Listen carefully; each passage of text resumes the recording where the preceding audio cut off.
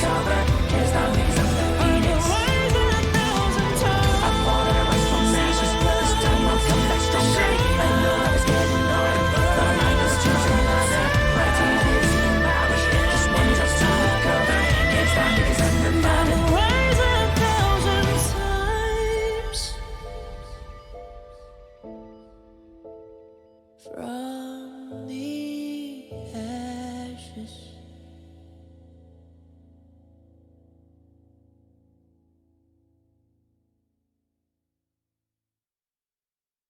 I'm feeling good on a hot, hot day. I'm feeling good, so good. On a hot, hot day, I'm feeling good. On a hot, hot day, I'm feeling good. On a hot, hot day, yeah, yeah.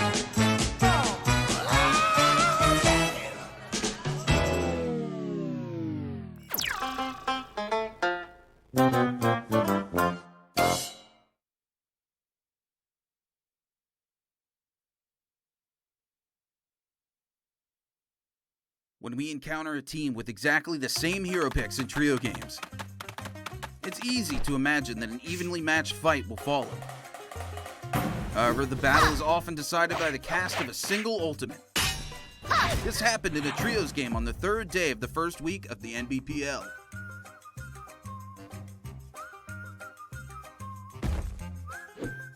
At that time on the battlefield, Team AOW and Team OUG were fighting close to each other, while both sides were using the hero picks Yueshan, Viper, and Wu Chen. After some engagement, OUG gradually fell behind. Finally, in such a critical moment, OUG's Wei Cheng cast Wu Chen's Tai Chi Rift to lead his teammates to evacuate, but the two teammates disappeared at that very moment. But how? It was all thanks to the quick casting of Tai Chi Rift Switch by AOW 17. As we all know, Wu Chen's Tai Chi Rift has 3 different effects, and in the current meta, Tai Chi Rift takes 1.5 seconds to channel, while Tai Chi Rift Switch only takes 0.6 seconds. Because AOW 17 used Tai Chi Rift Switch within 0.9 seconds after spotting his rival was casting Tai Chi Rift, he successfully interrupted OUG's retreat, and his teammates took down both of OUG's players within such a great move. Wu Chen's Tai Chi Rift Switch can forcibly change the opponent's position and interrupt many skills channeling. Even Yoda Hime, unstoppable in the solo game, had to avoid combat with Wu Chen on the field. Therefore, by mastering hero skills, you can deal with various situations confidently on Morris Isle.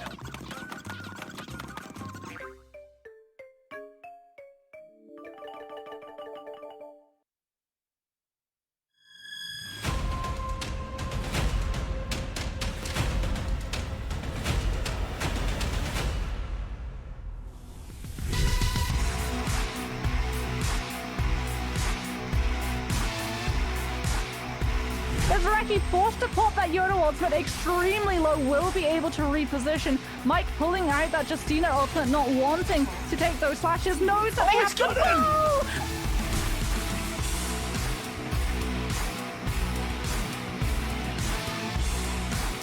Oh no! Oh Can you no! imagine if The Terry had rolling pin of grappled death! into the full The rolling Euro? pin of death! He's done him! Yes! Let's go, Delhi! Is what you're making with it. Swiss cheese? No, Oh, you not mean another stringy one. cheese. Not another one! Not another one! Mike!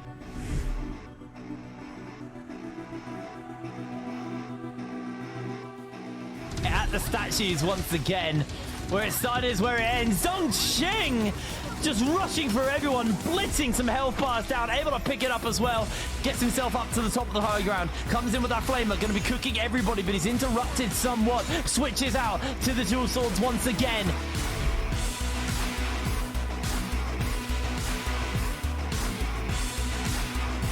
Able to chip away the health, forcing Dubai into using the Yoda ultimate. Dodges the first strike, dodges the second, both of them. Oh, no! Able to reposition, but his Dawn Queen coming out on top is able to collapse onto the head of Mike. And it is now going to be Dubai able with that legendary armor. Oh no, the flamer! Jump He's back done up and it! the flamer comes through.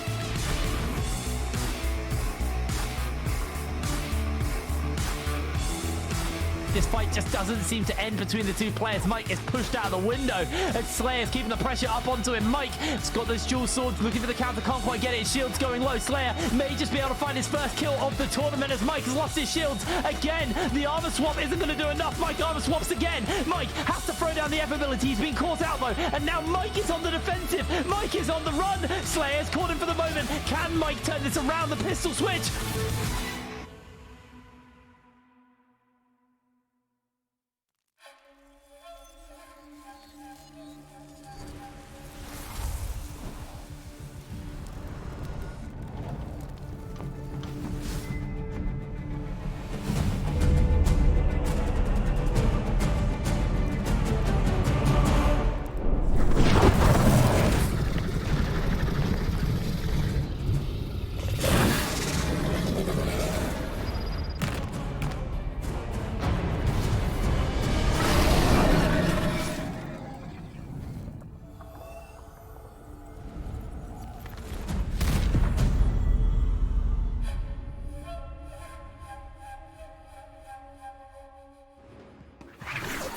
高速反列，就带走黄不来了吗？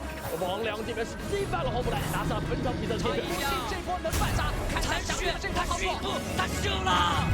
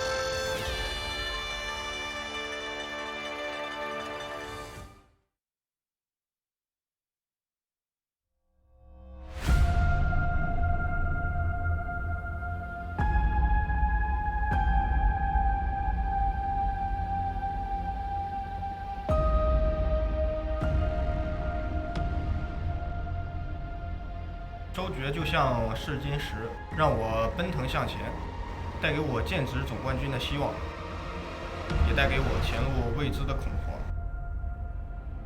但你不上，怎么知道自己有多强？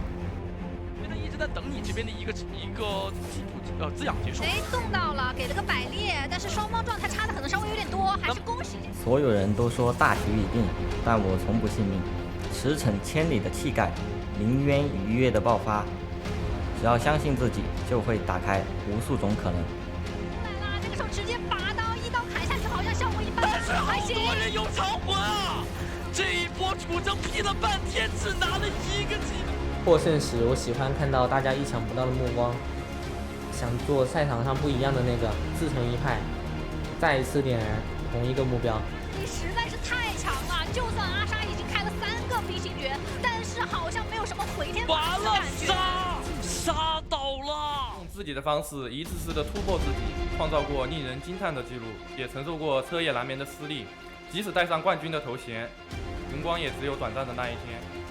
我们敢去创造记录，也敢再去打破自己的记录。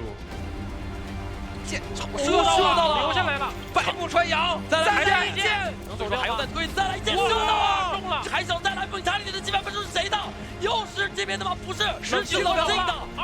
有扛下战败的勇气，就没有不可战胜的强敌。过程当然不会一帆风顺，但我们只管向前。我一直在等待登顶的时刻，所以再来一次又如何？这个哇，他好像有奥义了，这个时候差一点就一丝嘛。这边的话再来个7.5名，这一波的话卡西可能要终结比赛了，这边全部晕住。这一波呀，基地现在几百分，就剩基地了。那恭喜！放弃往往是最简单的选择，每一战对我来说都是一种挑战。挫折只会被更强大的信念逆袭，逆流而上，愈战愈勇。抓得很差，小伟这边又来了，怎么你抓？带动队友又怎么样？7.5名，刚才安宇的新时装能招架不住小伟，没开不是2度，甚至是4度。小伟的7.5名要杀死比赛了吗？百炼斩再来，加上一个惊雷事件，现在戴河桥来了，不想人拔刀，所有人都是逼得安宇外面。两边的1v1对战，但甩锅不甩锅，站到了最后一个。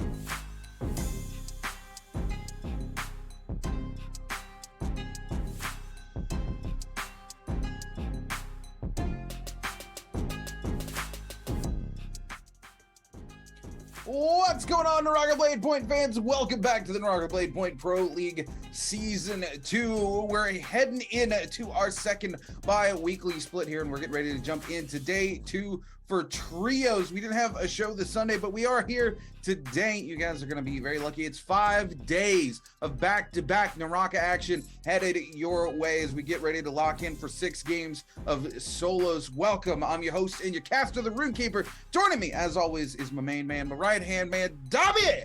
Dobby, how you feeling, baby? Man, I'm feeling good. Back at it again. Whole lot of insanity. The highlights from what we saw earlier, while obviously the time was just slowly taken away before we get ready for Naraka, was insane. There was a lot of good clutches coming in, especially, I'm telling you, Holoroth has been so much fun. Finally got a chance to really get a chance to sit down and take some time to actually play it. There's a lot of stuff that can really benefit, that can be a benefit but also a disadvantage to you depending on what you're playing. So now that I've really got a chance to check out the map, kind of see what's going on here, and really kind of mess around in certain areas. There were times I wasn't necessarily going into Naraka just to straight up fight. I'm just looking around and just seeing what's going on in these certain areas, what makes this more special. Man, Holoroth is fun. Yo, we had this conversation last week about how different Holoroth is from Morris, right? And I told you, I think it's going to affect the team comps that these guys bring. And then when we watched trios last week, we saw exactly that, right? We saw one monk comp out of both games of trios on Holoroth. Everybody was like, nah, we've decided Transformer comp, it's just not good. But again, when you're talking about a tiny amount of space where monk comp's really going to be good, the last place you want to be is trapped in a building in Holoroth or trapped in a tight space, and you're a monk and you're like, oh, I can't monk up because I'm gonna be crunched to the ceiling like this. You know what I'm saying? You don't want to end up in that situation. Man's gonna be here like this. He's gonna be like, hey, y'all got any space? I kind of need it. There's a lot of, he's got one arm over here, he's got the other arm over here, and he's just I can't I can't grab nobody. Oh man, speaking of not being able to grab anybody, you guys know what it is. You already know what the format is. We're coming in today. It's 2 matches of Holoroth followed by a third match on 2 matches of Morris. I'm excited. I want all Holoroth. We're talking about Holoroth, but 2 matches of Morris, 1 match of Holoroth, 2 more matches of Morris, and then we round out the day with a 6 game in Holoroth. You guys know what the scoring system is. It's a 1.6 times multiplier for first and second place. You're used 5 to ranking it. points for first, 3 for second, and of course 3 for third as well. And it is what it is. You guys are here to see some heated Naraka action. You guys know what the scoring format is. We got some amazing people, everybody out in chat. We got Casper chilling out in chat, who's here every week. Same Sarah, who's here every week. All these amazing people coming to vibe with us. We love you guys. Appreciate you being here. As we take a look at the overall leaderboard from last week. AOW, WBG, OC, GBL, Fun Plus Phoenix, and JDG all in the bottom 8, Dobby. All in the bottom 8, which is very surprising, especially team like Fun Plus Phoenix and AOW, which AOW, I mean, obviously in the solos, we talked about it before, you know, AOW's Mike is a very massive contender in the solos, and he's somebody that we talk about regularly. So to see AOW in terms of the trio team at the very bottom is also very surprising, especially like just knowing how well they played last season. Is just kind of like, yo, this is kind of unorthodox here to see him. I mean, you know, obviously you have those bad games, yes, but to see them at the very, very bottom, not something we're used to. But on the other side, though, Bowda up top with a 106. This is a team that we have seen pop off before in different lights for trios, but we haven't seen them in a top 3 situation.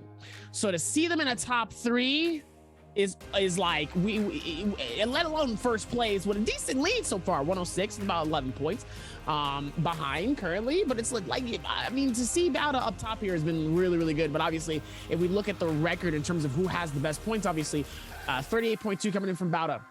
Second place coming in from Wolves. Wolves really making some magic happen in that first game with a 27.4, and then Alliance with a 24.2 in game 4. Sadly, they're in 7th. Yeah, you know, Bowda is a team we have to really pay attention to, right? The big thing for Bowda is their first bi-weekly split this season. They didn't do very good, but completely new roster. You know, 101 Tien moving over from J-Team, as well as a couple other players from J-Team as well. Bowda really kind of went out and they were like, yo, we want to cherry pick the best players from every team. Now let's just put them on a team and see how they perform. Yeah, it looked kind of bad in that first bi-weekly, right? Because they, you know, you take the best players from a bunch of different teams and you just cram them together. That doesn't necessarily mean that the synergy is going to be there. And it definitely wasn't in our first bi-weekly. They kind of crumbled. Coming into this bi-weekly, they started off kind of slow, but you know, those first 3 games they played consistently, and then after that, like every game after that, it was like they were finding their groove more and more, and we were like, man, you know, at the end of game 4 we were like, man, I'm really surprised Bowda didn't take the win here. The end of game 5 we were like, man, Bowda got kind of robbed. They were so close to being the MVP, and I even said it at the start of game 6, which was, you know, it would be really great to see Bowda finally get that MVP after seeing it, you know, just ever so slightly taking away from them multiple times in the day. But they played consistently enough, they were always in the top, and then finally they come in that final game and they're like, no, we're not, none of this, we're gonna kind of be the MVP. We're gonna drop a 38-point game. We're gonna get our dub and be the only team to break 100 points in the first day of trios. So Bowda really earned it coming into this second bi-weekly split. I mean, it's not like Bowda really had anything to lose at that time, so it was like, you know, you either just go in, go ham, go crazy at it, or you kind of just like sit back and let the magic unfold. And obviously they knew what they were doing, to the point where they were just like, nah, like we're just gonna put this down, we're gonna make this magic happen here, and we're not gonna wait, we're just gonna go in and just pop off, you know. Oh yeah, I mean, and Bowda, again, they have the players to do it, right? I think that first bi-weekly was a combination of, okay, all of a sudden we're in a new house with new people. We've got, you know, the jitters a little bit. We're not used to performing together. That synergy wasn't quite there, but they managed to work it out in those first 2 weeks. They kind of used those first 2 weeks to just find their standing. And it showed in this first day of trios, where they just came back and progressively got better throughout the day. That synergy that they worked on in that first bi-weekly just kept coming through and getting stronger and stronger. I really think Bowda is going to be a team to be reckoned with, but we also got to look at the likes of Team Wolves as well. Wolves came in, had an explosive early start to the day. They kind of sputtered out a little bit towards the end, but Wolves has been a very different team this season. Even last bi-weekly, Wolves performed very well, and then this bi-weekly, they're coming in out of the gate, 2 back-to-back dubs off of the board. We're talking about a team, as much as I love Team Wolves, that due to their aggression and going out early in the mid game, was consistently in the bottom of the pack, right, Dobby? So for them to still walk away 4th place and have come into the day with back-to-back dubs after having a good week last week as well, very different Wolves this season, right? Absolutely, a very, very different Wolves, a much, much different Wolves. Usually, we see the aggression of Wolves and how they play.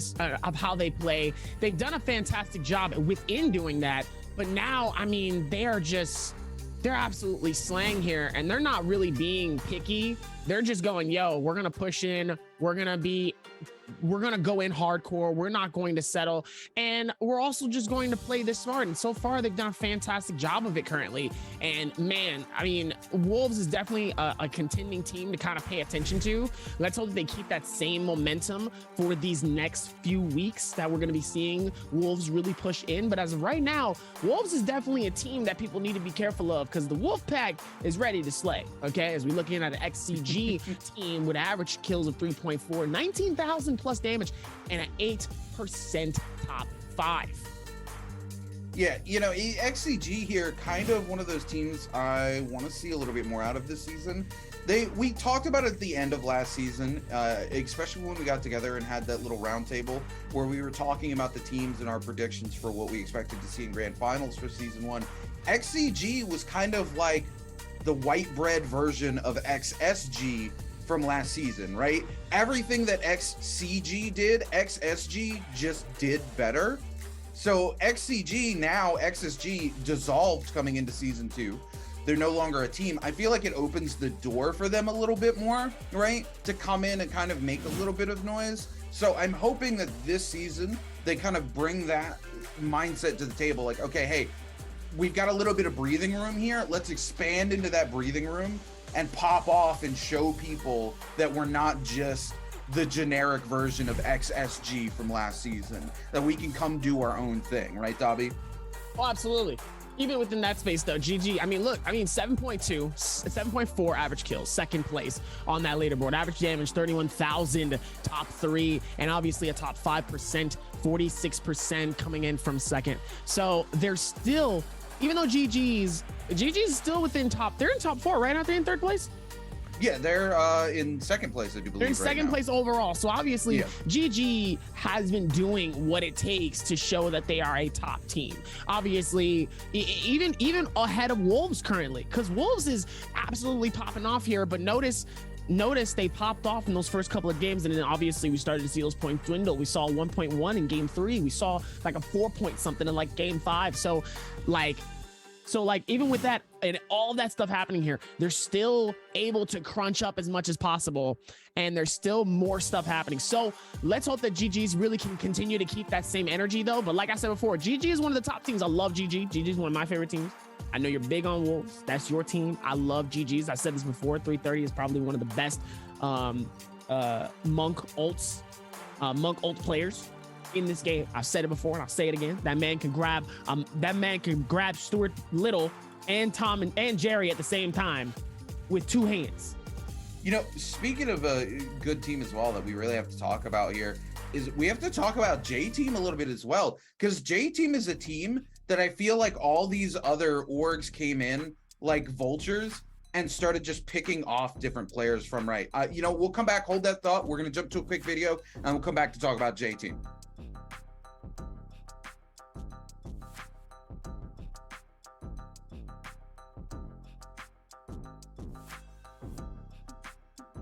我希望我的采访背景在深度谷吧，就是人员不变动的话，肯定是有好处的，就是3个人可能会比较互相了解，然后就可能朋友之间、兄弟之间感情会深一点嘛，然后就比较好去改进一些什么毛病啊，然后什么问题也好说这种，所以就不换会好一点。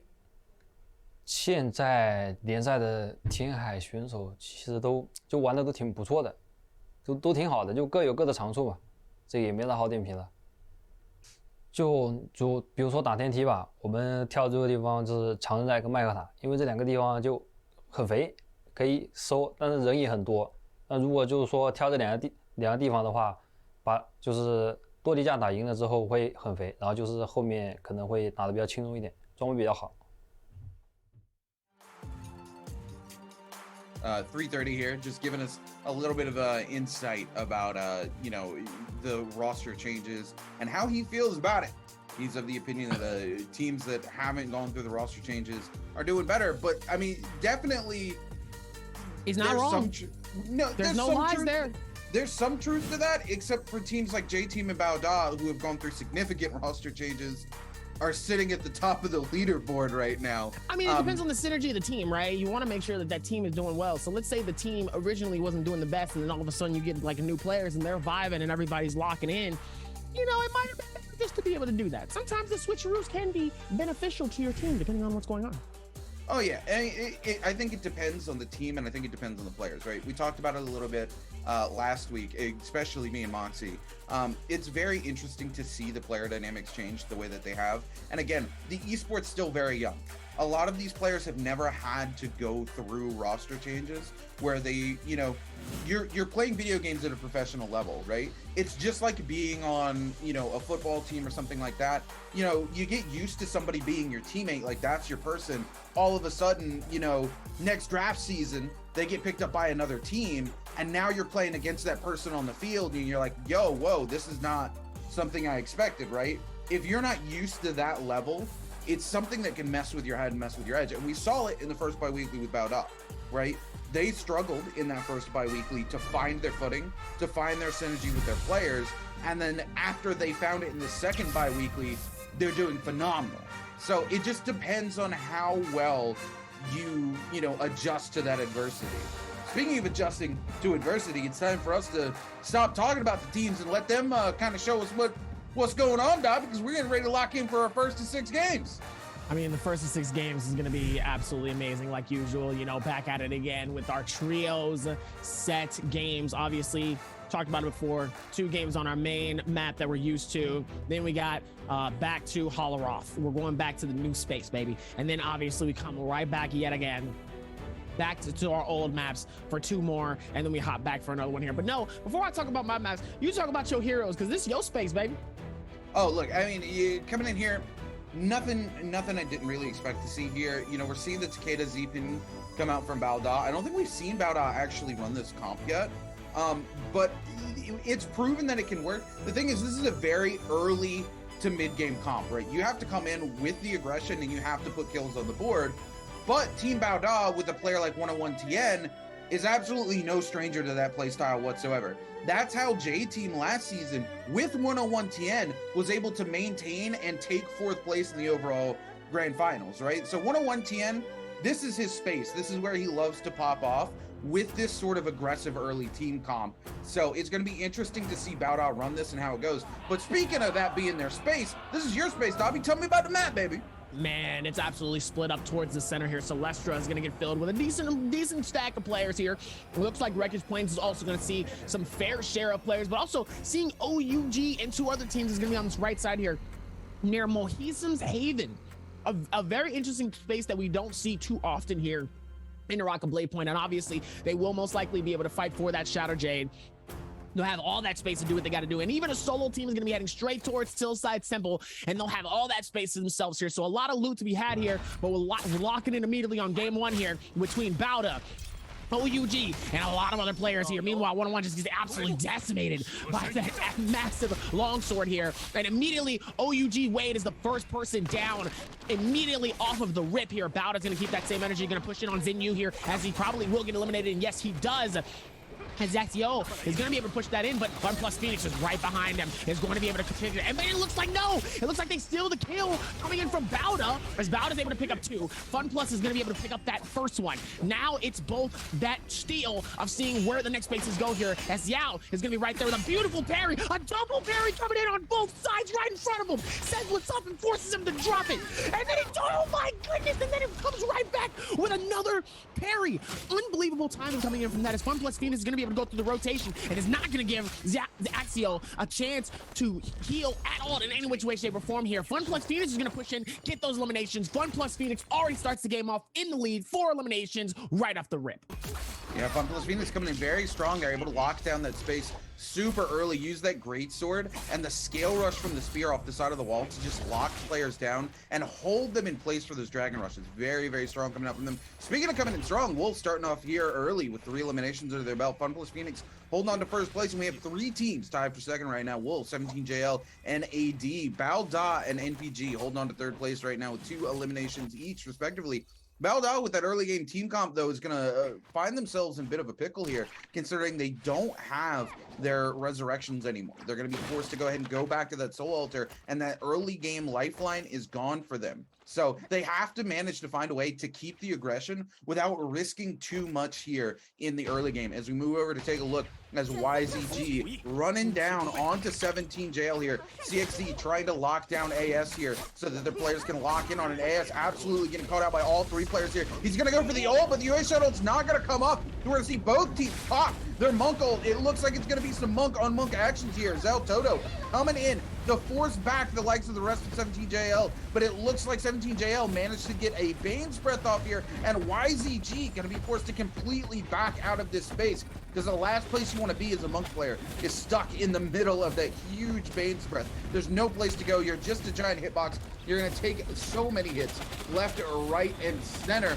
Now we're going to see them land one grab, but unfortunately not going to get anything out of it there, as their monk ult is going to end. And XCG, look at this, sitting up top here, the Rat Pack, waiting for the moment to strike. Look at XCG just sitting up top, just like, let's just like look at it like Teenage Mutant Ninja Turtle. Look at that. They're just sitting up top here, just overseeing all of the madness here, and they don't even bother fighting. They're just like, no, let's just peek around, pay attention, see what's going on there. Meanwhile, ZU is going to be up top as well here. They're going to be able to retreat as YZG. Xiao is also going to be, it looks like he's going to push in, but decides not to here, as it looks like he will be the solo of their team here. So probably not the best choice of the matter, and it looks like they're going to be going straight for loot as well here. JDG will be able to separate.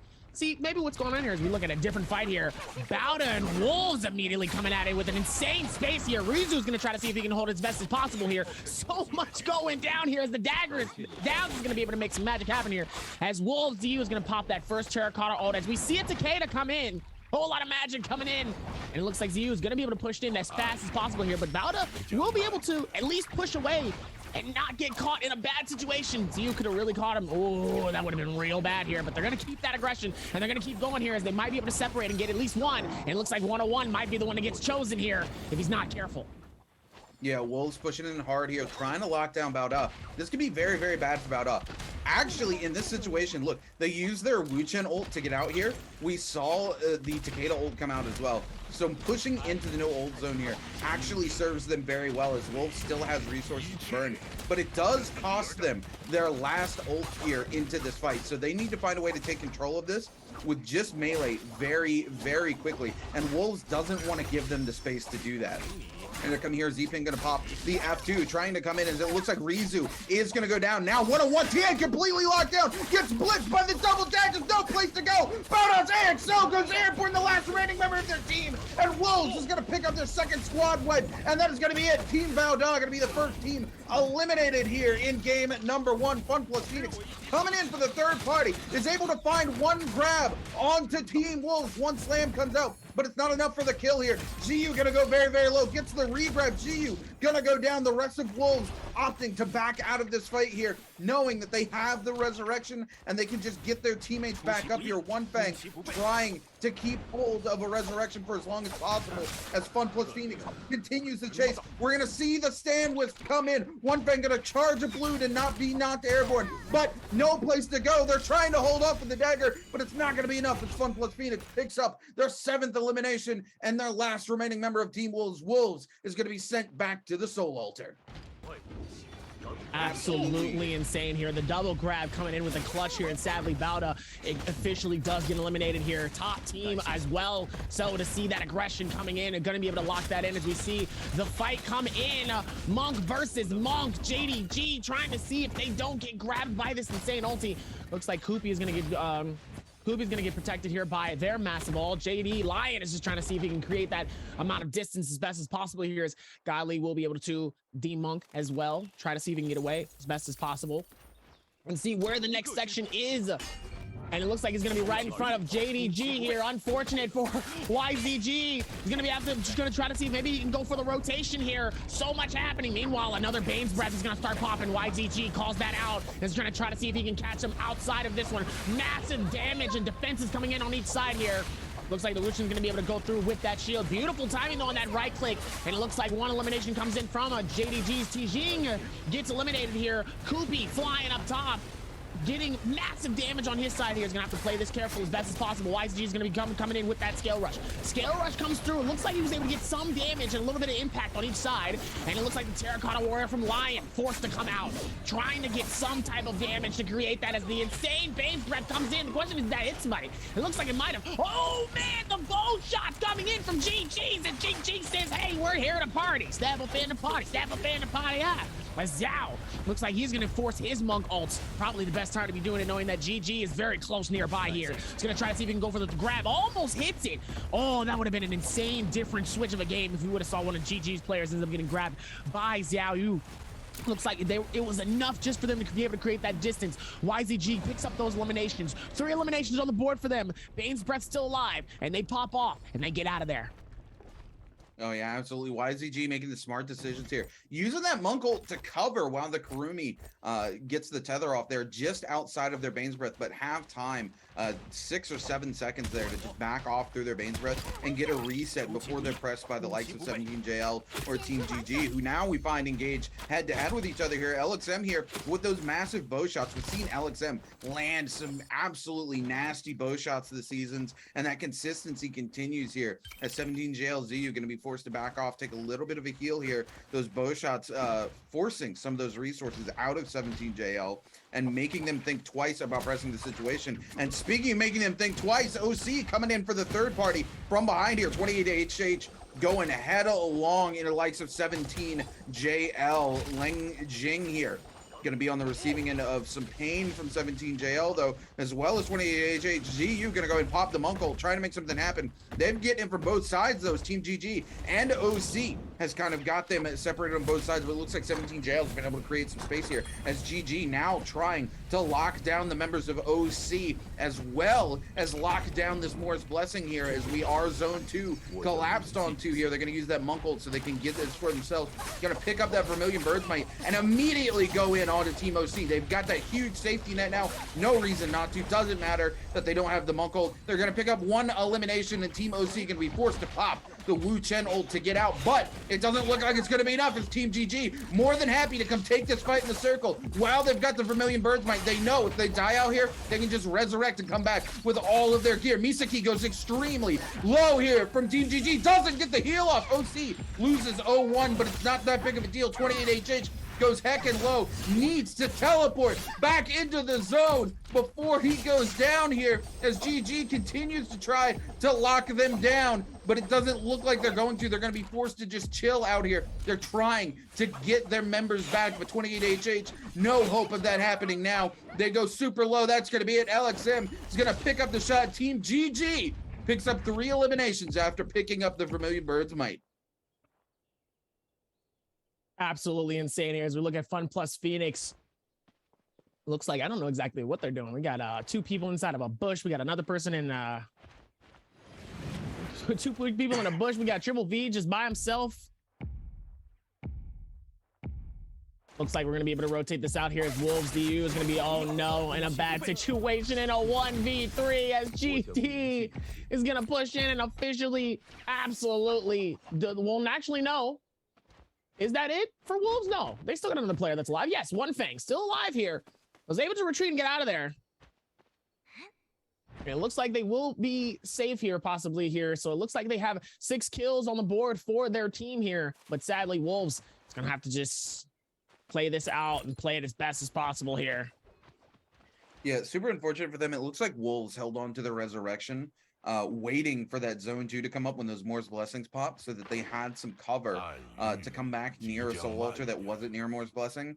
But you have to be very careful because a lot of these teams now are using a strategy where they'll back off of the Morris Blessings and try to create as much space as humanly possible so that those buffs don't really do those teams any good, because, you know, those buffs are only good if you take them to a fight and put eliminations on the board. If they can't find you because you're on the other side of the map, it doesn't do you a lot of good. And unfortunately, Wolves went to a soul altar looking to come back up during those buffs, and it looks like Team GD was waiting in the wings for them, and unfortunately that was the end for two of their members. One Fang able to get away here, but the question is, will he be able to bring back his teammates in time to make anything happen in that final circle? And if he does, will they even have the gear to make anything happen? It's going to be interesting to find out as we move over to Team GG, going head-to-head here with NPG. Jen, I do believe, sorry, not the last remaining member of his team, but completely separated from his team here. We're going to see the likes of Dubai picking up a kill into GG's 330. So now NPG more than happy to turn this fight in onto GG. GG, I do believe at least two of their members still have that Vermilion Bird's might, so that's why they're pressing this so aggressively. Alex M, though, caught out by all three members here, and not a whole lot they can do into that as that golden longsword comes in, pumps out damage as well as that purple greatsword, and just it does them in. Niski here backing off 330, I do believe, resurrecting right now as we speak, or the Karumi, sorry, yeah, GG. Now, no Vermilion Birds Mites need to be careful about which of these engagements they're going to take. Unfortunately, GG only picking up 4 eliminations off of that Vermilion Birds Mite, not quite bringing them to that first place position they want to be into. And NPG here able to pick up a 4th elimination off of them as well to tie things up here in game number 1. So much happening, though. Meanwhile, the rotation coming in. One Fang still keeping the game alive here for himself and the rest of his team. Wolves is going to have to pull something together here and just try to stay just away from teams as much as possible. Meanwhile, OUG up top here has a decent area and a lot of sight with a lot of things here. It's going to have to play this smart here. It looks like they will be pushing in on this. Looks like they will be able to find some stuff here. Hopefully they was able to find something good. It's very, very helpful for them. Meanwhile, doesn't look like any eliminations have been happening so far on the board. Not a lot of fights. Full team's going to be rotating in to try to see if they can make some stuff happen. And AD far on the backside here. OC way up top left. Looks like we got OUG top right. JJ closer towards where Sunwing West. So it looks like Sunwing West is really going to be kind of the main stature of where our final circle is probably going to be. We're going to see exactly where. I would love, you know what I would love? I would love for the final circle to just be like somewhere in this area. Just a lot of meadows and roses and no trees. So no way to really get any aerial coverage and just a lot of this. Meanwhile, TXJ is not even thinking. This man is just fully pushing in here. Absolute aggression coming in from TXJ.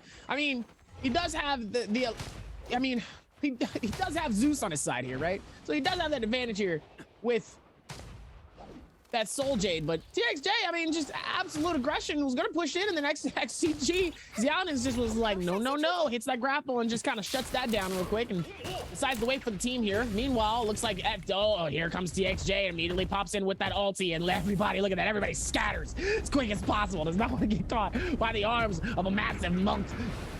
EXJ forces the hand here and also creates that crowd control. We talk about that crowd control all the time here. Really being able to not get caught up in bad situations here and decides to just kind of play it smart in many different situations here. So even in these spaces, you still have to be able to play this smart here. And as of right now, TXJ, seeing these amount of teams that could be nearby, that could possibly push in and really play to the defenses as much as possible, decides to pop that ult and spreads out and forces everybody to retreat. I mean, Funkless Phoenix here really playing my favorite version of the Transformers comp, right? Well, let me rephrase that. I would personally drop Yueshan to pick up Tumulk. I wouldn't drop the healer of the group to pick up Temi. But, you know, this comp really, it changes it from a strictly late game comp to a mid to late game comp, where here in the mid game, they're able to secure those Morris Blessings that have that gear that Transformer comps so desperately need. And then if they're able to pick up those buffs as well, mid-game, they can play aggressively because they have a safety net, which allows them to pick up early point leads like FunPlus Phoenix has right now and take them into the late game where they can really pop off and turn those early point leads into massive point leads, which is how we see 30 to 40 point games come out of teams like FunPlus Phoenix. So hopefully they're able to get the extra gear that they needed there. They get that buff that they need from that Morris Blessing as well, and can turn it into even more of an early mid-game lead here. FunPlus Phoenix will be picking up that Draco Storm as we speak. So will the likes of Team JDG. Both of them going to grab Draco Storms here in our last set of buffs for game number 1. As things start to slow down, 39 players left alive, and Zone 3 will be collapsing onto Zone 4 here in the next 3 seconds. 39 players left alive is quite a lot. The only 2 teams fully eliminated here, OC and Team Bao Da. A couple of teams missing quite a few players. 17JL down to just their Monk player, I do believe. Wolves looks like they've been able to restore at least their Yuashan. I spoke too soon. I literally said it. As soon as he comes back, FunPlus Phoenix comes in and eliminates him again. So Wolves once again down to just one Fang, and not a whole lot you can do there if you're GU, honestly. If FunPlus Phoenix, all 3 of them find you while they have Draco Storm, and it's a 3v1, man, there's nothing you can do. You know, One Fang just forced to leave them sitting behind again, but it looks like One Fang able to get another rebirth charm here, but TXJ from FunPlus Phoenix giving chase. One Fang is not in a great situation here as TXJ continues to give chase here. Yeah, with the Draco Storm, rebirth charm is not going to mean a whole lot here as TXJ gives chase, and unfortunately that means we're going to see Wolves eliminated here as the 3rd team from game number 1. Man, super unfortunate for them to end up the target there of FunPlus Phoenix, but you know, One Fang had to try there. They slid in, they picked up that first resurrection charm, they get ZU back, and then as they go for the other ones, ZU gets caught out by the rest of FunPlus Phoenix and makes Wolves the target. And even though they're able to get the second rebirth charm, they can't use it. But you know, One Fang really had to go for it anyway. This is the last stage where, you know, there's going to be enough space where you might be able to sneak those rebirth charms from the box, because as the zone gets smaller, these players are just, there's going to be so many players, you can't sneak anything. So, you know, I got to give it to One Fang. They really went in and they tried to make things happen here. It just didn't play out in their favor this time. And unfortunately, we see Wolves eliminated, Davi. So much has been happening with that. Meanwhile, looks like Ventus is going to be on the inside here, looking out, trying to play this smart as best as possible. So much has been going on here. They still was able to rotate this as best as possible, and now everybody's going to start slowly squeezing in. So much happening, and there's so much. Meanwhile, Godly up top.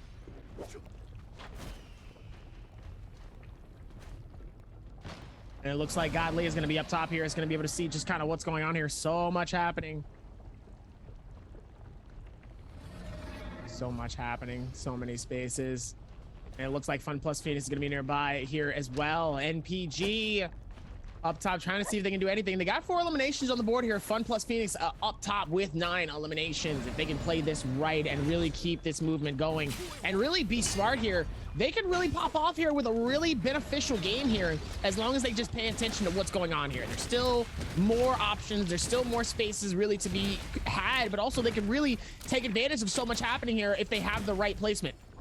I think placement is very, very important within this space. We've seen this place many times before, especially with the amount of aerial coverage you can have in different areas, and also the amount of places where people can really be safe. So even with that regard, obviously, it looks like hopefully, depending on if whoever has that ranged weapons like the bow that we see here with Sorrow, Sorrow's going to try to see if they can create something here and get any type of impact. Those damages are going to be massive, because the name of the game at this point is to force people to use as much of their heals and shields as possible, because then by the time that final blow really happens, it's going to be a lot easier here. Meanwhile, KZ and them is going to finally be able to pop that Morris Blessing here. It looks like LXX is going to be able to capture that gold shield here.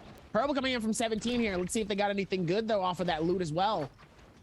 Looks like Cannon's coming in from 17 Flower, and it could be, looks like somebody else might have something else. Let's see what type of goodies they got, as YZG is also going to be rotating as well into Circle very, very soon. They're going to have to here as the Circle is closing in, but it looks like they're going to be surrounded by another team that's going to be on the left side here. If you didn't notice, there was also a player nearby. There's a full team right behind that gate. If they're not paying attention here, NAD could get squeezed in.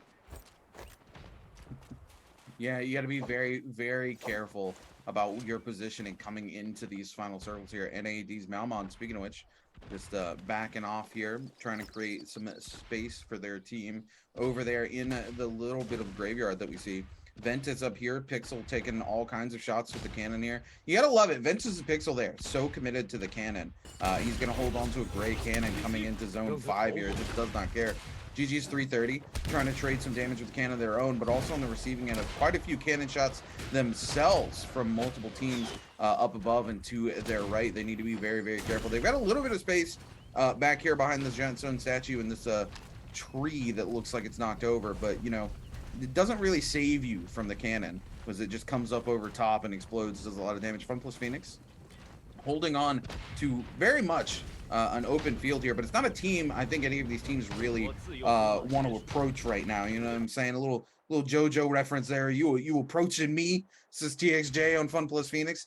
Fun plus Phoenix with their 11 eliminations sitting at the top of the order here have been able to utilize that tumult very well so that their mid game is strong. They're able to put 11 eliminations on the board coming into final circle, and they're of course have that transformer comp, that monk comp for the late game, where they can hopefully pop off even more than they already have here. We're gonna see the no ult zone popped here over by the likes of NAD in the graveyard, and this is where things get really, really tight. These little grave statues here give these teams quite a bit of cover and make it very hard for monk players to pop off. This is one of the few spaces in all of Morris Isle. Look at this bubble. Yeah, this is the no ult zone. You know, monks already are going to struggle here, and now they can't walk into this no ult zone and use their ult. So if you're a transformer comp right now, you need to be very careful about stepping anywhere near that bubble because it's the last place you want to be. Hoping if you're also transformers comp that this zone is going to move away from this little graveyard area, because it's one of the few places in all of Morris Isle that does not Doesn't this have a favor the timer? transformers comp. The no ult zone has a timer, yes, but the all the gravestones and stuff aren't going to move out of that space, which is going to make it very, very hard for those monks to get those grabs off, because there's just so many places that you can dip behind out of those monk grabs. So if you're playing a transformer comp right now, you're very much hoping that, you're hoping that the circle is not going to end there, that it's going to move off of that. And thankfully, it looks like as soon as that no ult zone goes down, it's going to be on cooldown for a hot minute. So, you know, this is where you want to be if you're the monks. Is on this side, you're hoping the zone's going to push this way, give you the opportunity to make something happen. Speaking of which, YZG and JJHRD not given two flying anything as they go head-to-head here, monk on monk action, but Zhao Toto taking some huge damage. Is that a monk on top of a tree? That's OUG's way, just throwing hands from top of the world, just says, I'm King Kong, baby, bring it on.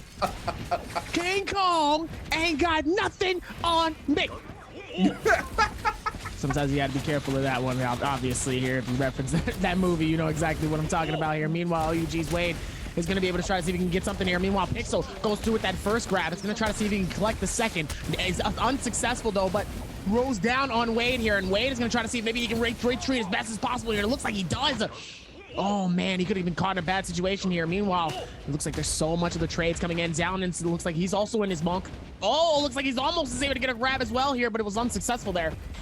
So much happening, though, with all of these grabs. 3 monks happening in a double grab. Here comes 330. I said it before. He's one of the best mans for the job. Gets the double grab and then gets the slam. GG's 330 is absolutely insane here. This guy's he's able to get another. Question is, can he get a second, though? He's able to get the other grab, and obviously, GG's 330 is able to get that elimination. I mean, I'm telling you, I've said it before. GG's 330 is insane with his monk ults. This man has done it before, and he's going to continue to do it again. I've said it before. That man is absolutely dangerous as Malman comes in with an insane timing of Viper Roll. Could absolutely be something, but no, he ends up getting caught and stuck and grabbed by another insane monk ult. I mean, you know, when you're slow walking like that, you got to match some up. It's probably not better not to do that. You know, you could be caught in a bad situation here, and it looks like that's exactly what happened. Meanwhile, the absolute spread of it going down here. Meanwhile, GG's Mosquito almost gets eliminated as he gets almost shoved right outside a circle here.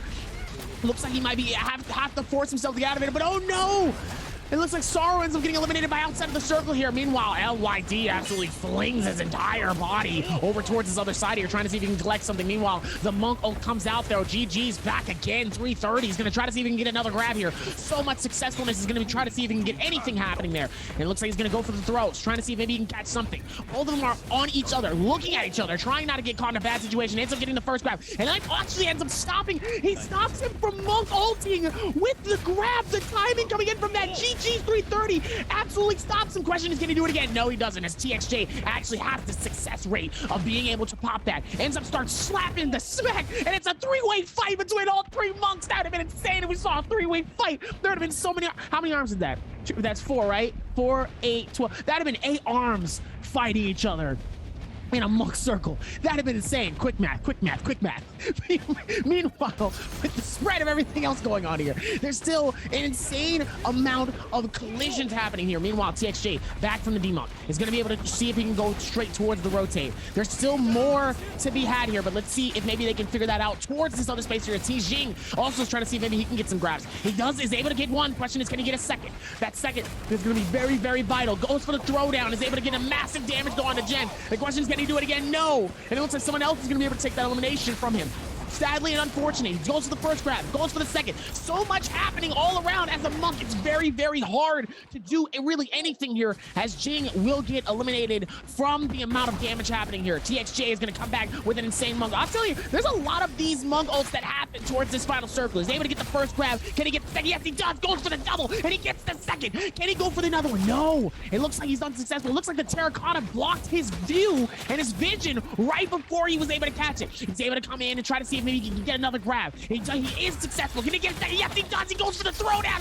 TXJ is able to catch a double as well within the throws and the grabs. Fun plus Phoenix. TXJ is an absolute force to be reckoned with. It is a very dangerous man here. Meanwhile, Pixel, so far, by himself, the only one of his team, trying to keep the game alive for himself, trying to keep those points alive for the team here. Ventus with 2 eliminations, gonna have to do something here, but Fun Plus Phoenix has a 20 bomb. Ladies and gentlemen, we're witnessing a 20 bomb in action here, as TXJ was able to collect those, and Ventus is able to get the elimination of a 330 and LXM. 2 of GG's teammates done, finished.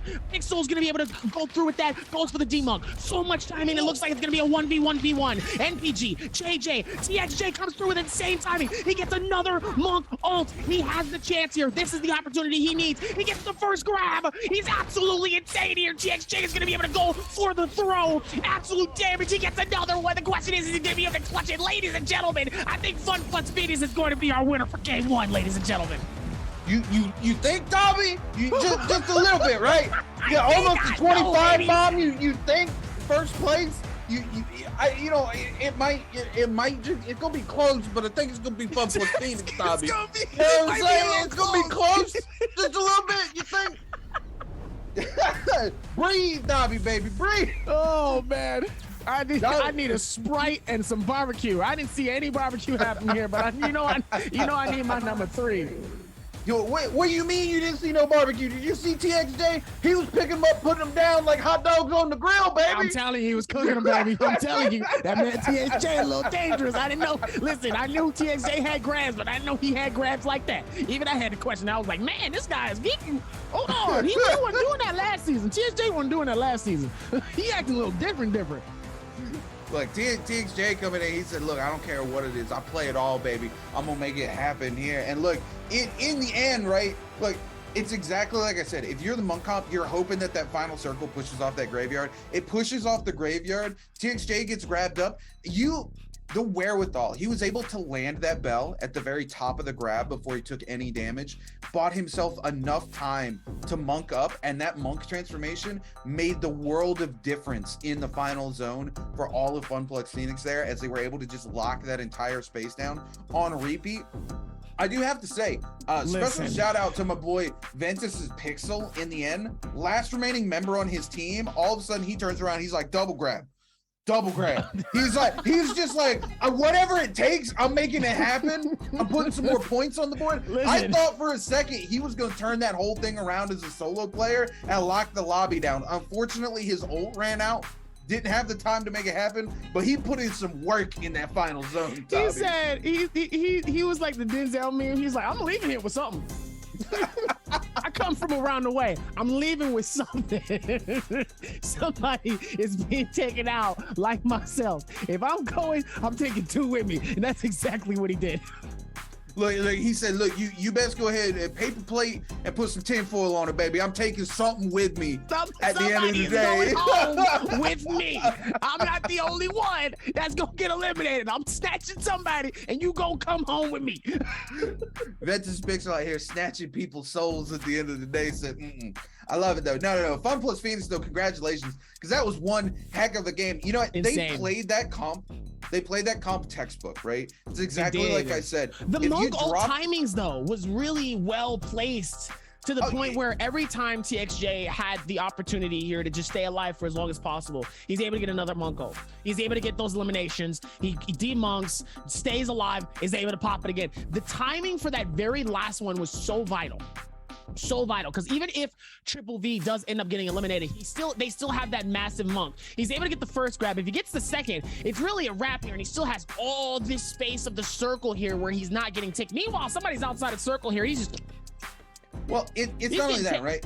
If you're dropping Kurumi for Tumulk, right, you have to make the most out of that mid game. You have to secure Morse blessings. You have to get that loot, and you have to pick up kills as well, right? Like, just absolutely make it happen in that space. In the early game, they locked down a couple of kills while they had that resurrection. They get into that mid-game space, they lock down both Morse blessings, and they lock down 11 eliminations before the end. And then, of course, in the end, TXJ just pops off as a Monk. And I just got news that TXJ breaks the single game kill record with a total of 18 eliminations by himself. Well, not by himself, his team obviously helped, but he picked up 18 of those eliminations for his team here in game number 1. Congratulations, Fun plus Phoenix's TXJ, on breaking the single kill record here in trios for the Naraka Blade Point Pro League. Man, again, TXJ just played it textbook.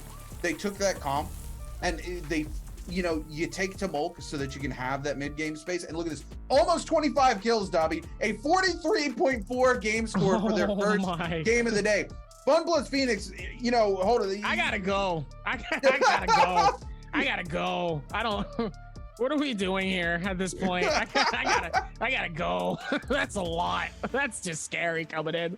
That's just not even fair coming in from Blood plus Phoenix, getting 24 eliminations and a 43.4.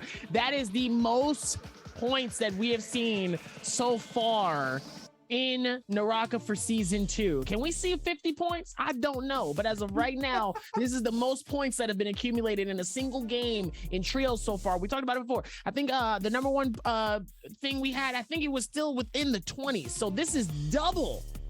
No, it was in the 30s. It was in the 30s. So it's almost double the amount of our max amount of points accumulated in a single game. 43.4 points. That is insane.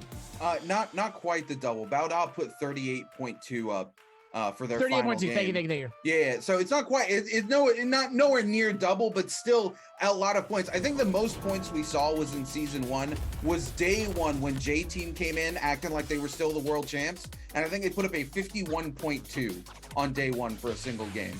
But we haven't seen anything close to the likes of that since then. But man, look at these stats. They speak for itself. 32,000 damage, 18 eliminations, 4 assists, 15,000 damage coming from the Monk grabs, though. The Monk grabs coming in with a 14,353. I'm just sorry.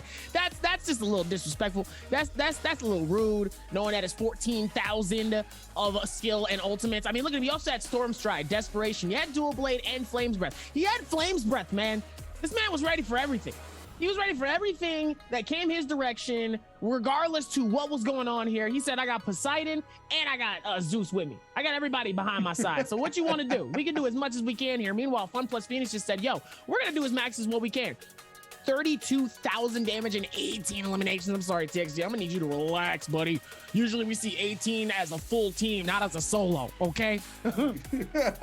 Yeah, look, I mean, TXJ really came in and absolutely shined for his team here today. But it's a team effort at the end of the day, honestly, right? Monk needs setup. The Monk doesn't put kills up on the board without his team setting him up, and they played this comp perfectly. Again, they used that early game, buffer where they have that resurrection. They picked up 3 eliminations super early. I think they went to 7 at one point super early as well. And they're like, cool, we're ahead of the game here. And then they went into mid game. They locked down those Moore's Blessings by using the Monk ult and the Tumult ult in combination, adding Tumult to that comp. I just want to bring this up. TXJ just broke the single game kill record for 18 eliminations. I just want to let you know that. Yeah, we just said that, Dobby. Really? Yeah, we just said that.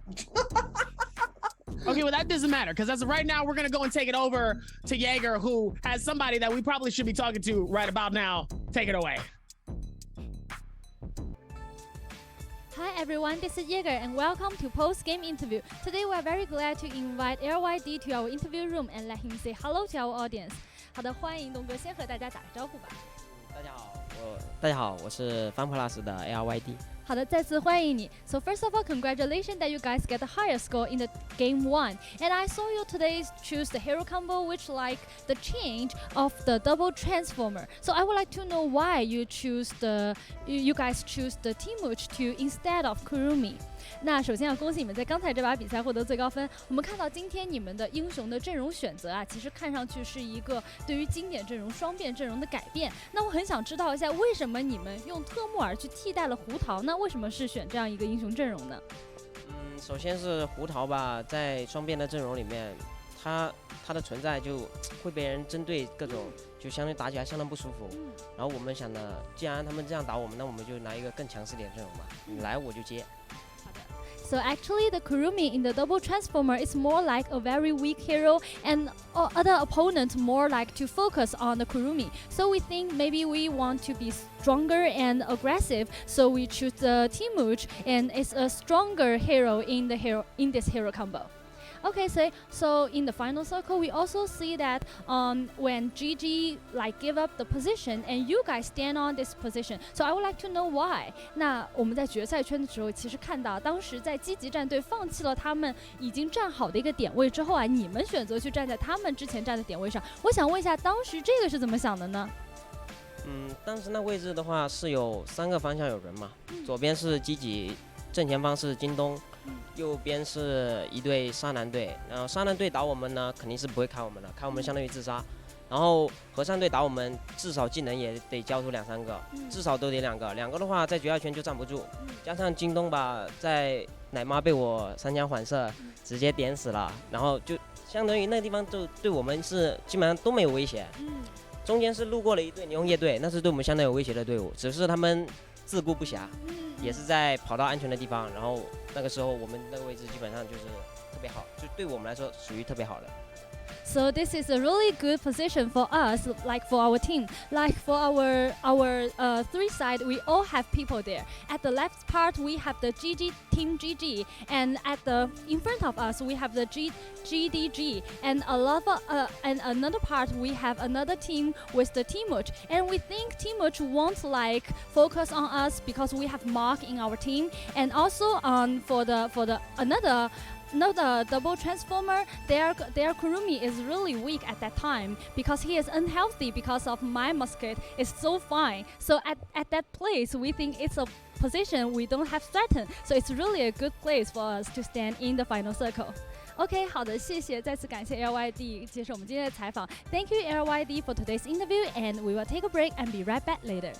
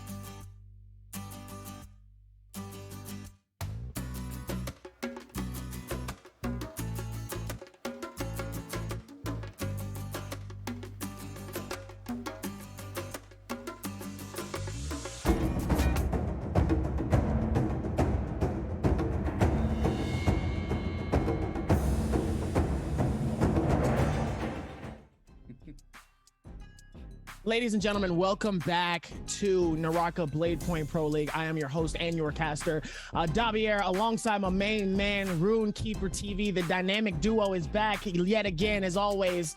But we got to talk about Fun Plus Phoenix here, dropping 43 points.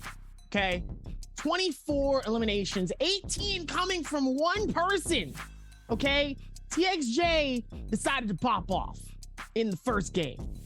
Fun Plus Phoenix said, "Hey, we're close to the very bottom of the leaderboard." That was one of those teams that we said that's not normal for them to be down there. And it's funny because I think when I said that, they said, "You know what? You're right. It's not normal for us to be down here. What are we doing?" Drops 20 plus points and gets 43 points and decides, nah, let's keep moving. Let's get it back up to the higher point to where we need to be. And man, they put on a show for us. Oh yeah, absolutely. I mean, Fun Plus Phoenix came out, made it happen. Again, they took that comp, did exactly what they needed to do with it. Generally what I see is I see a lot of teams will play that comp, but they're still playing the early to mid game like they're playing a strictly late game comp, right? Which is not how you should be playing that comp at all, because you're shifting gears to a mid to late game comp. And with that, you also have your resurrection early. So that comp works particularly well because you can be aggressive in the early game while you still have your resurrection. You can be aggressive in the mid game, securing loot that you need for the Transformers comp late game, as well as getting a safety net back to put points up in the middle game as well. And then you go into late game and you have that strong late game comp where you have all the loot that you need because you secured it in the mid game. And it allows you to play every phase of the game aggressively. And at the end of the day, aggression is what Naraka Blade Point is about. That multiplier doesn't mean anything unless you've got kills to multiply. So coming into the late game with 11 kills already, having popped off super hard, opened them up to be able to succeed the way that they did, right? Because it also helps you carry that momentum. It's really hard as a team to shift gears from playing passively in the early to mid game to all of a sudden just trying to be aggressive in the middle of the chaos that final circles and trios are. So if you never have to shift gears because you're always being aggressive, it makes it much, much easier for a team like Fun Plus Phoenix to pop off, I think, Dobby. You know, so much going on. I'm all over the place here. I'm still thinking about that game here. Fun Plus Phoenix is a little bit dangerous. They are a team that is just, wow.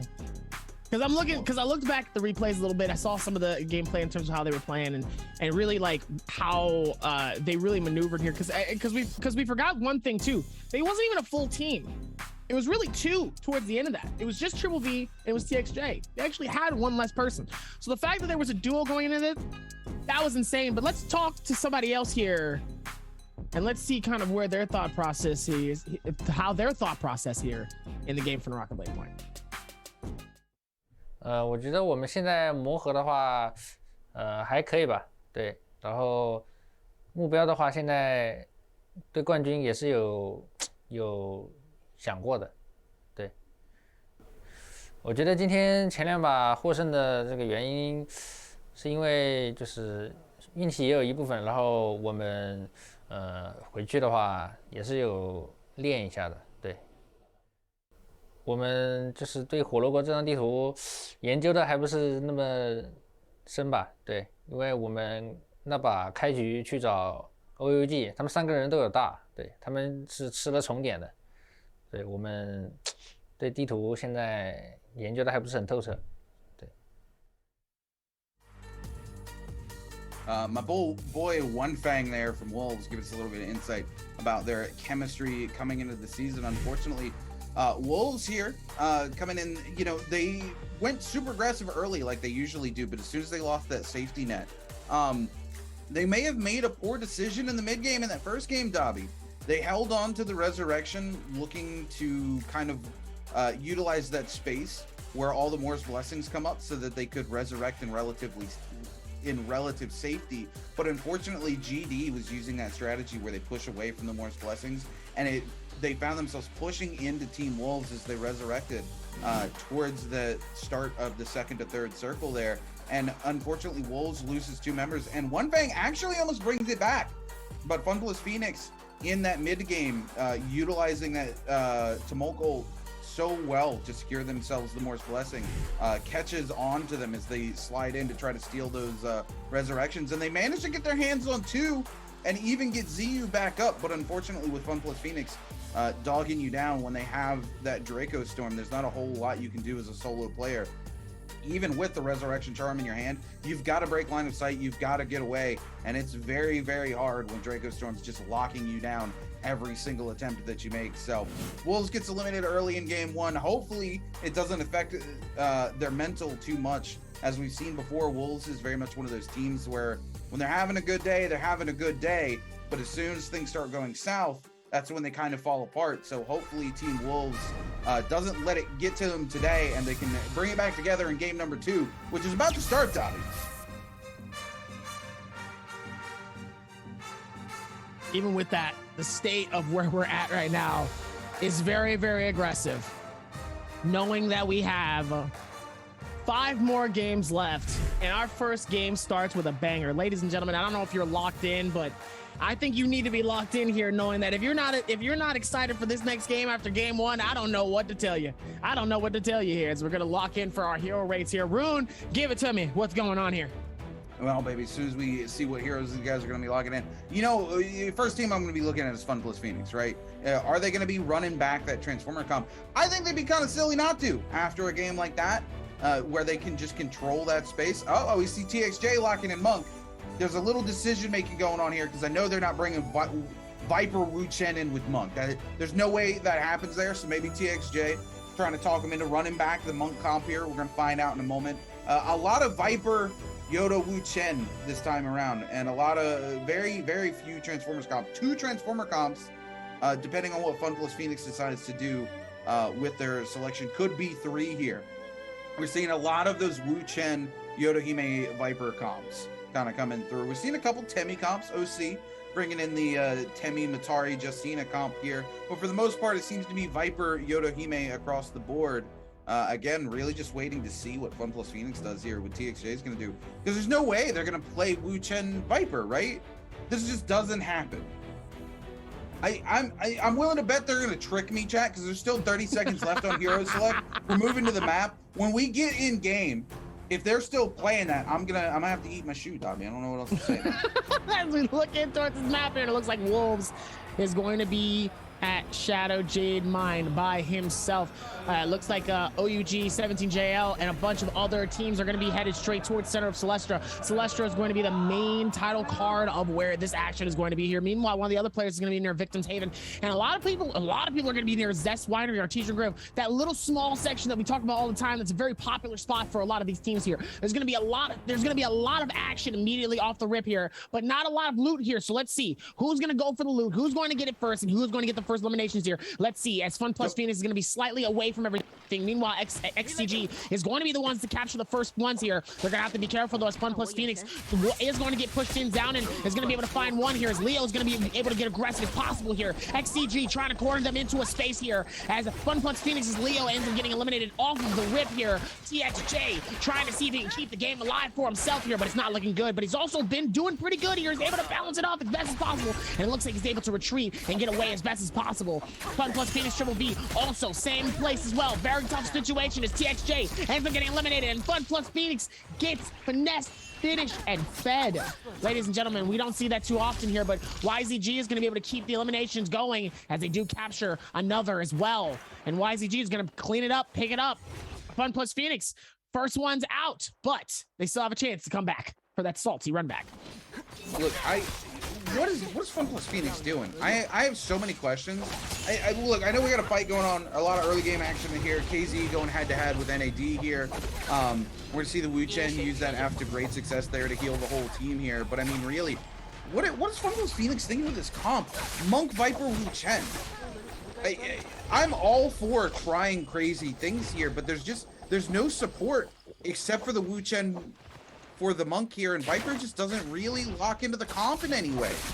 I don't understand what they're trying to do with this particular comp, and it clearly cost them early because they didn't have anything in the tank to be able to take that fight early on as they get eliminated. They do still have the resurrection, but man, what a weird comp for them to be running in game 2 here. Lock back in on the action here. LXX, the last remaining member of KZ here, able to actually pick up the elimination of the Malon. This is exactly what you want to see from the likes of somebody caught out solo into a 1v3 here. Look, KZ knows they're going to be eliminated here, right? They know that they're going to be sent back to the solo altar. So if you're the solo player, you're trying to pad that score line before you're forced to use those resurrections. And KZ's Yodo player there just does it absolutely incredibly. I love to see it. Back over to YZG going head-to-head with Team GG here. We see the short stun come out from CXZ here and actually lock down one of the members of GG, and GG is going to lose their third member here. It's going to be a squad wipe. They're going to go to 6 eliminations. YZG trying to make something happen here in game number 2. Popping over to 17JL. Popping quite a few ultimates to go head-to-head here with the likes of JJHRD, AS, one of the last remaining players on the team here. ZU trying to lock people down for AS to make something happen, vice versa. AS locking players down for ZU. Wait, are they actually going to clean this up onto JJHRD? Looks like they actually are. 17JL going to secure the eliminations and get the resurrections onto Benchu. 17JL keeping things moving here in game number 2, Dobby. So much happening. Meanwhile, Bauda by himself. Looks like they're just going to be lounging around, vibing. They have this full section to themselves. We've talked about it before, and I said it like at the very beginning here. They have a full space of loot and just area to rotate by themselves here. Meanwhile, YZG nearby. Bauda Rizu looks like he's going to be able to see if they can capture something here. Meanwhile, one's going to be up top here. Let's see if maybe they can get the eliminations, though, or at least some form of damage. That'd be insane timing coming in if they are able to. Did it from a very good perspective, though, but let's see if they can keep that same momentum as YZG. Looks like they're going to be rotating. Doesn't look like they're going to go for the engagement. Probably decide it's not worth it. Meanwhile, Bao has different plans in mind here, as NAD is going to be nearby here. Lounge is up top here, trying to see maybe they can figure something out here. Meanwhile, YZG, 7 eliminations up top already, and we're not even close to circle 1. 8 seconds left on the clock as the first circle is going to start closing in here, but 7 eliminations already. 17JL with 6 eliminations. So much happening here. Meanwhile, OUG looks like their full team has already been eliminated. Looks like either that or they went for the resurrection. And I think you were talking about that earlier, as JJ also very similar situation here. YZG is going to be playing this smart here. Meanwhile, they will be able to go for that back and forth here. So much happening as Rizu is going to be able to push it on this. The Viper ult comes out. Malman dangerously low. Malman trying to see not to get caught in a bad situation, but ends up being forced with the Wushin just to back out. It looks like he stuns at least 2 of the players, though. Beautiful timing, though. The stun and then the disappearing act just to be able to get away, go for the retreat, and now back for the reset. The dual blades come out, trying to see if they can get any type of damage coming in as Douche is the first one that ends up getting eliminated. The longsword comes in, a beautiful damage coming in as Bauda, 1-on-1, is able to get the first one. The insane as Naunan ends up getting hit by both of them, sending him back so far off of the sides here as Nauman ends up getting eliminated, and Bauda is going to be able to clean this game up. Goes for the finish and shuts it down. NAD, 1 player left on their team. Yeah, Bauda doing a good job picking up their first 3 eliminations here in the game, kind of coming alive. NAD forced to back off a little bit here. They're going to have to go back to the Soul Altar and rethink things as we move over to Team OC. Giving chase to Ventus's TJ. I'm not sure what happened here. I think a potential third party is, if I'm not mistaken, I saw Fun Plus Phoenix pick up one of the members of Team Ventus. So I think OC came in and has split up Ventus and the likes of Fun Plus Phoenix. So they're trying to pick up these scragglers and get themselves an easy elimination to get into the game, because currently sitting on 0 eliminations here for Team OC. They're going to come in 0-1, trying to lock it down there with the longsword vertical slash. Able to catch up to them, comes in with the grapple again. But TJ here really keeping it on the move. 0-1, trying to turn things around. It doesn't want to stop and take the fight here, honestly, because all 3 members of OC are chasing you. There's not a whole lot Ventus's TJ can really do here on the run. They need to either run them into another team for the potential third party or find a way out. But it doesn't look like that's going to happen here. So we're going to see Team Ventus lose TJ. So Ventus with a single player left up alive at the moment. Oh, no, 2 players left alive. One of them used their resurrection already, so ZU and Pixel. Unfortunately, TJ is going to go away, and they're going to be forced to wait for TJ to come back from solo. For YZG coming in here. On about us, Rizu goes extremely low, but 101 TN comes in and drops an F3 in the corner to keep them from dogging Rizu completely down. So Rizu is still going to be in the game. So Balda still has all 3 of its members, but needs to be careful here as YZG has dropped the Bane's Breath, and we're going to see the Wu Chen from Bao Da instantly teleport him out of danger and said, no, we're not going to put up with this. You dropped the Bane's Breath. It's your house. We're going to go ahead and get the heck out of here.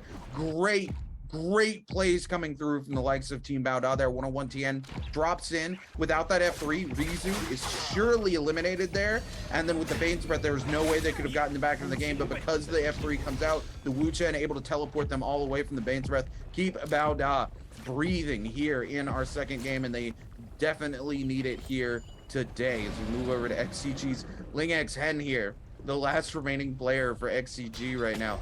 Man, you are not in a great situation, but holding on for that bush. YZG continuing their chase here onto Bao Da. We're gonna see the ultimate comes out. Rizu, the one being locked down again. They clearly want Rizu out of this. They just do not want to deal with the Viper from Team Bao Da. With the Viper out of the picture, they can easily push on to the rest of them, but 101 TN keeping things moving here. Gonna find a little bit of space to get some sort of a reset off. And thankfully, YZG hasn't seen the direction that 101 TN's in, so it looks like the other 2 remaining members of Bao Da are gonna be able to get away. And Viper still has the resurrection available to them here in Solus. Moving over to Team GD here. Kakaishi gonna find a little bit of a reset, but not sitting in a great situation. Trying to buy a little bit of distraction for their team here to try to lock down this Morris Blessing as it comes up. But 17JL is just not going to get off of it. And they're going to be forced to come in and force a huge brawl here. DJ's Don Quinn coming in. Almost picks up a kill into ZU. 17JL ZU going to use that ultimate to try to start locking players down. Doesn't look like they're able to get anybody as a Wu Chen ult's going to come through. Now Kakaishi coming in is actually going to be the one who picks up ZU with their Viper ults. Now it's GD going head-to-head with 17JL, and it's KZ who are going to come in and sneak the Morris Blessing out from underneath both teams. KZ giving chase to 17JL. Alex! Now that they've secured that Morris Blessing. Well, yeah, I mean, why wouldn't you? You've got you got the Vermilion Bird here. You've got the ability to just resurrect yourself and not lose any of your gear, even if you die. And 17JL burnt through most of their resources fighting Team GD. These are just free eliminations for the likes of KZ. Meanwhile, LXX still able to keep that same aggression, though. It's going to be able to go forth with the rotation here. ZU being dangerously low. So close, though. ZU just trying to figure something out here. Goes for the bush and is able to go for the heals here. Looks like they will be able to go forth with that one. Still so much happening, though, as OUG full team's going to be able to work this out and able to make that magic happen here as Double S and the rest of this team is going to be able to go for the rotation. 8 eliminations coming in from YZG, 7 eliminations from 17JL. We're still within the same place. Nothing has really changed truly, but we'll see what happens. Here comes the prey from the altar here. It's going to be able to get some stuff, get some shield and some grapple. It's going to be able to see what's going on here. Ladies and gentlemen, chat, I hope you guys are enjoying the show. Make sure to hit the follow button here at twitch.tv/Naraka Bladepoint. Make sure to follow at Naraka Esports as well, not only here on Twitch, but also on Twitter. Yeah, best place to keep track of everything. And if you want to keep track with me and Dobby, make sure you go give us a follow over on Twitter at official Dobby Air, as well as at RuneKeeper TV for all the action we're getting into, including when we're going to be live here and casting your Naraka Blade Point Pro League Season 2. As things slow down just a little bit. Zone 2 is going to be collapsing on Zone 3 in the next 26 seconds with 42 players left alive. Taking a look at the top of the overall leaderboard, Bao Da still holding on to first place with 111 points. GG in second place with 106 points. J Team holding on with 87.9. They're not playing today. So, you know, J-Team still is going to have another day after this comeback, put some more points on the board. But Fun plus Phoenix moving up from the bottom 8 into 4th place, and Wolves holding on to 5th place just barely with 84.9 as we see some action begin to break out here between NBG and NAD. Man, 40 IWNL taking a huge risk with his Yoda Hime ultimate, locking down the Monk from the other team. Now the stun's going to come out. 40 IWNL actually going to get teleported out here by the Wu Chen. The Wu Chen worried about Malmon. Very interesting situation they find themselves in as YZG comes in and secures a kill onto XCG's Ling X Hen. And man, that's gotta hurt for XCG. They've not been having a good day, and they're gonna be eliminated here with only 3 kills under their belt. But at least they're gonna pick up some points instead of walking away with a big old donut. YZG happy to pick up that straggler, get themselves their 9th elimination as they're setting themselves up for success coming in to our 2nd game of the day. NPG moving across the board here, looking for some tasty treats as they move towards zone 3. Zone 2 is collapsing onto zone 3, which means we're going to see those Morse blessings come up very soon, and a lot of these teams looking to fight for them. Wolves in an interesting situation here. JJHRD as well as Team Ventus going head-to-head with Wolves, sitting nearby waiting for the potential 3rd party, as well as I do believe one member of Team Ventus, if not all of Team Ventus. Big fight looking to break out here, but no sign of that Moore's blessing yet, so not sure what these guys are fighting over. Wolves here with a bounty on one of those players at the very least. We're going to see another fight break out here between KZ and OUG. And Rain trying to get the huge ultimate off there, but it's not going to matter as he gets blitzed out of existence. OUG unable to get the Monk ult off there, I do believe, and they're going to find themselves in a bad situation. Is Justina coming across? Sorry, not the Monk ult, I apologize.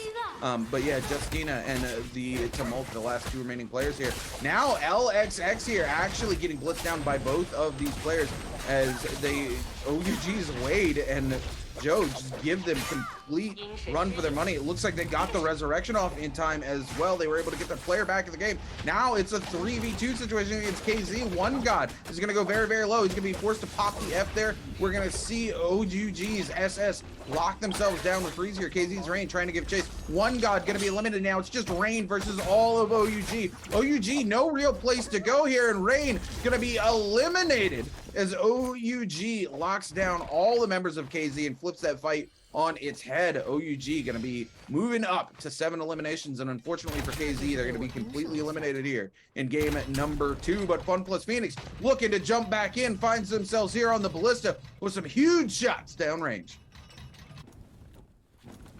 Meanwhile, Triple V try to see if maybe they can catch something. Unsuccessful. Oh, looks like the Monko is going to be able to come out here. TXJ to try to see if maybe he can go for the 3rd here. Let's see what happens. Oh, looks like he's almost able to do it, but the tree just blocks their way just in the nick of time here. And it looks like he's going to be able to force it. Goes for the stun here. GD is going to be able to shut it down here. He's going to be able to go for the slow. Looks like they will be able to push in and get that massive amount of damage. They do get the elimination off of TXJ here. Beautiful timing, though. That actually played that really smart.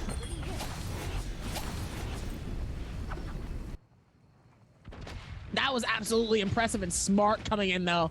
Meanwhile, Pixel is going to be able to try to see if maybe they can change up the game here. So much going in.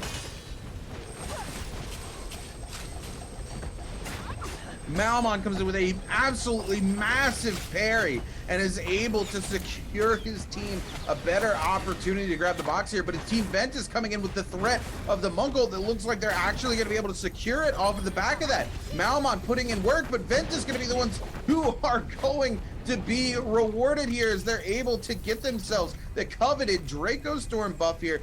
Pixel waiting, gonna demonk here, gonna grab that and then follow things up here. This is the opportunity that Team Ventus needs to get back into this game, because they currently have 0 eliminations. QGG able to teleport at the last possible second and miss, being absolutely devastated by the Terracotta Warrior with 1 HP in a dream. Question is, are they going to be able to survive? We're going to see the Wu Chen ult come out, and it looks like NPG knows exactly where they're going as they run over the hill here. We're going to see Sorrow de-transform, and they're going to opt to back out of this fight. Speaking of opting to back out of a fight, we're going to see them opt to come in here and grab themselves some Steam codes for you guys on the right-hand side of the screen. If you guys want to lock down a copy of Naraka Blade Point, because you haven't been able to join us here yet, now is your time to go over to Steam and punch those in. Looks like CXZ is going to be playing this a little bit differently, a little bit slower here. Oh, it looks like there's so much happening here as Malmon is going to get eliminated by Team Ventus. Ventus is going to be able to come in with that full swarm, get a nice little shutdown here, and see what the vibe here. Looks like they will be able to do that as well here as Ventus will be able to push this out. Let's see if they can keep that same energy, though. YZG with Team Eliminations. This is a different team coming in so far here. And it looks like GD is also nearby. There's also a rotating GD that's also going to be pushing this in as well here. So it looks like they might be able to see each other here. Let's see if Ventus and GD might be possibly. Oh no. Yep, full team. GD looks like he's able to see one here, and it looks like TJ out by himself. No, looks like he's able to find the others though. And now they're still going to have to go for the rotations in here. See if they can figure that out here, even with everything going on.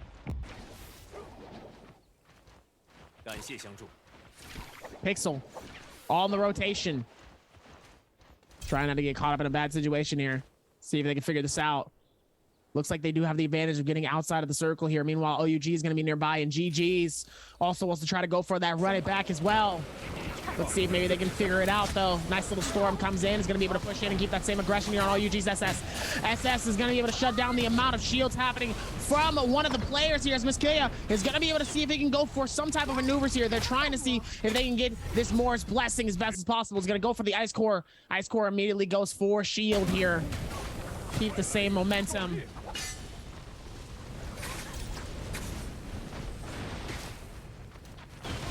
We see here OUG now moving away about trying to lock down this Moore's Blessing and make things happen here, coming in to somebody else's Tumult ult, but it doesn't look like they're going to get the opportunity as all these teams continue to pressure it. Their F3 goes down, and they're going to come up top and be forced to take a little bit of a reset here. We see Rizu in 101 TN, but I'm not quite sure where Axio, Team Valda, is here.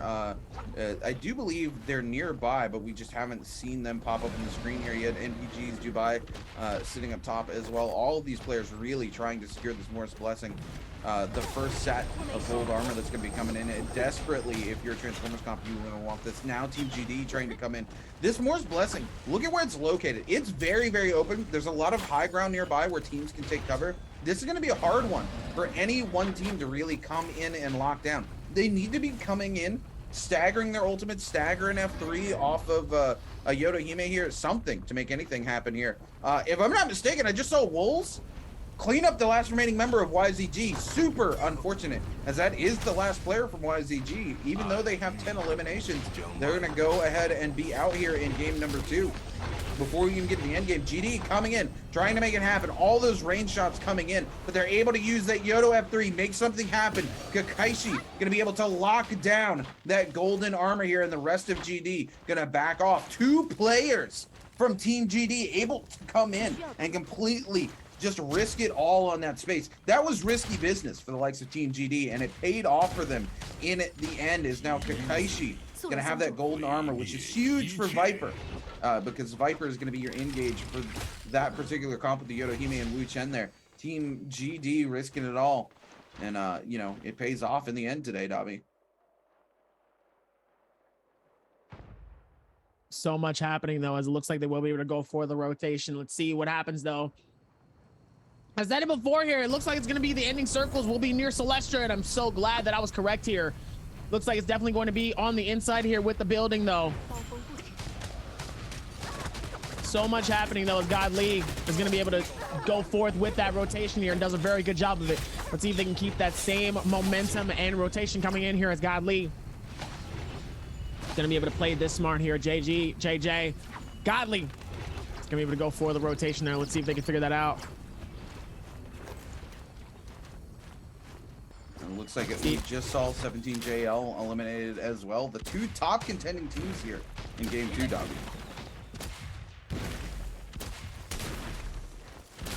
So much of it happening though. Meanwhile, those cannons are trying to see if maybe they can get some form of impact here. Kakashi trying to see if maybe he doesn't get caught in bad situations, though. So much momentum happening, though, as Ventus Pixel will be able to go forth on each side here. Nice little jump going in on each side here. Let's see if Wolves and the rest of the team here is going to be able to keep that shield high and alive here during this. JJHRD's God Lee coming in with the Flame Breath here, trying to lock down this player, and it leaves Baoda's Rizu, who's actually going to get locked down, and it flamed out in the zone. JJHRD going to pick up an elimination there from Team Baoda. As we take a look here, as GD's Don Quing going to pick up a kill onto NPG Sorrow as well. Taking a look at the top of the order, it's OUG and GD tied for first place with 8 eliminations right now. NAD and JJHRD tied for second with 6 eliminations each. And as I say that, OUG picks up 2 eliminations out of nowhere. Looks like they were able to monk up and get the double grab, or sorry, not the double grab. I'm not sure where they picked up those 2 eliminations. I see NPG's Jen on screen. Got all excited about the potential monk play there, but was not. OUG just picking up 2 extra eliminations. NPG here did manage to get themselves a double grab, picked up at least 1 elimination, put themselves up on the scoreboard, but will NPG be able to keep that energy going into the late game here? And it's 2 eliminations really going to be enough as we head into our 5th zone. It's going to be collapsing onto zone 6 in the next 16 seconds with 26 players left alive. Very different game. We had 38 players alive coming into zone 6 last game, so the aggression has been pretty heavy this particular lobby dubby. So much of it happening, though. Let's see if they can keep that same momentum, being able to push in on it. See if they can play it smart here and focus on it and figure it out here. Don Keen playing the smart, doing the best he can here.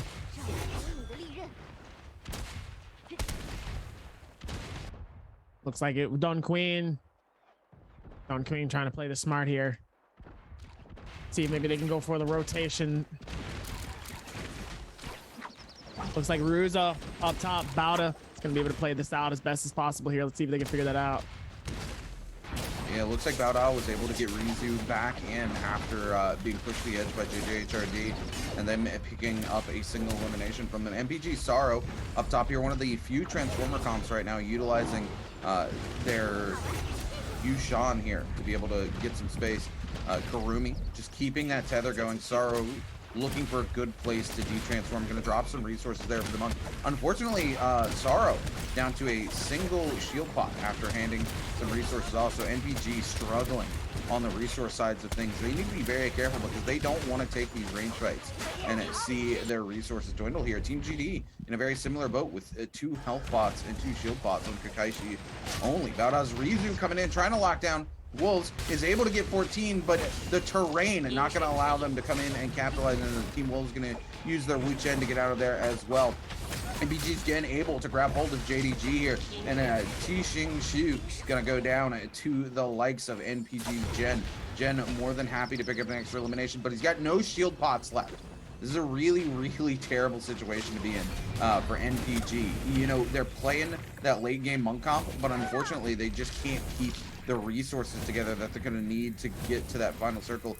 Ventus Pixel here going to pick up the kill on to Baoda, and Baoda going to be eliminated with only 3 kills this game. Not a great performance coming up from the JDG's Lion. TT gets picked up and slammed. Ventus Pixel going to pick up another elimination. Ventus finally finding some space in this game, moving up to 3 eliminations. Wolves 14 trying to lock down most of this lobby here.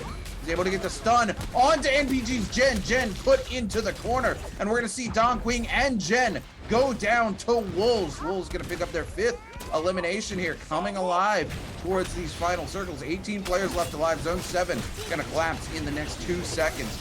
Wolves one bank forced to go ahead and pop that Yodohime ultimate just to buy some space here on the very edge of the zone for their team. The F3 going to come through. Team GG completely locked down inside the space, but one bank going to be eliminated. GG goes very, very low, and they're forced into the zone here. Wolves trying to keep it locked down, but need to get away here as these other teams start to close the space, including Team OUG, who's now sitting at 12 eliminations at the very top of the leaderboard. Meanwhile, if you look at OUG's Zinyu gonna try to see if maybe he can go for the rotations here. Trying to see if he can create any damage here with that massive Flamebringer, forcing everybody to hop off of that side of the mountain here. That cliff side looks like it won't be out of contention here, so it is going to be a very open space. Meanwhile, Ventus Pixel decides to pop that Monk ult. Beautiful timing though on the Monk ult, is able to get the first grab. It looks like it's going to be an easy grab. Can he find the second though? Monk ult is going to be all around, and meanwhile, the Yorihime ult is going to try to get some massive damage done on the Pixel. Is able to get the first grab. Can he catch the second? Looks like he missed the second, so it's unfortunate though, because it could have been an amazing double grab. And it looks like he's going to try to find one. He finds one. Can he find two? Yes, he does. The Vintage Pixel is going to be able to grab and get the first two. And Pixel's going to be able to find it as well, playing it to the best of his ability. Does a really great job of it. Meanwhile, ends up immediately getting pushed so hard as OUG with the SS. Oh no, ends up getting absolutely cooked and finished by every single player here. Meanwhile, Ventus is going to be able to go for the rotation and plays it to the best of their ability, as ZU with that Terracotta Warrior is going to be able to go for the rotation as well. Ventus playing this as best as possible here. This could be their game. Full team alive, as it looks like Pictus, TJ, and Zinyu is going to be able to go for the fees on each side here. Is able to get the 8th elimination of their team. They're playing this to the best of their ability here, and it looks like with a full squad here, as long as they keep this same situation here, Ventus, Zinyu was able to get the elimination off of OUG, and it looks like Ventus will be your winners for game 2. As the Flamebringer comes out, they will be able to push in. They keep JJ 678 right on his toes. Pixel is going to be able to pop his final ulti for this game here. Zinyu ends up getting eliminated, and ladies and gentlemen, we've seen it before and we've seen it again, but Ventus is going to claim game 2 for trios here for Naraka Blade Point. Look, this is a game that Team Ventus needed. Ventus comes in, this is their strong comp, right? Transformers comp is what they're known for. Pixel, easily one of the best 4 monks in the league. We spent all last season talking about, 330, Pixel, Eagle, the 3 monk players, right? That just come in and make things happen. There's not a lot of monk comps in this final zone, and this final zone very favorable for a Transformers comp. Ventus Pixel just comes in, keeps his cool. They played classic Transformers this game. They didn't have a lot of kills going into late game, but you don't have to have a ton of kills going into late game if you're just playing that classic late game comp. You can pick up most of your kills there. Ventus comes in, the monk just makes things happen. He gets the double grab, he gets another double grab, and his team, even when he doesn't get the double grabs, he would slam down, and that Kurumi was always waiting in the wings to just clean up the kill real quick. It's like, hey, don't worry about it. You don't even have to get that re-grab. Just you throw them to the ground like they're trash, and I'm gonna come in with my broom, and I'm gonna go ahead and sweep that up for you. Don't worry about that. Just focus your attention somewhere else. You don't even gotta worry about that. I mean, even with that as well here, Ventus still, even at the bottom of the leaderboard when we first started here, I mean, they were really struggling halfway through really to collect any type of eliminations, but that did not matter. That did not matter. Timing, placement, and just waiting for the time to strike was really of the essence. And by the time we got to circle 5, by the time the circle was really starting to close in, they had 8 eliminations towards that final circle. Meanwhile, one of the other teams ended up having 15 before they even got eliminated. But still, Ventus was able to clutch it up and close in more and more and more. And with that first place, that's definitely going to seal them from getting that first place. And also, like I said, they didn't get the eliminations for the most kills for this game, but just playing smart, looking through everything, playing it as best as possible, and playing to your advantages, they still was able to do what they had to do. And boy, did they do it in fashion. I think they really did play it as best as possible here, and they made it look good. I really do think they played it to the best of their abilities here, and they made it look nice. Oh, absolutely, always. I mean, look, Ventus is one of those teams you can never count out. Again, Pixel is one of those players, you put him on the monk, and he's on cruise control, baby. He's just like, look, get me to that late game. As soon as he gets there, he's like couch surfing as the monk, right? He's just like grabbing grabs. And, chat going absolutely nutty. They're like, man, what's that grab accuracy? But that's Pixel. Every time we see Pixel get to a final zone, and he's a monk, he's just like, doink, doink, let me get that. Let me go ahead and get some of that. Let me get that, number 2 with a Sprite real quick. He's just throwing it out there and grabbing them and making it happen. And this is classic Ventus. I love to see when they come through and they just make it happen. The thing is this is the only comp that Ventus makes it happen on, though. They're not really good at these other comps. And especially going in, game number 3, we're getting ready to go into Hollow Rock, where 99% of the teams do not favor Transformer comp because of the way the map is laid out. I don't think Ventus can do it again in game number 3, Dobby. What about you? Whoa. Let's not just throw that out there. Just like, don't cast or curse these guys. Come on, Ventus has been trying to figure this out and they've been trying to put it together, and all of a sudden here you come and it's like, I don't think they have a chance. But come on, man, you gotta be able to give them a little bit more love and respect than that. They've finally been able to get something here, and they've been finally able to make a little bit of some magic happening here. They played it to the best of their ability, and now let's hope that they keep that momentum. Now, obviously, a next game momentum sometimes can be tough because obviously, if we look at the first plays, TX, Fun Plus Phoenix with that first insane game here, and then ends up getting that early elim in game 2. So it's unfortunate. It comes with territory and it happens. Now it's time for the reset. We go into game 3. Once we lock in for game 3, we go for a reset because then, ladies and gentlemen, we're going to Hollerock. I'm excited, boys, as we're going to be locking for a new game, new map. And yeah, some new strategic plays here from a very different type of terrain that we're not used to here for Naraka Blade Point. Now, obviously, the comp starts to return.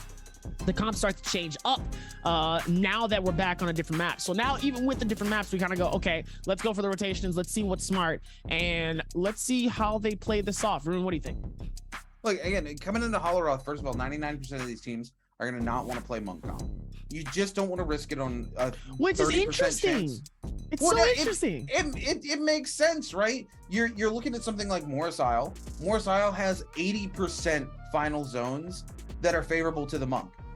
Hollerock has 30%. Are you risking your entire competitive career on the fact that on a 30% odd that you're going to get a final circle that really favors your comp? I don't think you are. You're just not here. As we take a look at the standings for our last game here, Ventus able to string together 12 eliminations and take that first place with his 5 ranking points. You're going to put up 24.2 game score. OUG with their 13 eliminations going out in second, going to be taking 22.5 game score. And Team GD with their 8 eliminations is going to walk away with a 14-point game score. And even though YZG goes out in the middle of the pack, that 10 eliminations is going to let them hold on to 5th place with 11.5 game score. 11.5 though. OUG keeping it very, very close here with a 22.5. Obviously, they were 1 elimination short. I was wrong, actually. They were actually a lot closer than I thought they were. I thought they were going to be at least like 3 or 4 kills. I actually thought OUG was at 15 eliminations prior to us seeing the last little bits of the feed here. So 13 eliminations. Ventus comes up with 12 eliminations. That's pretty good coming in from Ventus, knowing that they're 1 elimination short, but they were able to do as much as possible here. Meanwhile, the cannon damage coming in from Pixel with 7,100 damage, 16k damage in total, 4,500 with healing, and 4 eliminations coming in, 5 assists with a stacked Soul Jade pack. Attack Soul Jade level 4. We rarely see these attack Soul Jades, whether it's the heals, whether it's the melee resist, whether it is the attack Soul Jades. We don't see these as often. The Soul Release, obviously Starfall, Aerial Rend, Quick Charge, and Rupture Gale Orb. Even with that amount of recession, is still able to do it, and was able to monk 5 different times in version 1. So Pixel was able to pick up some eliminations here and probably did some massive amount of damage early game here to where they did end up seeing that, but obviously we wasn't able to see it because we were seeing different feats. We were seeing where everybody was, so we didn't get a chance to see the destruction of what was happening with the Ventus and Pixel. But clearly Ventus was able to handle it, and obviously Pixel is your MVP for game 2. Yeah, Pixel locking it in and making things happen here. Again, look, they just played really well. They played to what that comp is. It's a late game comp. They didn't have hardly any eliminations coming into those final circles, and they shouldn't really have. You know, if you're playing classic Transformers, you're banking everything on the final circle. There were not a lot of other Transformer comps going into game 2. I think there were 2 other comps in general, and that was it. So they just knew they had to make it to final circle to pop off, and that's exactly what they did. Speaking of popping it off, though, we're going to pass things over to Jaeger, who's about to pop off with a quick interview for you guys. Hi everyone, this is Jaeger and welcome to post-game interview. Today we are very glad to invite TJ to our interview room and let him say hello to our audience. 那先和大家打个招呼吧。哈喽，大家好，我是温塔斯战队的天骄。好，再次欢迎你来到我们的这个赛后采访啊。So first of all, congratulations that you guys got the highest score in the game 2. And today we see that you have a really excellent performance in the final circle, which is Wade just jump and counter the weapon from the opponent. So I would like to know, do you have any skill can share with us about the counter the weapon?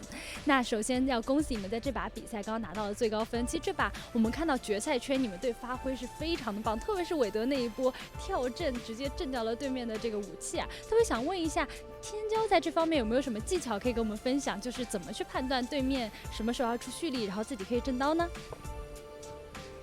这个时候就要看周围有没有队友吧。如果有队友的话，就是可以不震；如果没有队友的话，还是建议去震刀。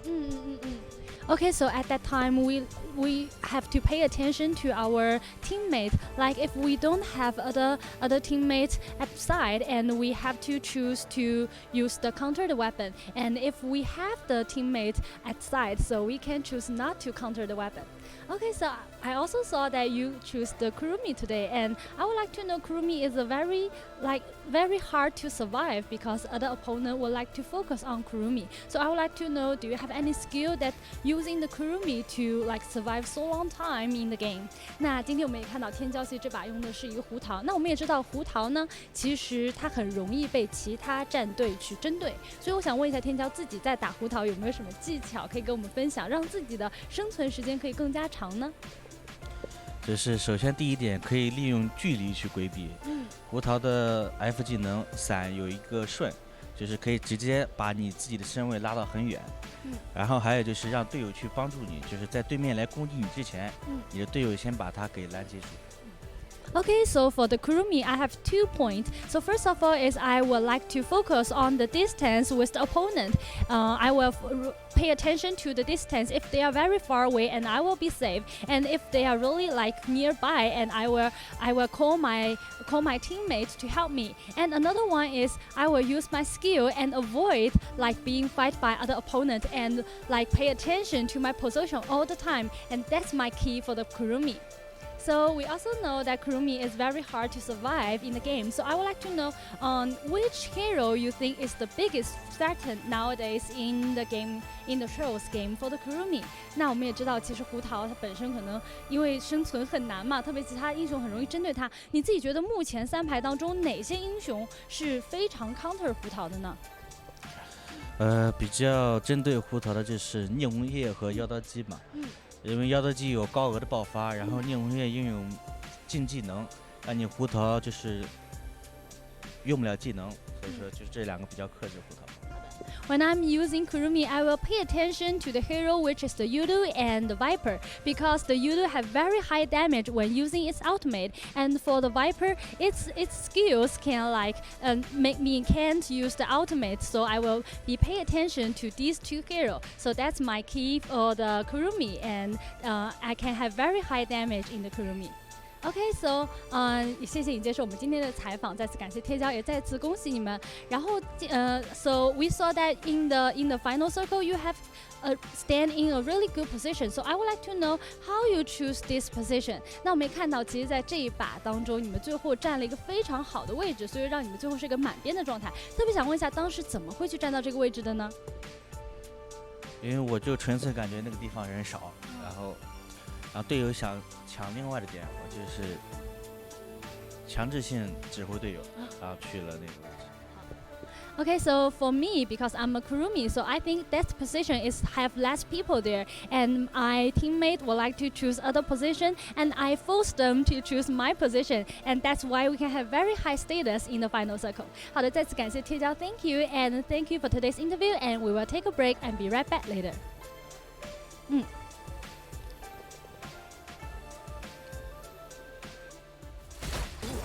听情战升级。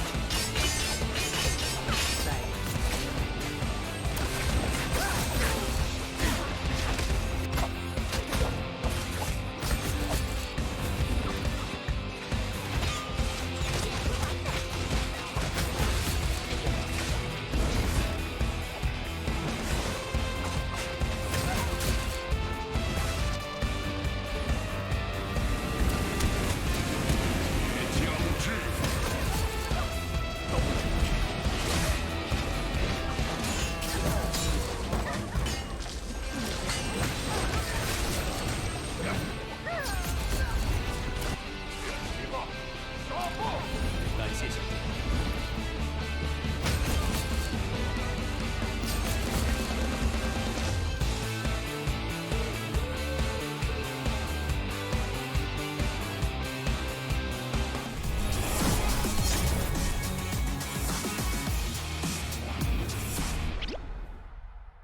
WBG's Double Transformers comp with lousy quality equipment and heroes with insufficient rage suddenly encounters YZG's Viper, Wushin, and Yorihime's comp. WBG's Sleepwalker, who first had ult, used Titan's Call but was surrounded by enemies and instantly defeated. And WBG's Jing escaped with more than 200 meters after attracting fire from two rivals, which were YZG's QGG and YZG's CXZ, then unfortunately knocked down. On the other side of the battlefield, WBG Xiao cautiously approaches WBG Jing and successfully resurrects WBG Jing in the nick of time. This time, there must be viewers who want to ask, how did WBG Jing determine that he could revive his teammates in time? In a team with casualties, fallen teammates must turn into Karens and come with a dwindling red progress bar. Before the progress bar goes dark, if a teammate approaches and uses the resurrect, it will fulfill the red progress bar and bring the hero back to life. If two teammates perform a resurrect 2-1 at the same time, it will double the rate of reviving. The speed at which Karen's red progress bar decreases will also relate to Shadow Corruption's progress. In the first Shadow Corruption spreading, the red progress bar decreases at the slowest rate, and in the second time, the red progress bar falls at a somewhat faster pace. And in the third to the seventh Shadow Corruption spreading, the red progress bar depletes at a consistent rate, which is about twice as quick as in the first Shadow Corruption spreading. As the first healer on Moros Isle, Kurumi is naturally mighty regarding resurrection skills. Other heroes who want to perform resurrection can only do it close to a Karen. Kurumi's binding player can connect with Karen from a distance and perform a revive to avoid the battle near Karen and avoid damage from Shadow Corruption. It is worth mentioning that all three forms of binding player can also link Karen, and the speed of resurrection is the same. Because of WBG Xiao's unhurried efforts to revive team WBG Jing at the last second, the team was able to enter the final circle with no casualties and win the championship of 2022's Nbpl Season 1 Trio game.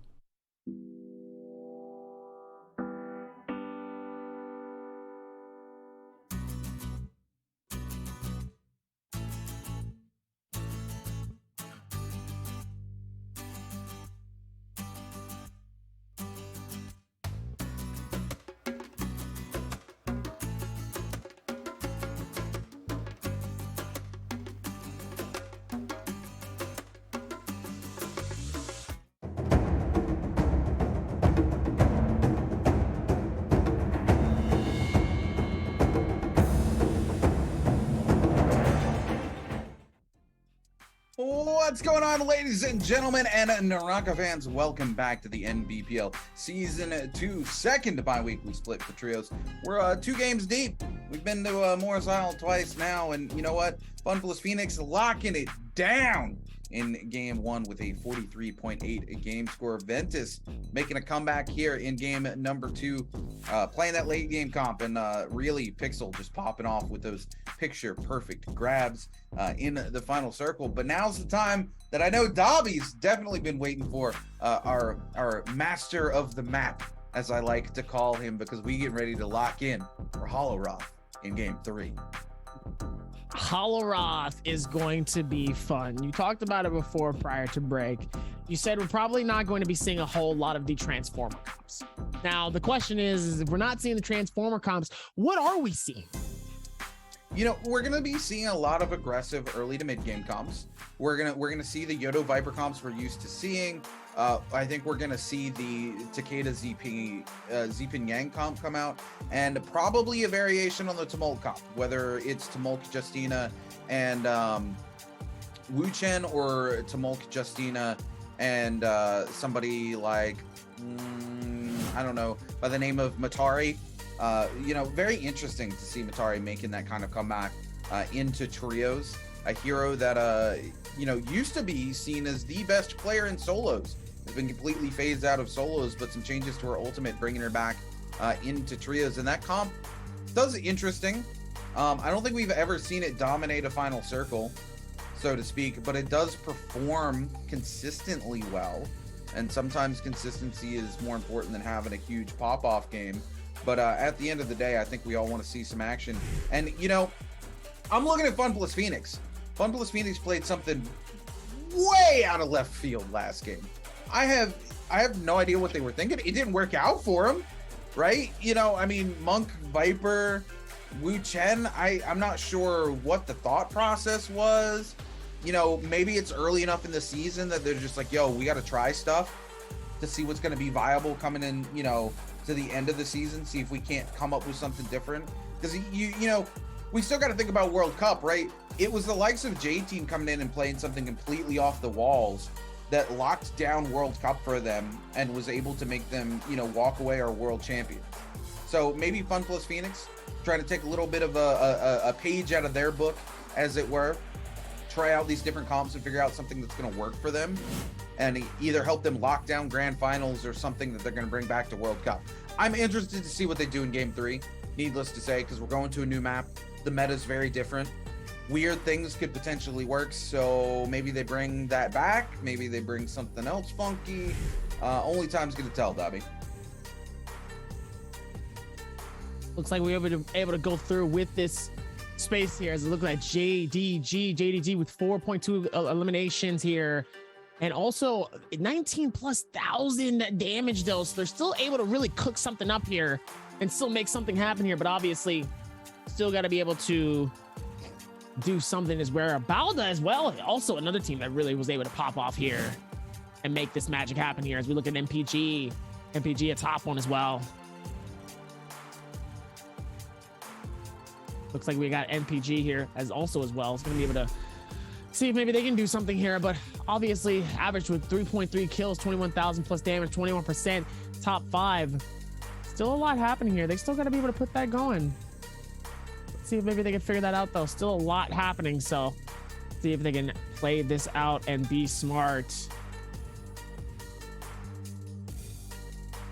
Yeah, NPG really looked like they were actually going to be the ones who dominated that final circle. Another team playing the Transformers comp in the end there. They kept finding themselves in really hairy situations and then using their monk to get out of it. I thought they were going to lock things down, but Vent is clearly able to just come in and make it happen in the final circle there. So maybe this is their game, Dobby. Maybe it is. Maybe it is. So maybe it is in that sense of being able to try to make something happen. And so obviously with KZ, LXX, Rain, and 17F Flower, another team that's been doing pretty well here. KZ still been able to figure this out and just make this work. Let's see if they can figure this out here and play this smart to the best of their advantages. KZ is a very interesting team. I was going to say, they're kind of unfortunately on a downward trend here.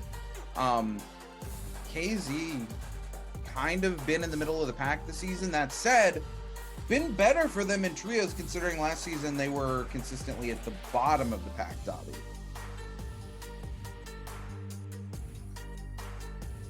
So even with that one, still is able to do something as well.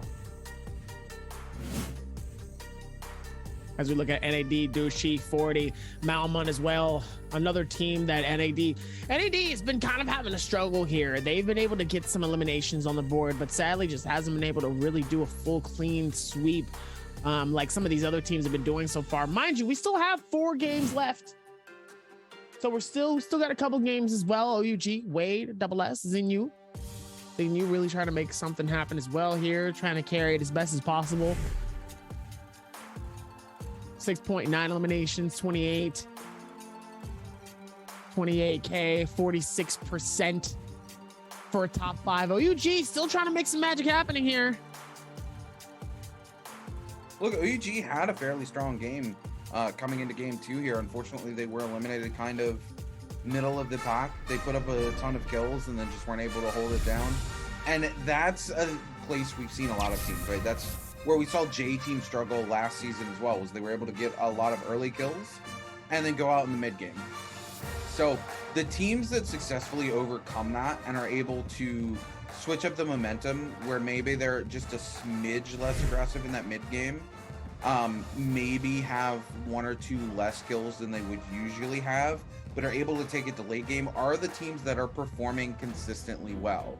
So if we can see the likes of OUG make that adjustment, we could see them continue to do well here today. The question is, can they make that adjustment on the fly, or are they going to have to come back in the next bi-weekly and have locked it down between this bi-weekly and that one? As we take a look here, FunPlus Phoenix going to take the Transformers comp. What is going on here? We've never seen this many Transformers comps in Hollow Every time we've been to Hollow and Trios, it's been a single Transformers comp. And what is Ventus running?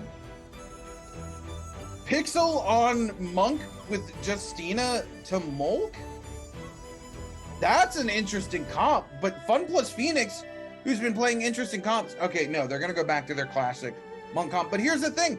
This will be FunPlus Phoenix's last opportunity to use Monk. Why use it on Hollow Rock? Wait till you go back to Morris Isle. I'm not sure what FunPlus Phoenix is thinking here. They used Monk last game. Now they're gonna use him again. It'll be their 3rd time using Monk. They're not going to be able to play Tian High after this game. Taking a look, NAD going to be running the classic comp. 17JL also going to be bringing Justina into the comp, following Ventus's lead. I'm not sure what some of these teams are thinking, Dobby.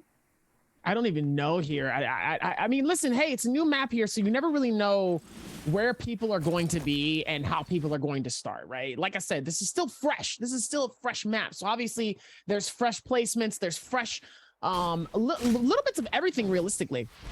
So you never really know what might happen in the future here, but let's see what happens here. Meanwhile, JJ's Shuli ends up immediately getting pushed in by a QGG here, and Shuli has nothing to his name whatsoever. He's gonna have to fight this out with just nothing but fists, as QGG is gonna be able to get the first elimination and the first blood of this game. Unfortunate to land in a place with getting absolutely nothing here. Meanwhile, looks like Godly with the green hair looking like Zorro, unfortunately wasn't able to find and catch anything here. KZ a little bit on the back foot. 17 Flower here on the receiving end of double dual blades from OC. Not a place any player wants to be when they're locked down in the corner there, man. With 17 Flower just gonna disappear there.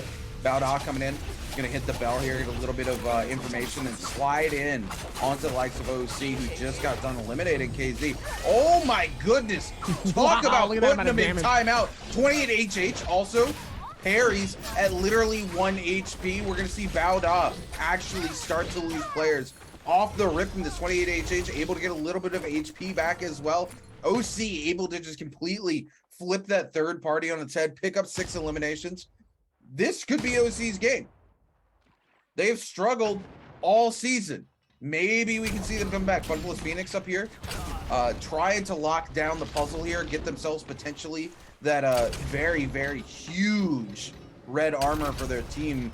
BVB trying to lock things down for them using the ballista. Oh my god, Lion TT absolutely just gets blitzed out of existence there. Almost dies to the burn from it as well.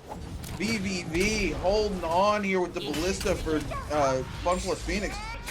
JDG coming back in, trying to lock it down. They're just gonna keep hitting this, spinning it around. Mid-fight, BVB going to be eliminated. We see a ballista on the other side, LYD on it, but JDG has had enough of the ballistas as they come in, and JDG gets parried out now by LYD. LYD able to pick up 1, almost 2 eliminations off that parry. Literally, if he could have turned it around, that would have been it for Lion TT as well. And then he probably could have gotten the elimination of T-Shing as well. Massive mistake there by T-Jing Shu, as he was the one who got parried, and it cost them almost everything. Luckily, Lion TT able to recover for JDG in the end. FunPlus Phoenix going to be sent back to the Soul Altar.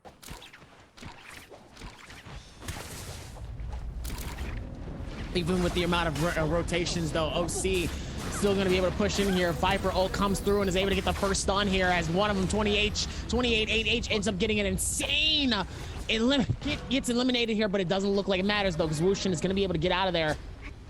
He's going to be able to pull them out. Best timing, though. You love to see it. It's always good. I feel like Wushin is going to be very, very detrimental on this map. I think of Wushin being able to just kind of get your team out of Dodge's way. You know, we talk about rotations and we talk about, you know, being able to be aggressive as possible in certain situations here, as they look like, it looks like they're going to be, this is a puzzle? Yeah, so actually, there's How does this markings work? under. There's markings underneath that indicate the direction the statues need to go, and it looks like JDG able to What? lock it down. You can also. It's a puzzle? Yeah, and it's got. Okay, so here's the thing. This Moore's Blessing has random loot in it. It has a chance to spawn red tier armor, Davi. So even better than legendary armor. That is so... Okay, that's actually really cool. That's actually really cool. Which is why I we didn't know saw that. FunPlus Phoenix and JDG fight so hard over it, right? We see YZG's CXZ here get caught out by GG's Miski, or Miskia. Gonna go down as GG secures themselves their 4th elimination of the game. Moving over to Ventus, going head-to-head with Team Wolves here. This isn't great. Team Wolves just resurrected. They only have 1 elimination under their belt, and they really do not have gear to be taking this fight. Pixel is able to pick up 14. What was 14 thinking? 14 was in cover. Why would he step out from behind those 2 buildings into clear view of Ventus's Pixel? Wolves, what are you doing? 14, I gotta know. Who sent you a postcard and said it was gonna be safe? That timing is just absolutely unfortunate. Meanwhile, he ends up grabbing one from inside of the building and throws him on the outside here. Doesn't look like they are able to get the elimination, but they will be able to push in here. Pixel's gonna try to see if they can keep this alive as best as possible here. ZU with some HP here is gonna be able to pop it. Wolves is gonna force the ulti. Looks like they're gonna try to hug the wall as much as possible, trying not to get grabbed by the massive arms of the Mulcall, and it looks like they're able to get out of there and go for the retreat. Decide to dip out. TJ gonna go for that reshield here, waiting for them to go around that corner here, as TJ is already gone and out of there. See you later. Yeah, that's crazy though. Ventus able to flip this fight back on its head, or sorry, not Ventus, Wolves able to flip this fight back onto Ventus's head here. But it's not over yet, as Ventus is just waiting for 14 to lose that monk ult before they pressure back in, because Wolves still very much on the back foot with white armor here. 14 not in a good situation. Look at ZU just gets completely blitzed out. Now One Fang is completely separate. He gets the parries onto WX98, but needs to come in and try to help 14 out here. Ventus Pixel going to use the bell to buy themselves a little more space. 14 able to get another parry there. We're gonna see the F come out from the Temi to get them airborne to avoid all of that riposte damage, thankfully. But Wolves now gonna be able to escape thanks to 17JL coming in for the 3rd party, and Ventus needs to turn their attention here onto 17JL. Pixel gets 1 grab, not able to get the slam though, is gonna be knocked back before he's able to make it happen. We'll get a single slam onto Benju, trying to get hold of a 2nd grab here, but it doesn't look like it's going to turn out in their favor as Pixel goes extremely low. TJ is dead now as well. They're able to get 1 slam and get a single kill, but it's not going to be enough, as we're going to see WX98 go down as well. Ventus, 1 player left with a resurrection available, I do believe. All 3, or no, sorry, maybe all 3 of them. I do apologize. Wolves trying to come back in for the 3rd party, but Wenfeng very, very low. Wolves just got out of this fight. Why are they turning things back around here? They have no gear, no armor. It looks like maybe 14's trying to use the monk ult here to threaten space so their team can get something, but it doesn't look like One Fang or Ziyu are using this opportunity to pick the bodies of that extra armor and make anything happen. Maybe One Fang was able to get some blue armor here, but they need to be very careful. Wolves aggressively pushed back into this fight and burnt their resources right out of the gate. 17JL just got done with that fight. They're gonna have their ults back up very soon. Wolves needs to secure that gear and get the heck out of Dodge and stop risking everything here in the early game, Dobby. Even with that amount of insanity here, Miss Kia is going to be able to clutch it up and get that elimination here off of YZG Xiao. As it looks like GG is going to be able to capture that as well. OC right near the edge of the cliff, right next to GD. GD trying to see if they can capture something here and get something happening. K is in a bad situation, dangerously low here. Meanwhile, 28 also is in a very same situation. It looks like Caxi is going to be able to clutch it. Meanwhile, the Wushin is going to be able to dip him out of there, as it looks like it's going to be a little bit too easy to spot where the next ones are, with no time to be able to go for the heal here. OC 01 ends up getting sent off the cliff here, as they're going to be able to push in. Don Queen is going to keep that same momentum and keep the pressure off on 0-1 here, as it looks like they will be able to get that elimination. He's going to go for that, and now still going to be able to patch it, push it as best as possible here as NPG is going to be able to open this up and get that next Morris blessing. Hopefully they'll be able to get something good here as the purple shield comes out. Very beneficial for them. Curious to see what the next team ends up getting. And same with Fun Plus Phoenix. Fun Plus Phoenix also very same situation, is going to be able to get their Morris blessing as well here. Is going to be able to go for their openings, clutch it up, and go for the next ones here. Let's see what type of momentum goes after this one, especially once you go towards the next base. Yeah, these teams locking down these Morris blessings, going ahead and getting themselves some early buffs here. But this is a very different map, right? Hollow Roth, a very, very big map, especially in terms of verticality in many of these spaces. A lot of these teams just going to push away, let them pick up these buffs, and be on the other side of the map where those buffs just aren't going to get any interaction with any of these other teams. They're not going to be able to secure anything off of it. We are zone 2. 2 minutes till we collapse down into zone 3. 38 players left alive. Team GD sitting up top with 12 eliminations. GG holding on to second place with 7 eliminations. And the likes of JDG and Ventus holding on to a tie for third place with 6 eliminations each here today in game number 3, our first game on Hollow Roth for the day. Very, very interesting to see as things start to slow down. Fun Plus Phoenix able to get their hands onto the Draco Storm, and these other 2 teams able to get their hands on the Mystic buff. You know, Mystic is a very, very interesting buff in general, in my opinion. You know, it gives you that health regen, it gives you that rage regen as well. But honestly, not a great combat buff. If I was trying to get one of the buffs, I would very much either want the Vermilion Bird's Might or I would want the Draco Storm. It doesn't give you a huge advantage. Yes, you do have some of that constant healing, but in trios like this, you're looking to dog down one player from the enemy team and just blitz them down instantly. So that slight heal tick isn't really going to do them a lot of good in the long term, especially if you're just trying to eliminate them one at a time like we see in trios here. So I mean, it's good true buff that, it's always good to have a buff at the end of the day, but it's definitely my least favorite buff if I was coming into trios. I mean that's fair though. The separation from that can be a little bit detrimental depending on like the teams. We've talked about it before, how, you know, they end up coming in and it's just sharks in the water here, really able to try to get maximize as much of that as possible here, and is able to clutch it up and get those final eliminations and just dust off teams. And just by knocking them out one by one here, you know, you definitely don't want to be the one that ends up being the deciding factor for your team because you split off, or, you know, you're just not catching up to your team as quickly as possible, and you end up getting caught up in a bad situation where you end up getting finished, you know. So it's tough because there's a lot of that, you know, in those areas where sometimes you can get caught in really, really bad situations if you're not paying attention. So I definitely understand kind of where you're coming from, and I get that. I think the healing portion of it is very, very important, and you kind of need that. You kind of need that, knowing that you can really be smart here. But I'm saying though, just to say that the Wushin is definitely probably an important factor to a team, especially in this new map comp here. So I think it's probably like the most important thing more than anything. Let's see here, KZ coming in to blitz down the likes of OUG. We're gonna see the Takeda get a huge grab and just flip that man over. But LXX trying to back away from this fight. He's too separated from his teams, making a very smart decision there. Just going, look, you're gonna come in, I'm gonna throw the F, I'm gonna literally just throw you 12 miles towards Kentucky. You can get out of here, and then I'm gonna go regroup with my team. I don't want nothing to do with this, you know what I'm saying? A little backyard wrestling. Go ahead and get out of here. Making the smart decisions here. I want to talk about the likes of Fun Plus Phoenix here.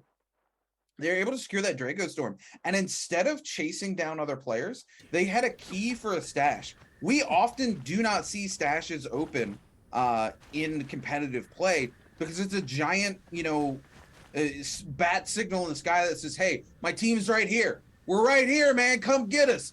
But Fun Plus Phoenix, knowing that they had the Draco Storm, was like, hey, we can go open this, and we're mostly safe because we've got Draco Storm, and if any team comes to us, they're running to their death because we have Draco Storm. The heck with chasing other teams down. We're just going to open this up and get some free stuff. And I do believe they have 2 legendary weapons now because of that, from that stash. So huge play for Fun Plus Phoenix. Now they just need to play to late game. They're playing that classic Transformers comp. So if they just take that good gear and go into late game, that Monk is going to put in work for Fun Plus Phoenix, Tommy. Absolutely. Putting in a lot of work here, especially in these spaces, you definitely have to you definitely have to create that max amount of damage and really just be smart with the amount of momentum that's happening, like really all around you. So definitely going to be interesting here, as it looks like both ults are going to be out here, though. Zinyu is going to be able to use that ulti. He's going to try to see if maybe he can create as much damage onto that massive Monk ult as possible.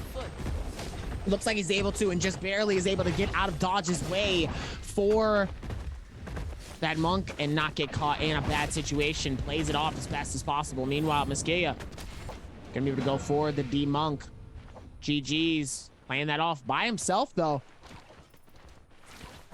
Yeah, trying to see if maybe he can create that damage and trying to see if he can create something. At least maybe he is able to feed off a little bit of some damage, get an elimination here, but sadly he's just unable to, though. Ends up getting caught by LXM. LXM is going to be nearby. Ends up getting cornered, though, possibly. As no, it looks like the rest of the team is going to be able to show up here. Double S and OUG is going to be able to catch 330 in a bad situation. The 330 is going to have to back out of this as best as possible, but doesn't have the momentum for it, as OUG's Wade is going to be able to come from the backside and get that elimination. Tough break coming in for 330, though. 330 trying to hold it as best as he can, but sadly can't. Doesn't even know where the rest of his team is, and it looks like Miskea is going to be up top here. Also gets cornered by 2 players of KZ. And it looks like another team is going to be rotating in from the up top, though. Doesn't know if they're out from the very top or the bottom. Look at the damage and the amount of hits coming in from the Spear. Spear coming in, trying to make something happen, though, but ends up getting elimination and ends up getting eliminated by himself as well. One of the players from each team ends up getting fed off of these eliminations, though. OUG trying to push and keep that same momentum as he finds another one. They're going to be on the outskirts up top, and it looks like they will be able to thirst and get that elimination off of KZ Flower. Yeah, OUG really playing this smart. Backing out, waiting for the resurrections to come through here as they see these teams trying to get the tethers off. Able to slide in and not only pick up the elimination off of GG's Niski, but also capitalize on KZ's LXX being completely out of position. OUG once again coming in. 330 gets resurrected by the likes of their team, but unfortunately OUG just waiting in the wings, gonna farm another elimination off of them. GG needs to be really careful here. Alex M continuing to come in, try to lock, these resurrections up for their team here, but OUG's just waiting in the wings. All you're really doing is feeding more eliminations to OUG. It looks like LXM was able to get Miskea back up, but now they have to be very careful. 330 way out in the open. If they go for this resurrection, he's gonna be an easy target for OUG again. Bauda moving in as well. The rest of KZ still nearby, and Wolves sitting all the way topside. This is a hot zone. It might be better to let that team go off. OUG takes a huge bow shot, though, and now it looks like OUG Zinyu trying to capitalize more on to the likes of Team GG. Miskea going very, very low. OUG's not looking to let that opportunity get away. KZ's Rain here going to find themselves a rebirth charm, trying to get LXM back into the game. Miskea here was able to get their ultimate off, and they are going skyward, trying to use that ult to climb as high as they can. And there's a lot of teams here. They might buy themselves enough space to be able to get Team GG out of here. The problem is now that they're topside, who else is waiting topside? Look at this. All of them just up on this little rock here, waiting, trying to get a reset in as we move over to Fun Plus Phoenix, who now has that Draco Storm still and has these double legendary weapons, and they're going to be more than happy to put in some huge work here on the likes of JJHRD. JJHRD immediately going to lose 2-1 here. We're going to see Godly Monk up in the face of Fun Plus Phoenix, trying to get those grabs, but that Draco Storm making things very, very hard for him, as well as a Tumulcult for him to do anything. Godly in the worst possible situation for Monk, completely separated from his team and in the zone, taking double damage stick here. The ranged weapon comes out. Godly just gonna go down, and now JJHRD down to a single member. Lixin just trying to get away, trying to buy a little bit of space here, turns it around with the overhead onto TXJ, but TXJ just needs to keep him in the zone, and surely that's gonna be enough as TXJ picks up the elimination because of the zone. Fun Plus Phoenix gonna pick up a full squad wipe and moving up to 4 eliminations. What is with all of these players that's outside of the circle right now? Don't they realize that the circle ticks are still not too much insanely damaging? I mean, it is a little bit actually, as Dexiel looks like he's gonna be able to rotate out of this, and it's sadly unfortunately, he just will not be able to do this. Oh my goodness, it's 101. It's going to be able to absolutely soar right through 2 different players and is able to get away. Oh my goodness, the amount of momentum to be able to get out of that situation is absolutely astounding. Did you just see that? I did see that. Unfortunately, it's going to cost Bao Rizu, but 101 going to get away here. And honestly, 101's the player. You know what I'm saying? If there's only going to have one player, we've seen 101 Tien come into final circles as a single player when he was playing for J Team and just pick up elimination after elimination and keep his team alive on raw eliminations, much less placement scores. So if you're going to have somebody alive, 101 Tien's the player you want to have alive moving into these final spaces. So I mean, you sacrifice Rizu, but you make the smarter decision because 101 Tien can clutch things out in the end here. We're going to see KZ's Reign eliminated here by FunPlus Phoenix as they pick up their 5th elimination. We are 25 players left alive as Zone 4 gets ready to collapse on Zone 5 in the next 30 seconds, Dobby. In the next 30 seconds, there's still a lot of time really to be created here and to be had here. Full teams are still alive. GD, OUG. It looks like the only players that still are really missing somebody is Bauda. Bauda looks like he really has the only team that has somebody missing here. Meanwhile, everybody else is pretty much alive and well, ready to make some magic happen and ready to absolutely make the rest of it absolutely soar towards the rest of it. Meanwhile, we still have more rotations happening here off each side here. Let's see if they can play this smart. Meanwhile, 101 absolutely gets eliminated and blitzed by the other teammates there as OUG is going to be able to go for the feed. And ladies and gentlemen, we have 11 eliminations on the board here for OUG. GD playing this smart as well here as Ventus still down with 6 eliminations though, but they're still going to need to do more if they're going to be able to catch up. But so far, they've done a pretty decent job of it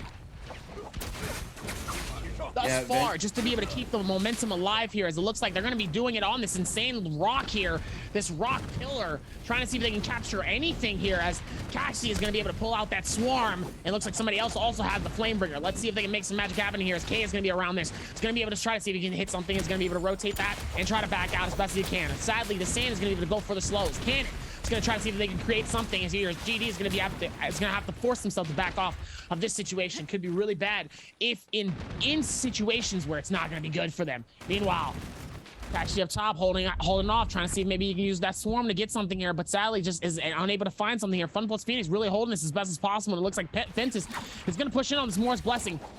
It looks like the Morris Blessing has already been looted so far here, so let's see. But FunPlus Phoenix up top here, really trying to play to the advantage.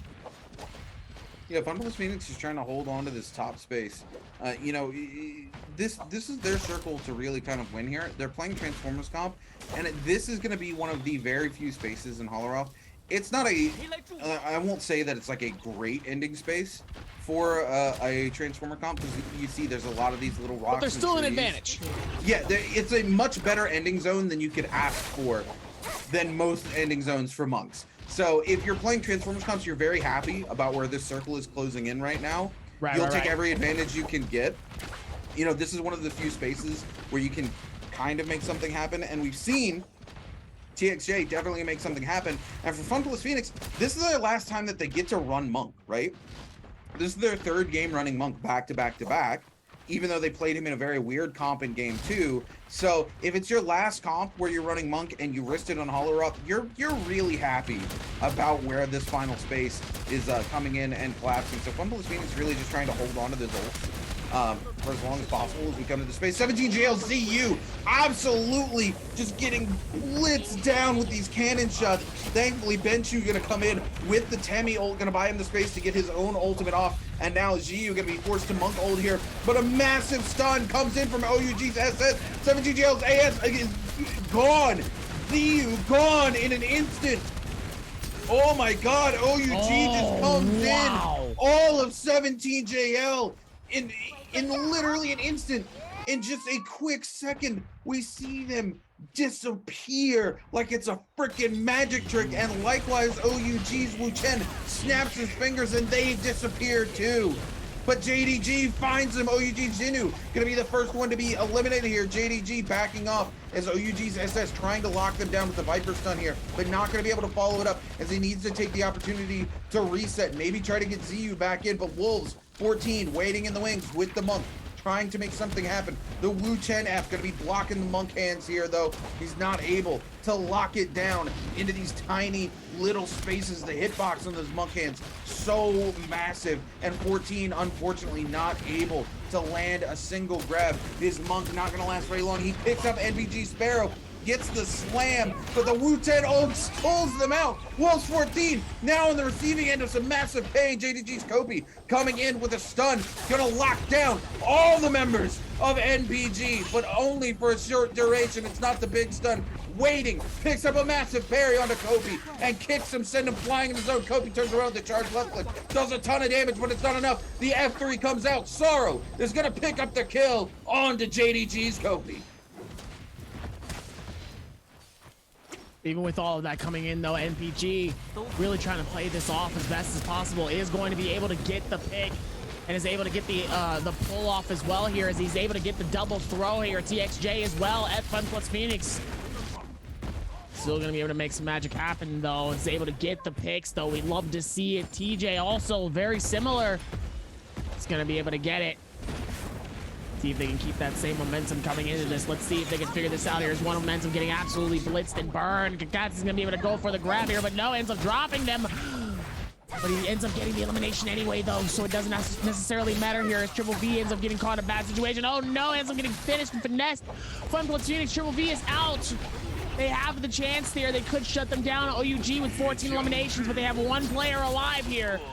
That OUG player has to play this to the best of their ability. Meanwhile, TXJ ends up getting eliminated. And just like that, GD is also eliminated too, fully as well. It's not looking good. OUG is going to be on the outskirts as well. But Fun Plus Phoenix officially out of this game. Wolves keeping the game alive, but they only have one elimination. They're going to need to make something happen here. As OUG just staying in the air, trying to stay alive. S just trying to see if they can get something. Just trying to do something as well, just to try to make something happen. He's just been struggling, though. Yeah, 14 really just trying to come in, make anything happen here for his team. They're down to one elimination, but there's so many Wu Chens and Tumults in the lobby on top of the extra terrain here. He's just not able to make it happen as Monk. We're going to see him pick up Ventus WX98, though. The range shots are going to come in. It's going to be enough for them to pick up their second elimination. 14's got to feel so happy about that. Now, the question is, can he get another one? He's not going to be able to. He's going to G-Monk here. Wolves 14 in a very, very bad space. Everybody coming in. NBG Sar trying to lock them down with that Flame Breath. Coming in with the Legendary Katana. Going to back off now. It's OUG at the top with 14 eliminations. Ventus in second with 9. JDG with 8. Wolves ZU 1 HP in a dream, but that dream is going to be cut short very quickly by Ventus's TJ with the Flame Breath as they come in. Ventus's Pixel, though, trying to lock down here. They've got Wolves into the Flame Breath. So unfortunate. We're seeing One Fang tethered, trying to get the resurrection with everything they've got, just locking this space down, jumping around left, right, and center. But can One Fang make it happen? We're going to see a massive Viper roll come out from NPG. Ventus and Pixel completely locked down. Wolves also going to be eliminated here. We're going to see another elimination come out from NPG. They're going to lock down JDG's Lion TT, and it's OUG versus the likes of NPG. And OUG is just going to walk away and not give extra points to NPG. OUG, I think, are going to be our MVPs here at the end of the day. And I'm not gonna lie, OUG played this so freaking well, dude. Every time we cut to them, they were literally like hawks coming in, picking up their prey. Even in the massive fight that took place between Valda, KZ, OUG, and the other team, we saw them just back off, create space, create that false sense of optimism, and then as soon as a resurrection came through, or somebody thought they could slide in and pick up an elimination, like KZ trying to lock down GG's Miskia, OUG slides in, completely shuts any notion of it down, and then backs out.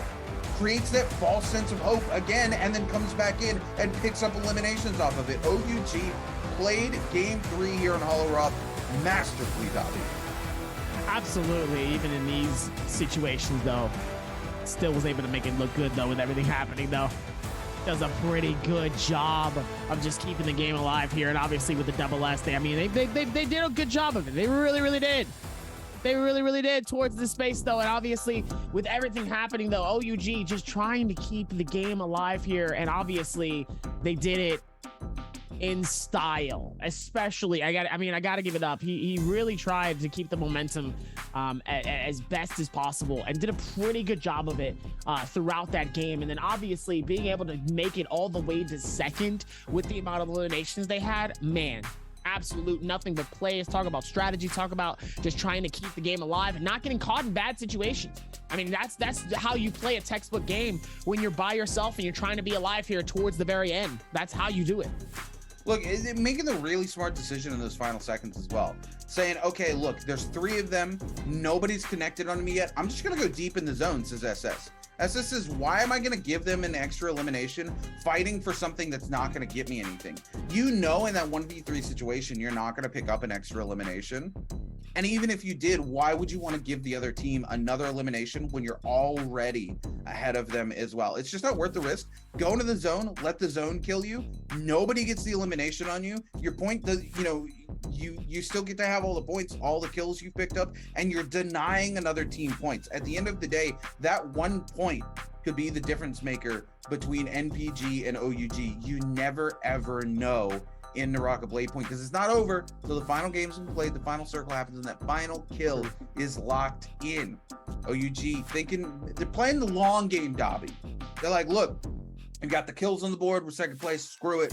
You can't have our points. We're gonna go out on our own terms. Bane can have me. I'm supposed to go out into the purple zone, have a nice little purple haze for myself. Y'all keep doing what you do. Don't worry about it. Go through the absolute amount of dusting and just is able to shut it down and just be like, hey, listen, y'all won. We get it. But we gonna clutch this game up for ourselves and we gonna be the MVP. So I'm gonna see y'all later.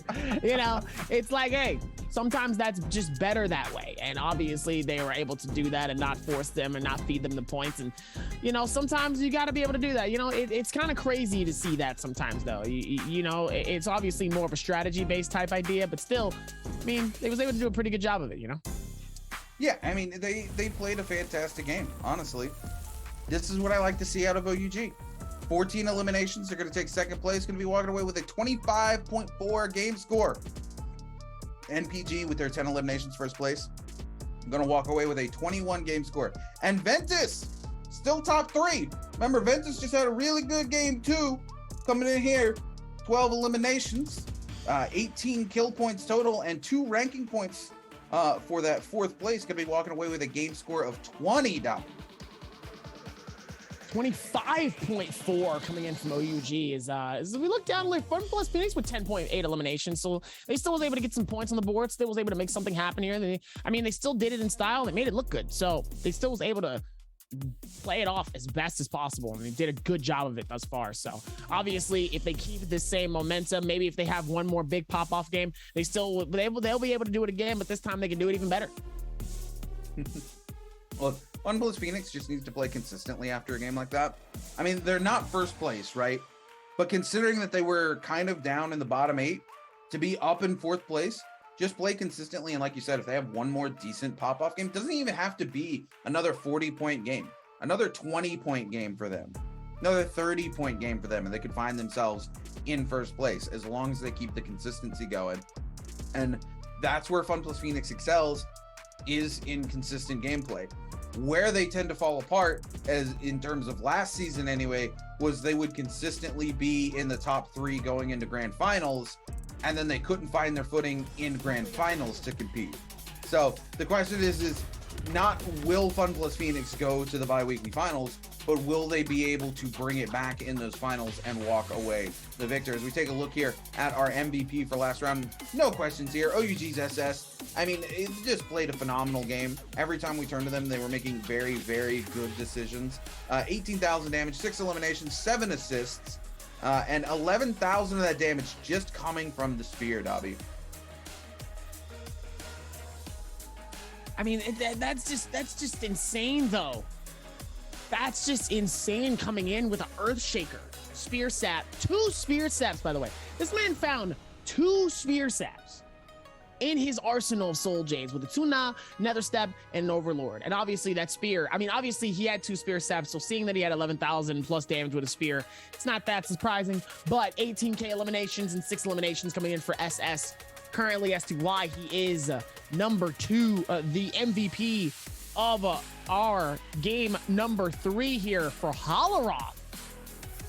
As we look into it, even Holoroth was really able to make some of that happen here, and they did a pretty good job of it. So let's see, you know, kind of where that situation goes here, and just push that towards the next section. Though they still was able to do that, and obviously with that, man, still made it look nice. Though you never know.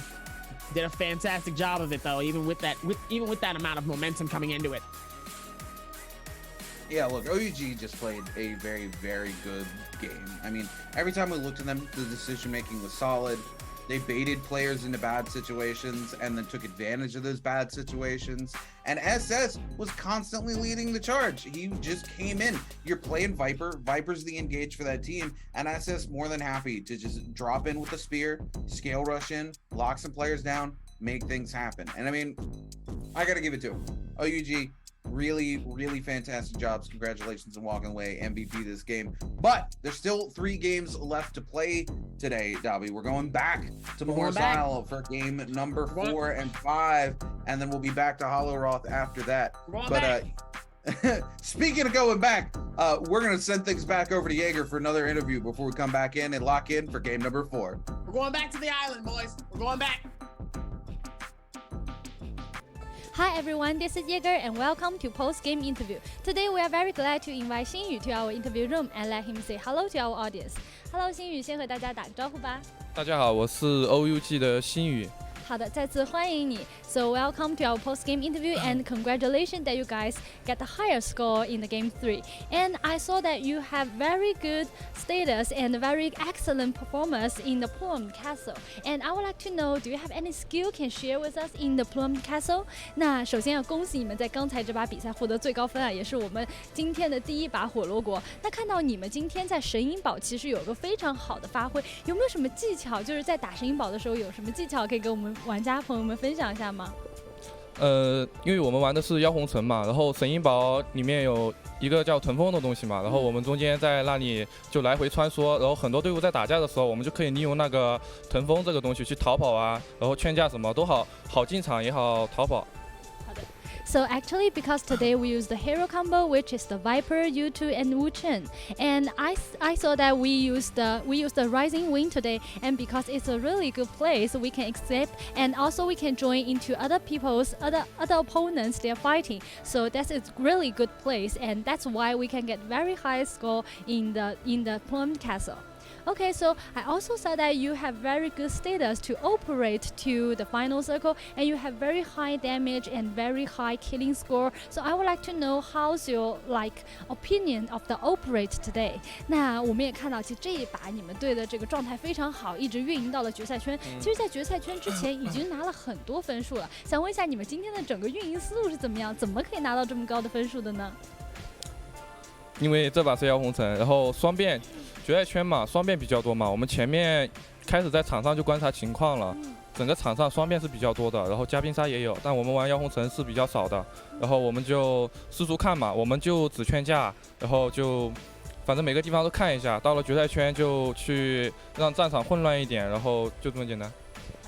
So today, because we use the hero combo, which is the Viper, Yudu, and Wu Chen, and we also we saw that other opponents they choose a lot of is the double transformer. So we like to think about how to fight with them, and we would like to escape and avoid fighting with the double transformer. And in the final circle, we will have a really good position and use our Viper's ultimate to do some damage in the final circle. So that's why we can have very high damage today. Okay, so I also saw that at the end of the game, and we saw when there's still left several teams, I saw that Susu used the Viper's ultimate at that time, but at that time your team's only left one person, and he doesn't do too much damage, but use the ultimate. So I would like to know why he used ultimate at that time. 那这把其实我们在决赛圈的时候也看到一个比较就是让我们比较惊讶的操作嘛，就是在还有几队的时候，其其实你们队只剩下一个独狼了，就是苏苏。当时他的宁红叶去开了一个大招，但并没有去说我去造成一个击杀或者什么。这一波大招是为什么当时要去开这个大呢？苏苏这波开大的原因就是因为场上就很多满编，然后他们都不打架，都在等圈再缩小一点。他这个大招是为了宁红叶的大招是为了就制成场上的混乱嘛，就让他们都打起来，开了大，然后他们周边的一些队伍的队友啊都会开大去解宁红的晕什么的，然后他们就会乱战起来，然后苏苏就可以保持一个安全的地方。So because our Viper at that time, he can use his ultimate, and we saw that a lot of like other opponents, they are avoid fighting with each other and they are just waiting for time. So at that time, we let Susu to use his ultimate of Viper to like make a mess in that position and make other team like fight together at that time, so he can survive like so long time. OK， 感谢星宇接受我们今天采访，再次恭喜你们。Thank you for today's interview, and we will take a break and be right back later.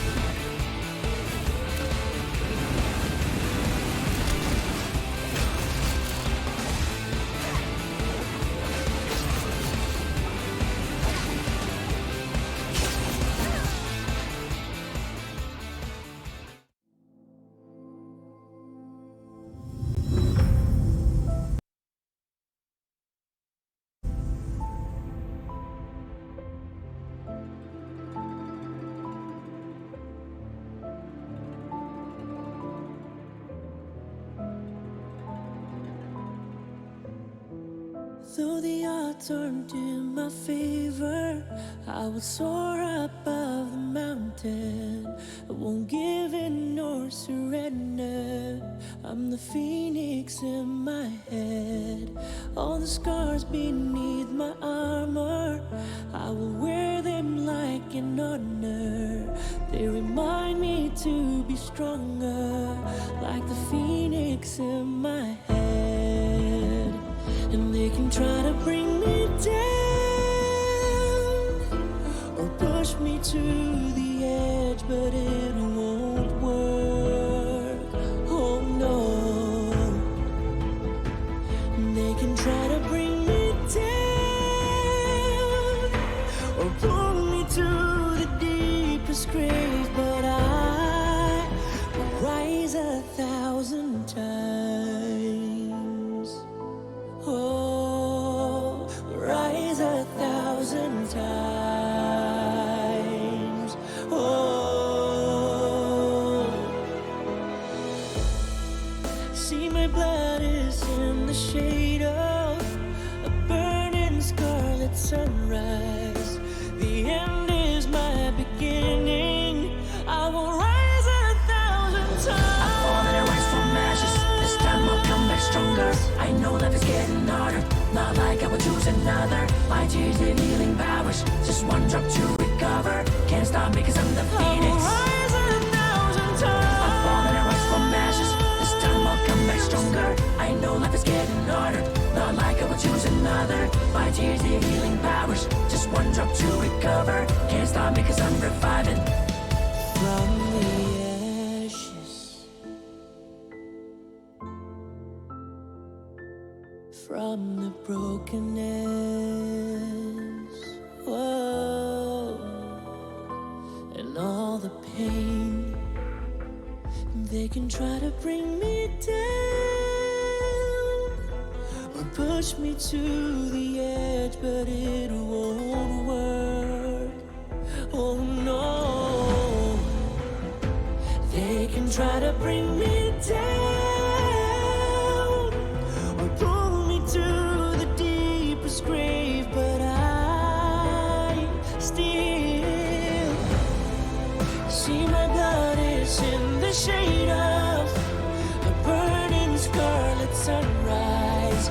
The end is my beginning. I will rise 1,000 times. I'm falling and rise from ashes. This time I'll come back stronger. I know life is getting harder.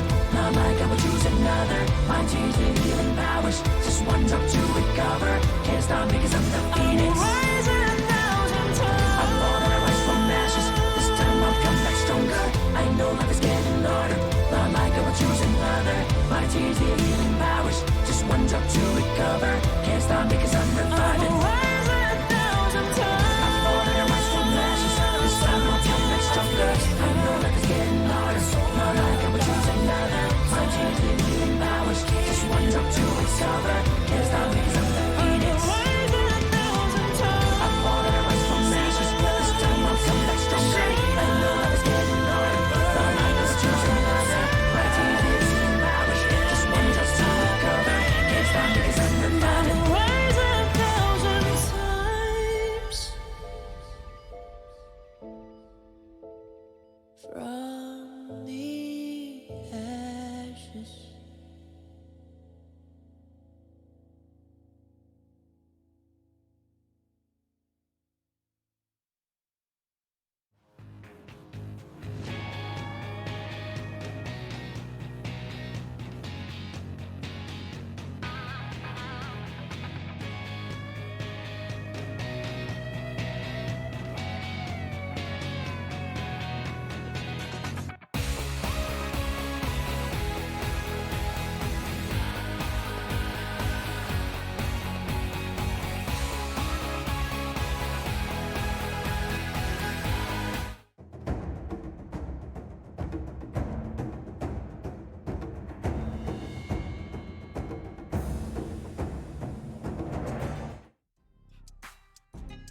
Sunset coming down and it's cascading along Shanghai as we are about to get ready to lock in for 3 more games of Naraka Blade Point for our trios games. Welcome back to the stream. I hope everybody got a chance to get a good bathroom break, get some snacks, get some food, get some drinks. If you ordered something, you know, let me know what you got. Did you get a sandwich, lasagna? Did you get a pizza?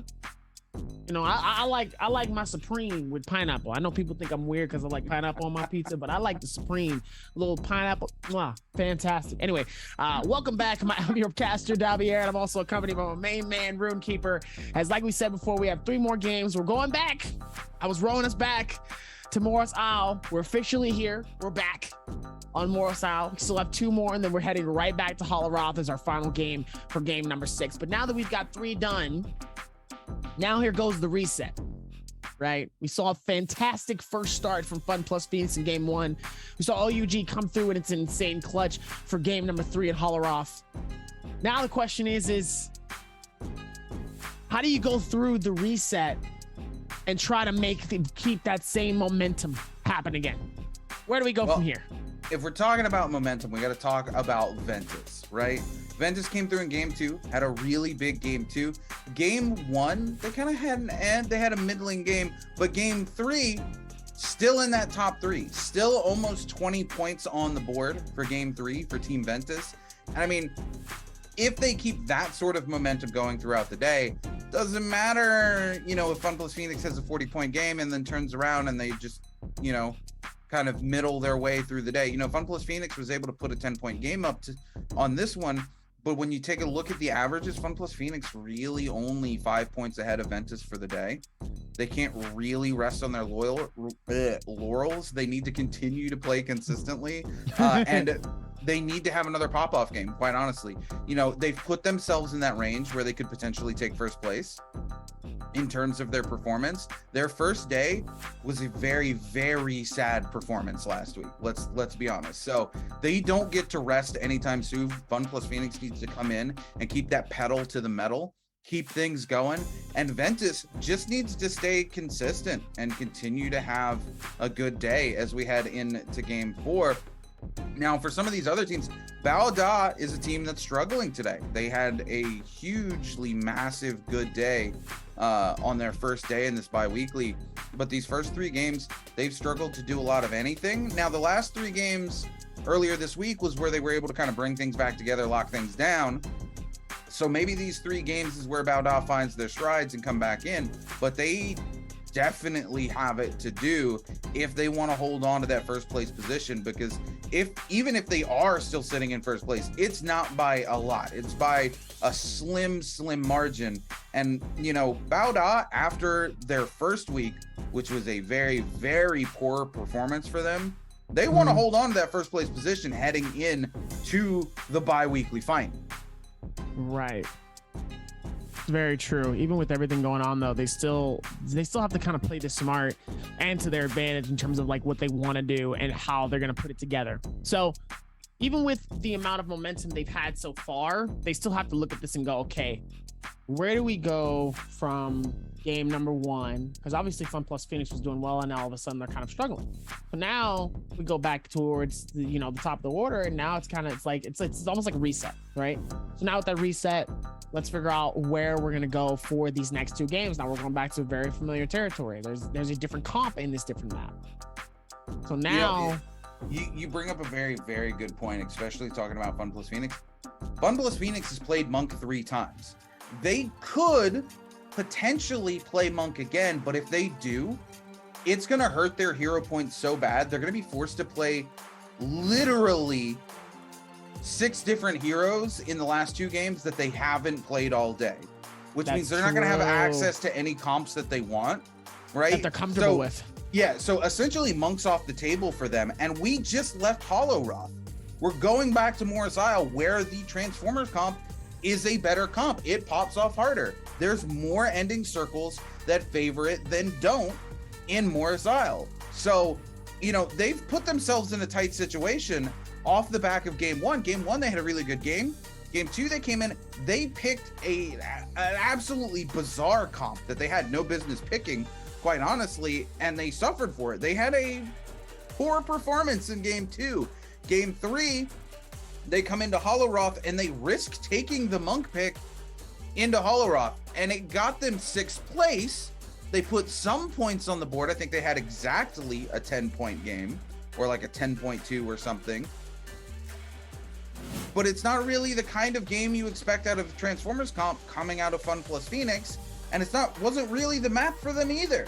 They have set themselves up to struggle these next 3 games, and considering that they didn't do well the last 2 games compared to the first game, they don't really want to be struggling in these last 3 games, David. I mean, you wouldn't want to be struggling too, even within that space, though. Still going to be able to patch this down here and see exactly where to go here, but you'll love to see it, though. Like we said, as we're going to lock in here for game number 4. Let's see if they can patch this in for another section. We'd love to see it. Still going to be more stuff happening, and let's see if they can, like I said, let's see if they can keep that same momentum happening in those. They go in and go forth towards the next section. Still going to be a lot happening, and I think as long as you play it correctly and you play it right, we still will be able to see more and more stuff, and let's hope that it's good. Yeah, as we get ready to lock in for game 4 here, hopefully we're going to get to take a look at these comps. All eyes on Fun Plus Phoenix, honestly. Do they risk it and play the Monk game 4 and then leave themselves no hero picks? Yeah, no, here we go. Fun Plus Phoenix going to lock in the classic Viper, Yodohime, Wu Chen comp here. Also, have to be careful here too, because they took Wu Chen Viper into the Monk comp game 2. So they continue to box themselves in a weird direction. The rest of this looks pretty normal across the board. All the hero picks you'd expect to see. Some classic Transformers comps.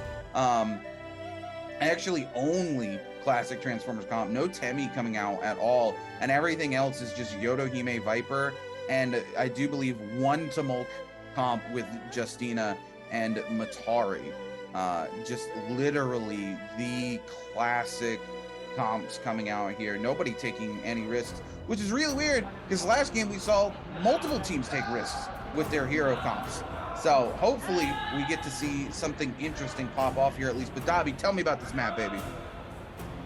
Even with the amount of stuff happening here, it's still going to be more and more fun to be able to lock this in. Let's see if they can figure this out here, as it looks like there's so many players that's going to be headed towards very center of map here. Celestra is going to be a very popular space here, as it looks like one team is going to be headed towards Wreckage Plains. Everywhere else, though, it's going to be decently spread out here, but Celestra is going to be the main space and the main stage for our game number 4. Ladies and gentlemen, here we go as we lock it in for our game number 4. If we take a look here at OUG, our MVPs from last game, SS, unable to find any armor here. Unfortunately, they've got a little bit of gear, but they need to be very, very careful.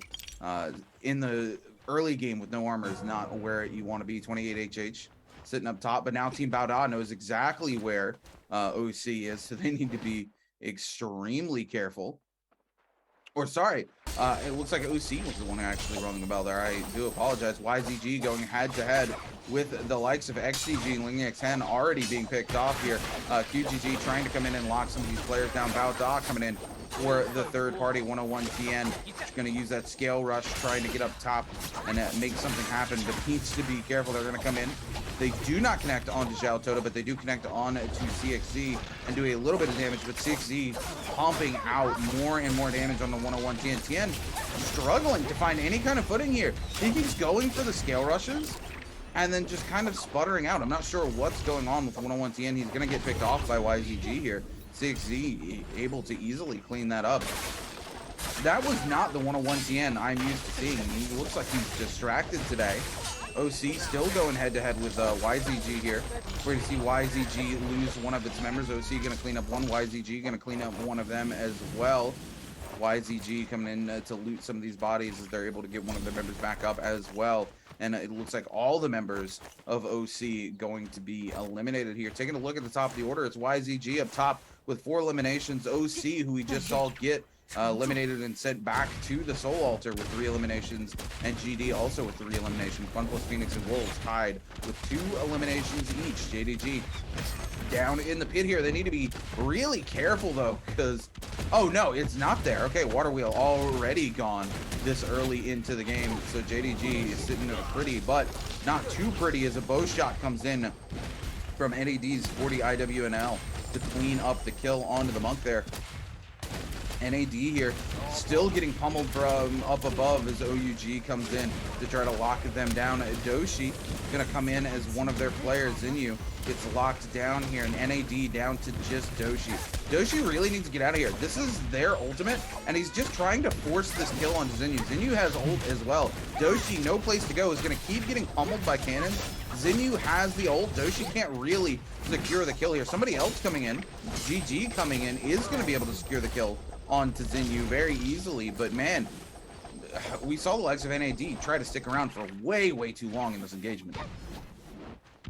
Yeah, and sometimes that can get you caught up in really bad situations, though. It's really unfortunate being able to look in and just that timing can be really unfortunate, and sadly that was that unfortunate timing though, as GG is going to be able to go for the rotation here. YZG also looking closely at hand on the left side here. Looks like CSC is also going to be right nearby as well, as it looks like they're going to be going through their fight as well. Looks like a massive fight's going to be inside of the canyon here, inside mid. Dushi's trying to see if he can get caught up and not be in a bad situation here, as the 1v3 is happening, as Dushi ends up getting eliminated. GG and their full team is able to decimate NAD. GG's able to go through the rotation and keep it going. Meanwhile, one of them's going to be also nearby here, and it looks like they're going to meet the eyes of YZG as they're going to force the Viper ult to come out. It looks like the stun is going to happen for one of them at least. And no, it looks like CXZ ends up getting caught in a bad stun inside of this corner here, and the whole canyon part on the inside is going to be caught as LXM is able to fish, find, and catch one inside of the wall here. See if they can do it again here. ZU is going to be able to push it as one thing is going to push the Yorahime all here. Gets the first elimination off of one of them. Let's see if he comes in again. Meanwhile, GD comes in with a beautiful timing ult with the Viper. And it looks like this could be a massive scramble coming in as 14 is able to shut down that amount of damage combo with an insane parry. It looks like Hashi is going to be able to rush in as well and get the rotations in, but it looks like Wolves 14 is going to get eliminated here. As GD is going to be able to come through with that Viper ult and clean up the amount of momentum happening, though. Nice shutdown. Even with the insanity happening, though, you love to see it. Yeah, you're going to see now, of course, GD cleaning up that fight, getting some much-needed resources, and moving themselves into first place. 6 eliminations, tying it up with a YZG. GG with 4 eliminations, as well as Wolves in second place, but both of them sent back with the Soul Ult are going to be forced to use those resurrections. As we move in to take a look at Fun Plus Phoenix here, who don't have any resurrections, have only picked up 2 eliminations this game, and are sitting on white armor as Zone 1 gets ready to collapse onto Zone 2. Really unfortunate situation for them to be in here, because not having gear is going to make it very hard for them to come in and try to clean up those Morris blessings as they appear. Ventus WX98 goes for the ultimate here, but we're going to see 17JL's Lu Chen teleport them to safety. Now ZU trying to lock down a member of Ventus' Pixel, but WX98 comes in, returns the favor with an over-the-head right-click from the spear, doing a ton of damage as they pick up a member of 17JL. Now the second member being locked down. Benchu trying to come in and stop ZU. We're going to see 17JL's AS come in, use the ultimate to pick up Ventus's Zhu. Zhu goes down, and Ventus is down to just WX98. 17JL's AS is going to pick up a Soul Bloom, and they're going to turn this fight around as they're able to pick up the elimination on WX98 and clean out that fight. 17JL picks up 3 eliminations there from the likes of that team. Over to OC now, who's catching out GG's Miskia. Miskia going to be quickly eliminated as we turn our attention, and at GD looks like they're going to be third-partying 17JL now as they pick up their 7th elimination. Don Quing cleaning up one of the members of 17JL there. Taking a look here at Team GG, 330 LXM, the last 2 remaining members, no resurrections available to them. They need to be very, very careful as one of their players just got caught out, and they are still rocking white armor.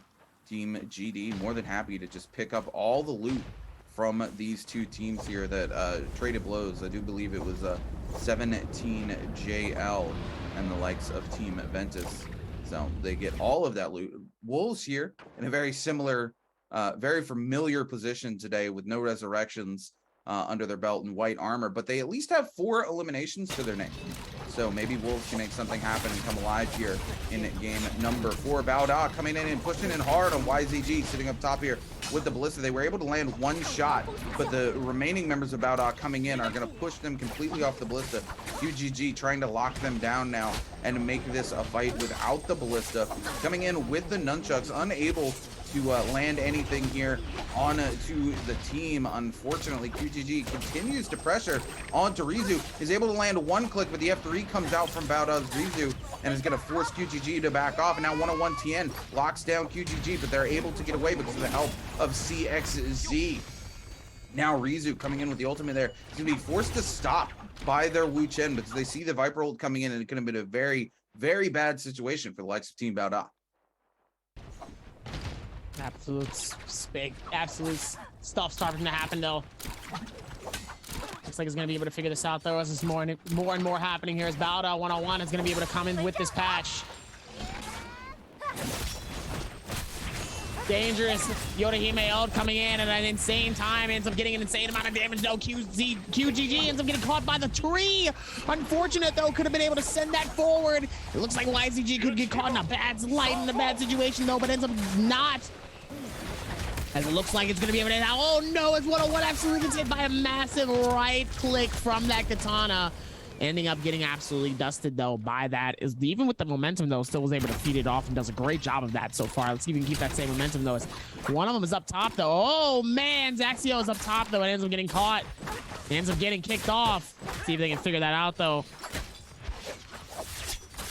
Yeah, all three members of YZG coming in here onto Axia, the last remaining member of Bao. He tried to clear it out there with the ballista, but unfortunately, the explosion radius just didn't cover it from the grapple. So we see the likes of QGG absolutely just blitz him down off of that. And then all three members of YZG able to clean up Team Bao. Very unfortunate for Team Bao. Here they are, eliminated early again, and only with one elimination under their belt. This is exactly where Bao didn't want to be after having such a good first day in the bi-weekly. And now they can't seem to find their feet as we move over to Team Wolves here, who has found their feet.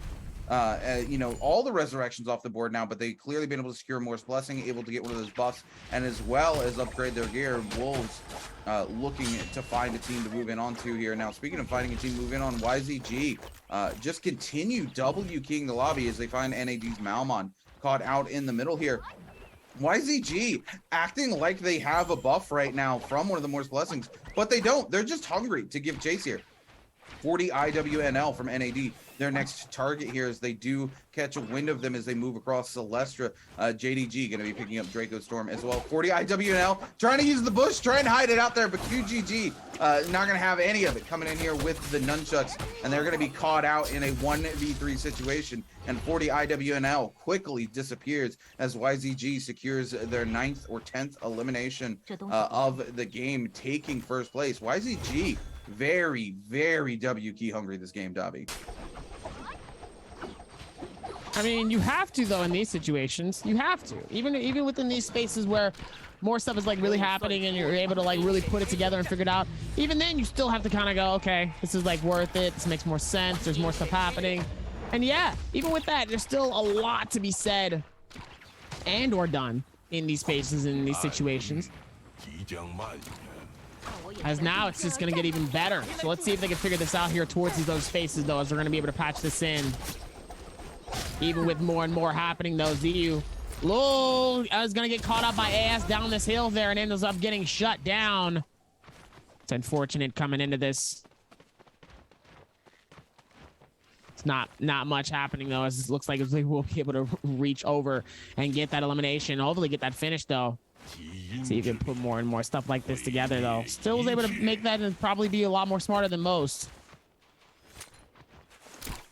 Looks like they will be able to put that in and go for the finish here. Let's see if they can keep that same momentum going into it. Still a whole lot within these spaces, though. As long as they keep the same momentum, still going to be looking good for them regardless. It's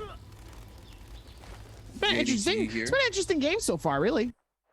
Yeah, it really has. We're down to 37 players. Zone 2 getting ready to collapse onto Zone 3, so we're going to see some more action break out very soon as these teams move to collapse onto some of these more blessings. Speaking of some action breaking out, OC finding OUG caught out over here. And OC, you know, a team at the very, very bottom of the leaderboard right now, having a very strong game here.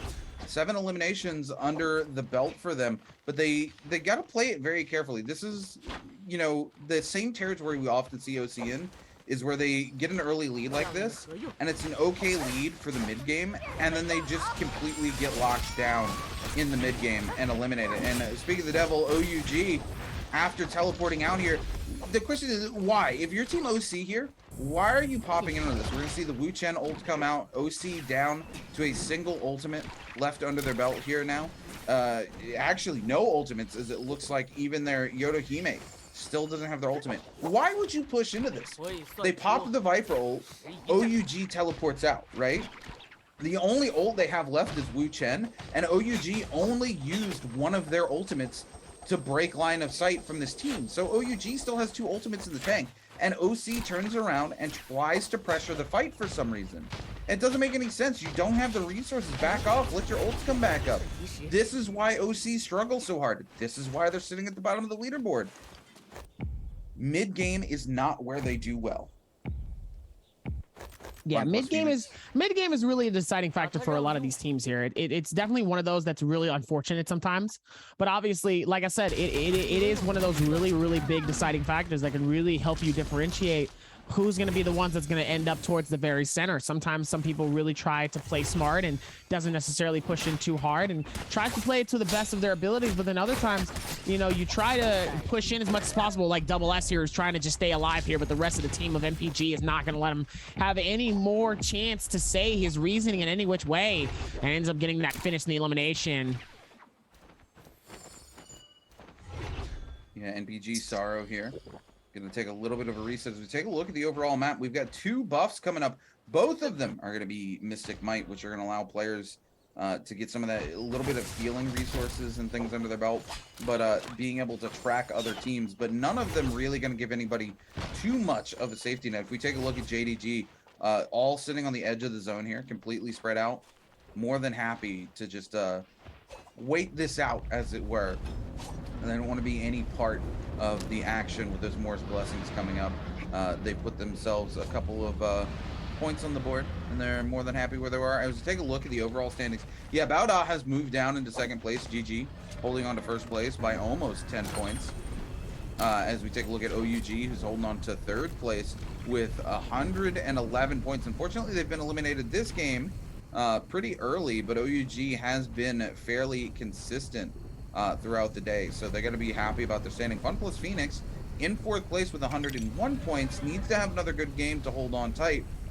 Wolves still holding on to 5th place by quite a few points here, but the question is do they want to stay in 5th place? Are they happy with that, or can they have a better, more dominating performance this game like we're used to them having, and climb their way back up to the top of the leaderboard, Dubby? Right. Even with everything happening, though, there's still more of that even happening, though, as looks like Fun Plus Phoenix will be able to go through with the rotation here. Let's see if they can keep that same momentum coming into this. Looks like they're going to be able to push in on this and play this to their advantage here and really be smart here. Going to try to push in. Let's see if maybe there's more towards it. Yeah, Fun Plus Phoenix just looking for the free elimination here. Is Ventus's player here, WX98, the last remaining player on the team, so they're just looking to dog him down with numbers. We see GD here picking up another kill onto One God from KZ. GD having a very, very strong game for themselves, and it's definitely one that they need, considering where they are sitting in the overall leaderboard standings. Bean trying to make in some work here with the spear, coming with the overhead there, but K gonna come in and absolutely deny it as GD eliminates KZ from the lobby here. KZ gonna go out with 4 kills under their belt. Moving back over to Team OC, who's engaging here with Team JDG.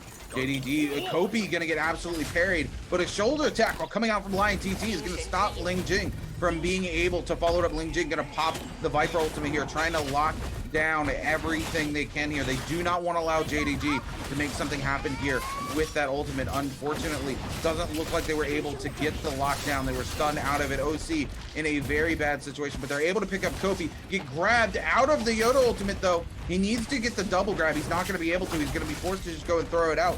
Viper comes in here, throws the F at him. He's going to be able to get the grabs, but he's not going to be able to get the slams because the Viper silence comes in. And Ting Shu going to be caught out here. OC able to turn this fight back on its head and keep control as they pick up 2 eliminations from Team JDG. JDG down to a single member here in game number 4. NPG's Jen just sitting up top watching all the action unfold. He's got a nice little, view of everything. Sorrow, another player nearby, but Jen's just chilling in the top of the tree, happy about his positioning right. Do a little bit of bird watching, I imagine. Meanwhile, there's a different fight happening over here as Wushin is going to be able to force this team to be able to back out and catches one in a really bad situation. They don't even realize that they actually ended up teleporting them nearby and is actually able to, at least, it looks like they were going to, but 17JL just realizes that there's still a lot of people nearby here as Binshu just absolutely gets decimated by 2 players that's coming through with that rotation in. So much happening though, that could have been really bad if they were not paying attention, and it looks like sadly doesn't look like there was much though, and ends up just kicking them off though within that space. Let's see if they can free it up and keep that same momentum coming into it. There's still a whole lot happening though, so let's see if there's more happening towards this rotation though. Still can be more towards it, as it looks like now we're going to be able to lock in here. See if they can play this smart and just do it with CXZ. Trying to see if they can rotate this out and do more with it. Yeah, YZG here just rotating around. We do have that first set of Morse Blessings appearing that have that gold armor. So these pretty critical for our Transformers comps, as we see the likes of NAD getting absolutely blitzed down by Team GD here as one of their members is caught completely out. But Wolves waiting in the wings is going to force them to back off of that kill here because they do not want to be caught into a nasty third party, especially because they do not have eyes on the rest of NAD. Taking a look at the top of the order, GD sitting at the top of the lobby right now with 10 eliminations. OC and YZG rounding out second place with 9 eliminations. And Wolves holding on to fourth place with 8 eliminations right now here in game number 4. This is a much better game for Wolves. Happy to see it here. YZG, of course, still holding on up top. And OC having a much different game than we're used to seeing from them. NPG there. I'm not sure. I think maybe just fat figured their F key while they were dashing forward with the bow, or maybe used it to get a little bit of movement to try to get a better angle for the shot. But we're going to take a look at GD's Kakashi here. Just chilling around one of these Morse Blessings. Everyone on the team with at least 2 legendary Soul Jades are going to be pretty happy about their situation in life right now, as they are king of the lobby, baby. King of the hill. That's what it's all about here. As we lock in, Zone 4 is now collapsing on to Zone 5 with 27 players left alive in the lobby. NAD's Doshi going to be caught out here by Kakashi, but it doesn't look like they're going to be able to capitalize and follow up on that kill. Some rain shots come in from downtown and stop them from giving chase. So we take in and pop a look over to JJHRD here. Godly rocking the new Tion High skin with a little bit of the green hair here and what appears to be the new legendary, or sorry, extreme skin for the Greatsword here. Of course, Godly favoring the cannon and take some big pop shots at everybody he sees. Moving over to YZG. Man, look at the Soul Jades of QGG here. 4 legendary Soul Jades onto QGG. YZG absolutely geared to the teeth here with 2 sets of legendary armor, Dottie. 2 sets of it. Still a whole lot to be able to make happen though, but still, even with that, still was able to still do a lot more towards other spaces though. Let's see if they can keep that same momentum, as they will be able to go for the rotations though. You love to see it though, with everything happening though. Within more of those spaces though, Ventus, JD, JDG, NPG, and GD is also nearby though, as the cannon shots are going to be ricocheting towards that space. They don't even realize Ventus is inside. Oh my god, Lion is just such in an open space, but it looks like nobody's really paying attention. Meanwhile, Ventus inside of these 2 very, very small impending bushes, just trying to keep a little bit of somewhat of a distance and not even paying attention to the fact that there's anybody in there. Done a very good job of it thus far here. Let's see if they can pick up that picture that up, even going towards it. Man, looks like they've done a pretty good job of just going through so much stuff, but still, man. See if they can keep it going. Yeah, NBG doing a really great job of just keeping it on the move here. Holding on to a little bit of space to call their own. Taking a look at Team Wolves, ZU a little out of position from the rest of his team here. Fun plus Phoenix trying to hold on to something this game. You know, double legendary weapons here. Fun plus Phoenix continues to find the gear they need, but the question is, can they do something with the YZG's QZG?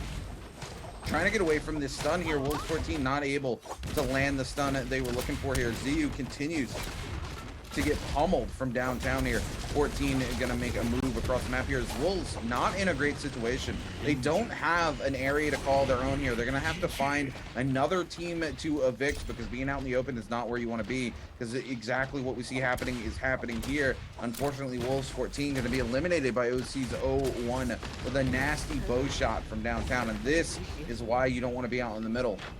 You become the target for everybody. Everybody can see you, and unfortunately, it's just not happening OC's Ling Jing here moving across to try to capture somebody out with a crazy shot from the cannon, but it's not going to be able to lock it in. As we're taking a look, NPG also caught out in the middle, only a tree for cover here, Dobby, as they're trying to just stay in this game. 4 eliminations under their belt. They want to get to that late game and see if Yodohime can pop something up. Kind of pop something off here. Meanwhile, Kakashi's having a really tough time here, getting pelted by so much fire. And also, those cannons could go really badly if you're not paying attention, though. Kakashi was in a very tough space, though. Almost gets absolutely obliterated, though. But I was able to clutch this up, though. Meanwhile, Godly looks like he's going to be able to try to see if he can get those his rotations as YZG. CXZ is going to try to see if he can get something going as well here. Trying not to get too caught up here as well. Looks like he's going to be able to find, looks like he was going to be able to try to find somebody, but just unsuccessful as they were able to create that distance and really get out of there as best as possible here. Meanwhile, Ling Jing is able to get the elimination off of K here. GD, the Viper ult, comes out there trying to see if he can catch one. It looks like he might have been successful in catching them. It's unknown, though, currently, as the Viper, as the Yodohime ults come out, though. The spread from each side is going to be very helpful, as 28 is going to be able to cancel his and decide to push in and keep that same momentum, though. Don Queen ends up getting eliminated. JJ Lexin ends up getting eliminated as well. Tough break coming in from him. Trying to see if he can keep that same momentum coming in. It looks like 28 is just getting caught up as well, and he ends up getting elimination as well from to Sorrow. OC trying to see if they can create that amount of damage, though, with 14 eliminations so far, 17.3 points, though, and obviously the multiplier is starting to come into play here. Has now GD, 1 player alive, 2 players alive on YZG, 1 player alive on Wolves, 1 alive on 17JL.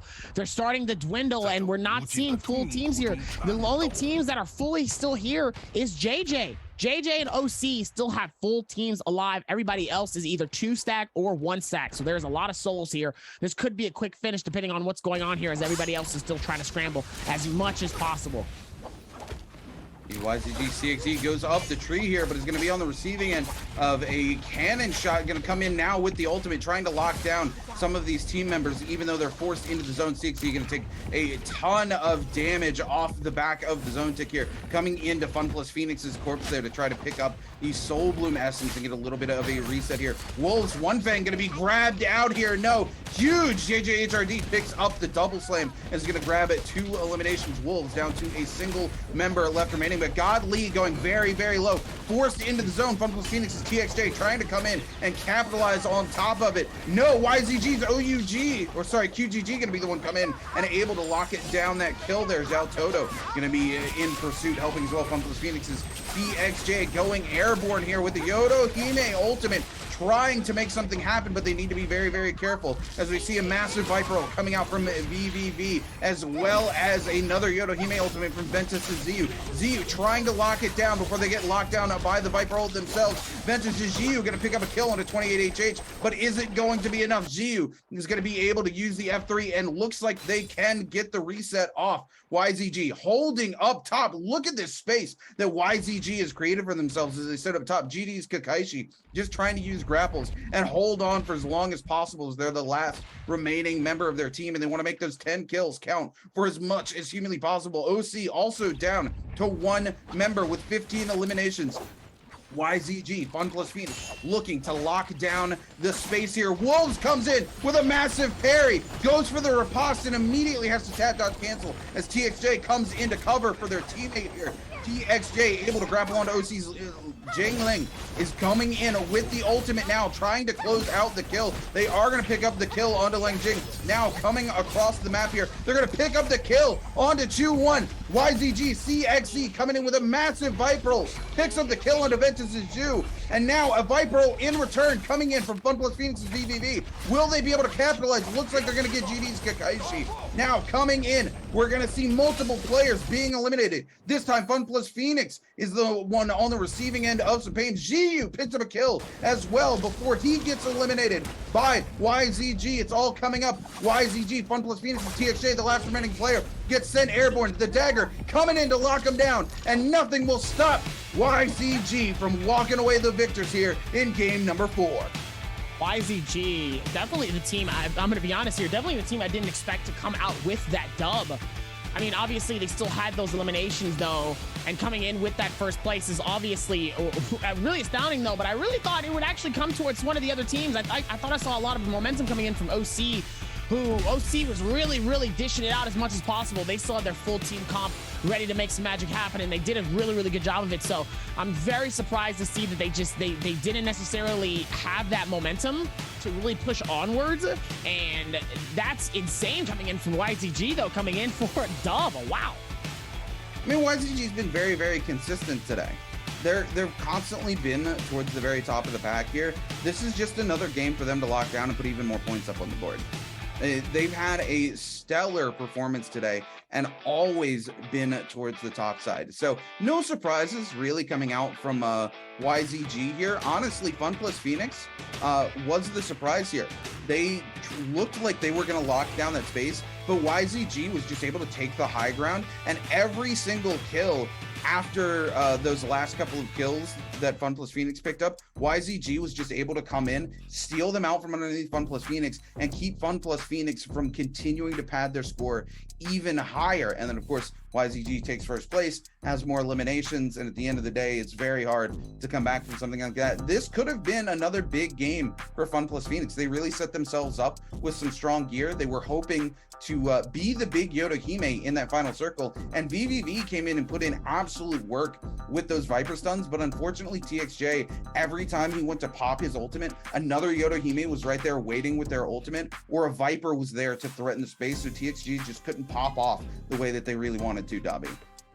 Yeah, it's just unfortunate coming in, just not able to really get those clutches the way that they want to. And sometimes, you know, some of those games just don't come out in your favor. And I think those are one of those games where, you know, even with the space that you have and trying to make it favored towards you, you're just not able to really clutch that up the way that you want to, which is very unfortunate, though.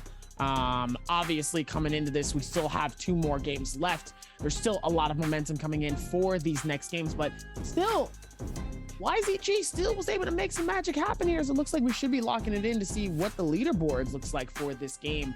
But man, I'm impressed with YZG being able to handle that and hold it for as best as possible, because I'm gonna be honest, I kind of counted them out. Look, you can't count YZG out. They're towards the top of the leaderboard right now. They've been playing consistently in every game. I mean, they've been in the top 3 at least 3 of the games today. We're only 4 games deep. They're top 3 in 3 of the games. That's huge consistency. Most of these teams don't have 50% or even 40% top 5s coming into this space, right? So for YZG to be locked and loaded, coming in 3 of the games, being top 3, continually putting points on the board, there's not really a surprise that they finally had a pop-off game. And look at this, 16 eliminations, first place, could be walking away with 30.6 game score. OC is the team that surprised me, honestly. OC, we're talking about the bottom rung team currently in the bi-weekly, all the way down in the very bottom at the start of the day. Didn't do anything in the first 3 games. Coming alive here in game number 4, pick up 15 eliminations, and gonna walk away with a game score of 20.5. And Team Wolves gonna be rounding out 3rd place with 10 eliminations and an 18 game score, Dobby. Absolutely insane with a game score, though.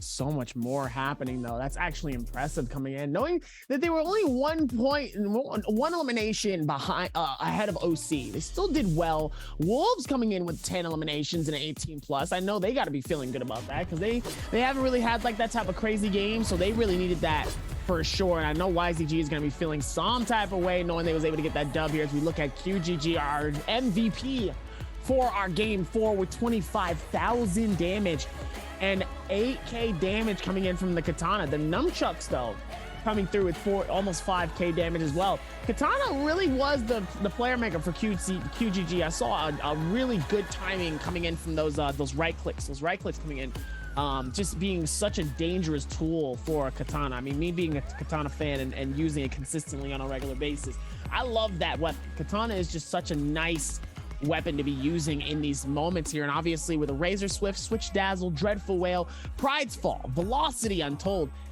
I mean, it's a stacked group of stuff that they was able to have. And he was able to get 2 eliminations before their rebirth and 6 assists with 11k healing.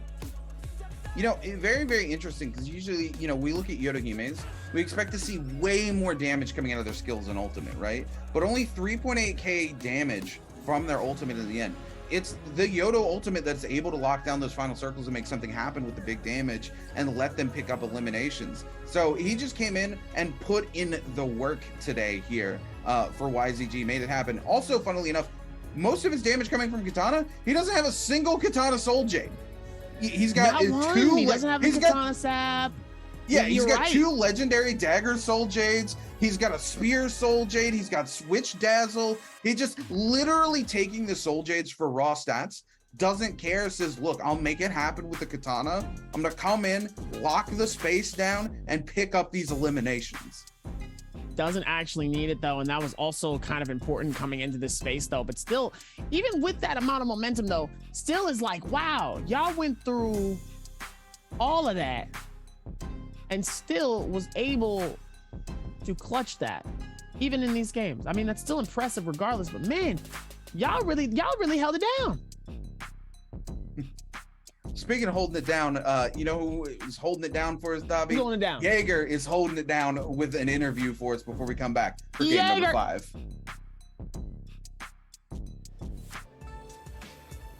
Hi everyone, this is Jaeger and welcome to post-game interview. Today we're very glad to invite Xiaohu from the team YZG and let him say hello to our audience. 那欢迎你，然后先和我们的观众朋友们打个招呼吧。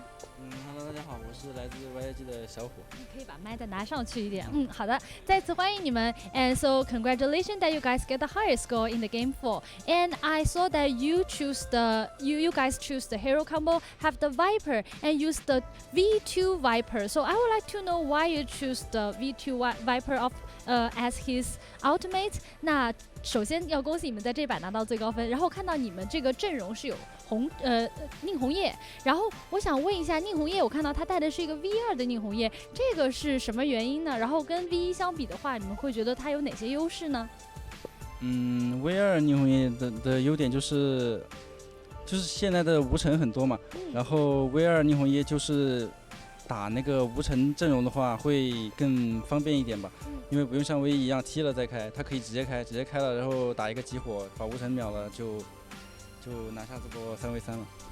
So actually, because nowadays we have too much Wu-Chen in the game, and for the V2 Viper, so it can use the ultimate to focus on the Wu-Chen, and we can focus together at first to aim at the Wu-Chen. So after that, we can just fight with them, and we will have benefit. So at that time, we can win the 3v3 fighting with the V2 Viper.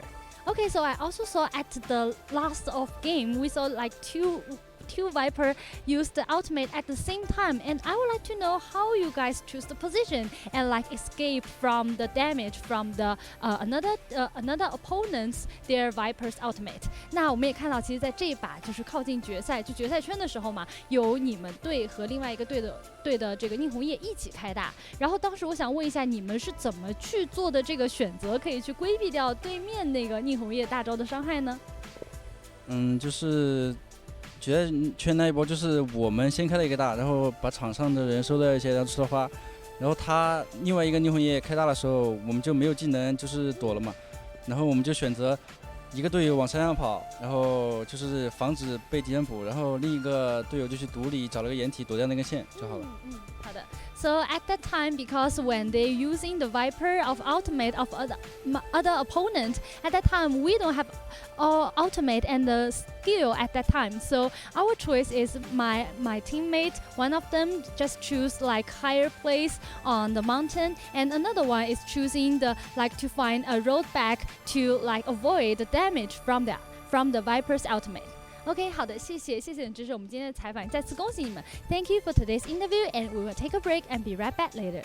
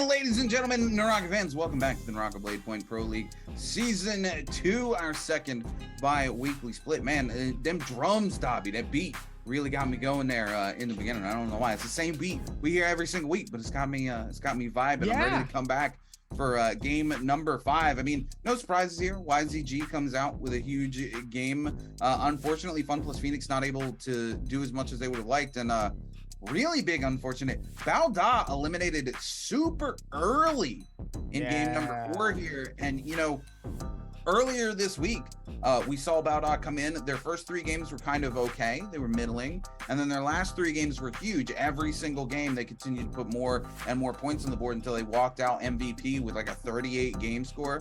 Just a massive day for them. Now all of a sudden, you know, we were kind of hoping they were going to come back. They were going to shake things up in these last 3 games, and they weren't able to lock it down at all in game number 4. So hopefully they can do something in game 5 or 6. We're down to 2 games left here today. Fun Plus Phoenix, all eyes kind of on them. You know, they had such a dominant first game of the day that we expected a lot more out of them, and they've kind of just been they've either gone out very early or just been very middling. They still put some points on the board. They're maintaining their position, but Wolves had a strong game this game as well. Even despite the fact that they were down to 1 player in the final circle there, they were able to pick up 2 more eliminations, hold on for quite a while. I think they went out in 3rd or 4th. So put up a significant number of points on the board. And, you know, Wolves not that far behind Fun Plus Phoenix. So, you know, they need to just keep grinding here, and Wolves can easily overtake the likes of Fun Plus Phoenix if they don't get their act together coming into game number 5. Even with that amount of acting coming into this, they still have 2 more games to really make something happen here. So as long as they kind of figure out like kind of where their next placement is going to be, I feel like, so personally, I feel like this is the game that's the really important one. The only reason why I say that is because if you could put up a decent amount of points here, let's say you're at the top 3, if you put up a really, really good amount of points here, no matter really what happens in game 6, the new map has been very minimal when it comes to eliminations. We haven't seen like 20 eliminations. We've seen like 15, maybe less in some situations. Like usually we see a lot of pop-off games, obviously, on Morris Isle, a very, very known map. A lot of the players and a lot of the teams kind of know the synergy and kind of what's going on here. So now that we're going to this new map, it's kind of like, okay, there's still like that little bit of hesitancy with some of these teams. Obviously, we see a lot of WG aggression coming in when it comes to Morris Isle. So now, with that in mind, this is the game that's important. At least to me. I think this game is the important one. This is the game where everybody's going to dish it out and put as much time as possible. Because now going to the other one, everyone's going to go, I don't know. Let's see how this goes. It's going to be a lot of hesitancy. Look, I'm never going to count any of these teams out from dropping big bombs, especially because, you know, we've seen time and time again that these teams can put big points up on the board. I'm only saying that because since it's the new map, there's a lot of hesitation coming in. That's the only reason why I'm saying that. I don't know. OUG definitely didn't hesitate in game number 3 today. They constantly set up traps and walked teams right into them and put some big points up on the board. They were very close to a 20 bomb. I think they walked away with 18 eliminations that game.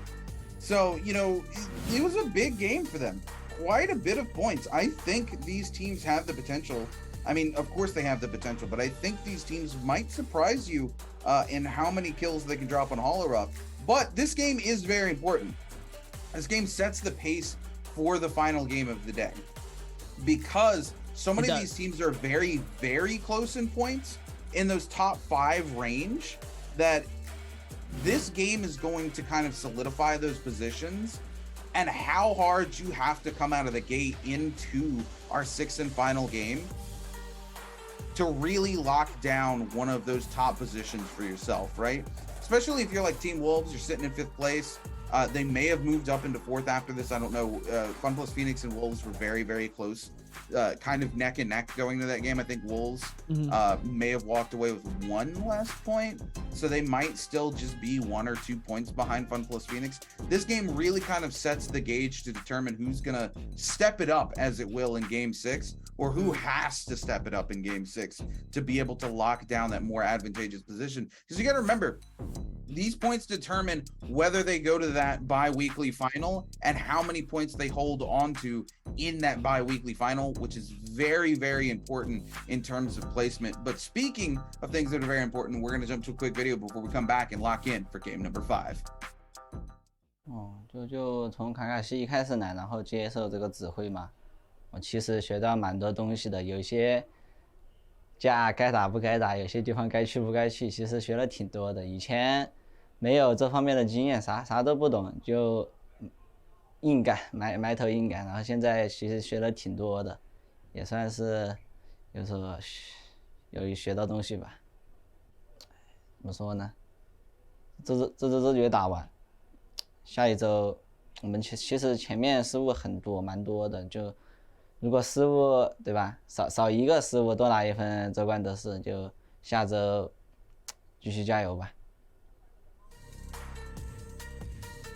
Even with this type of momentum coming in, you still have to keep the ideas of how you play the game with your team and then keep that team synergy as strong as possible. And clearly, from what we heard from one of our main players, obviously, yes, you do. As now, looks like we're going to be able to lock in for another team here and another game here as we look at look at that jacket, though. I like this guy's style right here. I didn't know what jacket that is. I need to talk to whoever that is. I need to know he got style. I like that. Looking at XCG, he's down in Lixinghen. I've been struggling with his name a little bit. I'm not gonna lie with you. And NiHQ as well for XCG, another top contending team as well. Been trying to make some magic happen here. But ladies and gentlemen, game number 5, our last game here for Morris Isle. And now we go forth towards Morris with a stacked team of gamers ready to make some magic happen and push in for another dub here for Nbpl. See what happens is we're gonna lock in for our hero selections as we look at our last 2 games here. It's a nice spread of winners so far. FunPlus Phoenix, Ventus, OUG, YZG.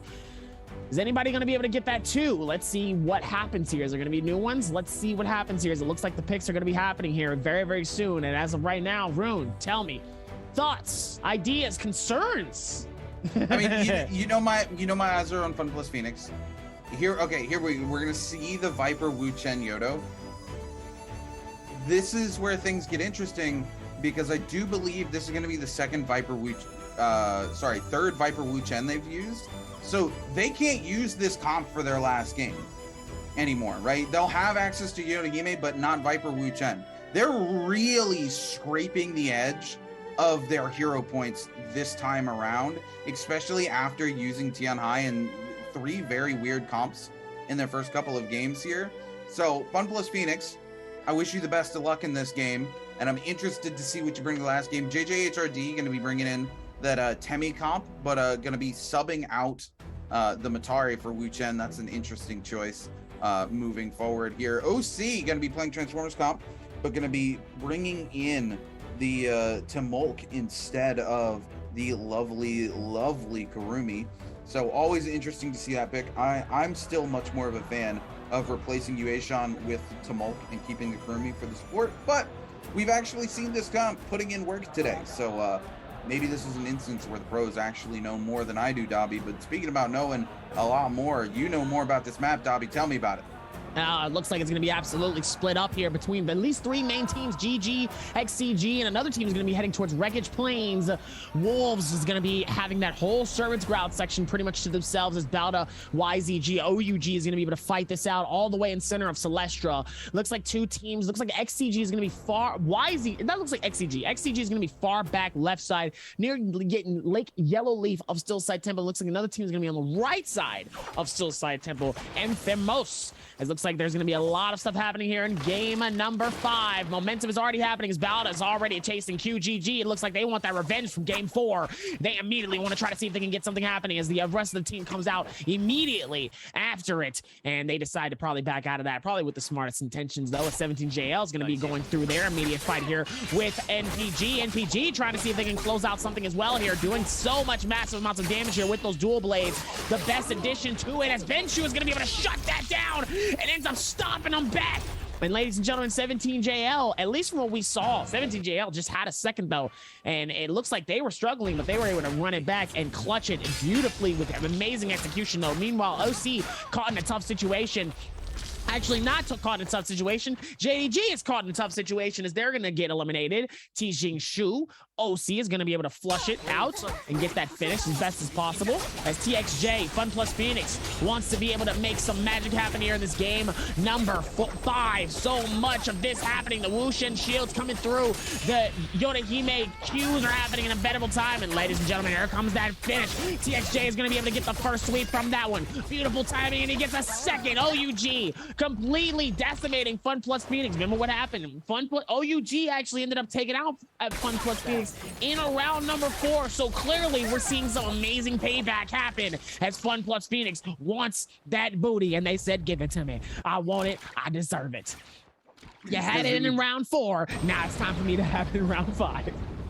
Moving over here to YZG, looking to lock down Team Wolves as they just dropped a Bane's Breath here, and this is a very advantageous fight for them if they can keep Wolves right here on the edge of this Bane's Breath and keep them engaged. But Wolves knows that's not a premier situation for them to be in here as they back off 14 and a QGG going head to head. The rest of YZG a little far back here now, coming in tow. They wanted to stay in that Bane's Breath, but Wolves 14 kind of forcing them out of it.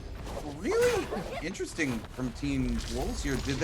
They must have lost another member for Wolves 14 to just be by himself here, because I do know another member of Wolves is just kind of waiting in the wings. ZU, yeah, okay, they did lose one Fang early on here, so ZU was trying to stay away here, keep himself from being eliminated, but unfortunately YZG is going to be able to find them out. Wolves going to lose their resurrection right off the bat here in game number 4. Not great for them as they all get sent back to the Soul Altar. Wolves going to be a little bit slower coming into the game here. And it's very unfortunate considering the comp they're playing is that early to mid-game comp. Early to mid-game romp, if you will.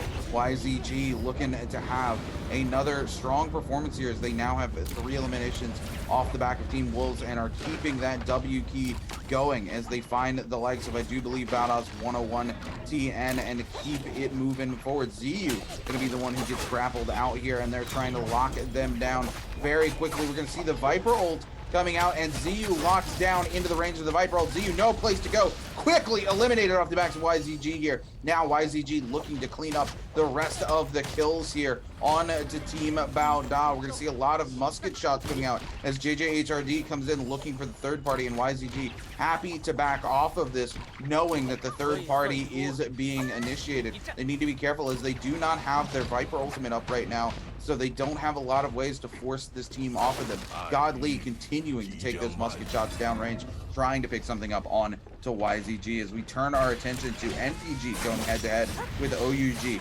OUG Zinyu forced to pop the ultimate here, and OUG in a really risky situation as they no longer have those resurrections, and they are going head to head with NPG. NPG loses Sorrow, going to be forced to de-monk here, turns it around, and instantly OUG is going to be able to pick up the kill on to Dubai as well. Jen, the last remaining member here, not quite sure why he de-ulted so fast. He ulted up, we saw the ult come out from the Kurumi, and he just de-ults in the face of them like he's going to do something, but it doesn't do him any good as 17JL also comes in for the third party. Now OUG is going to lose SS as well. OUG down to 2 members just trying to hold on. The Wu Chen ult comes out, and OUG is going to escape and live to fight another day.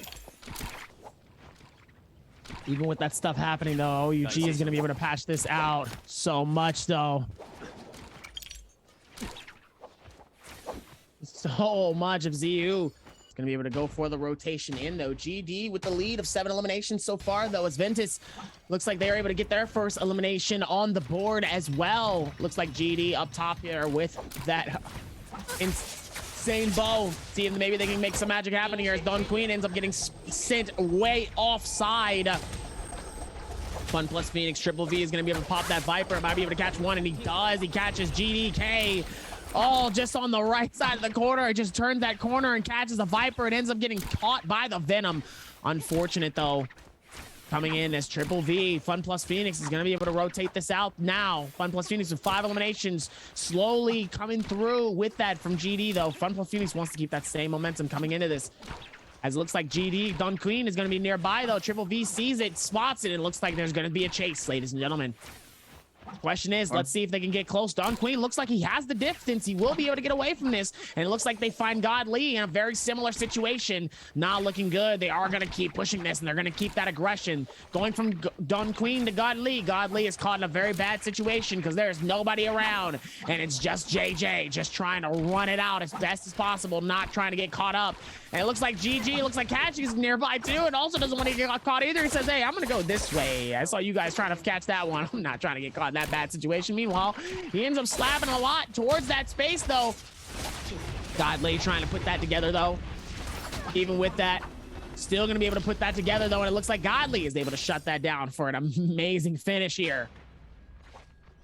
Yeah, Fun plus Phoenix able to wrap that kill up as we move over to Team Wolves here, engaging with JDG. One Fan gonna go ahead and pop their Yodohime ultimate, trying to secure a second kill here. They are able to pick up Jingsu. Now looking for the last one. Wolves also needs to get a resurrection on to GU before Lion TT can lock them down. Lion TT gonna come in with a huge Justina ult, gonna freeze down Wolves 14.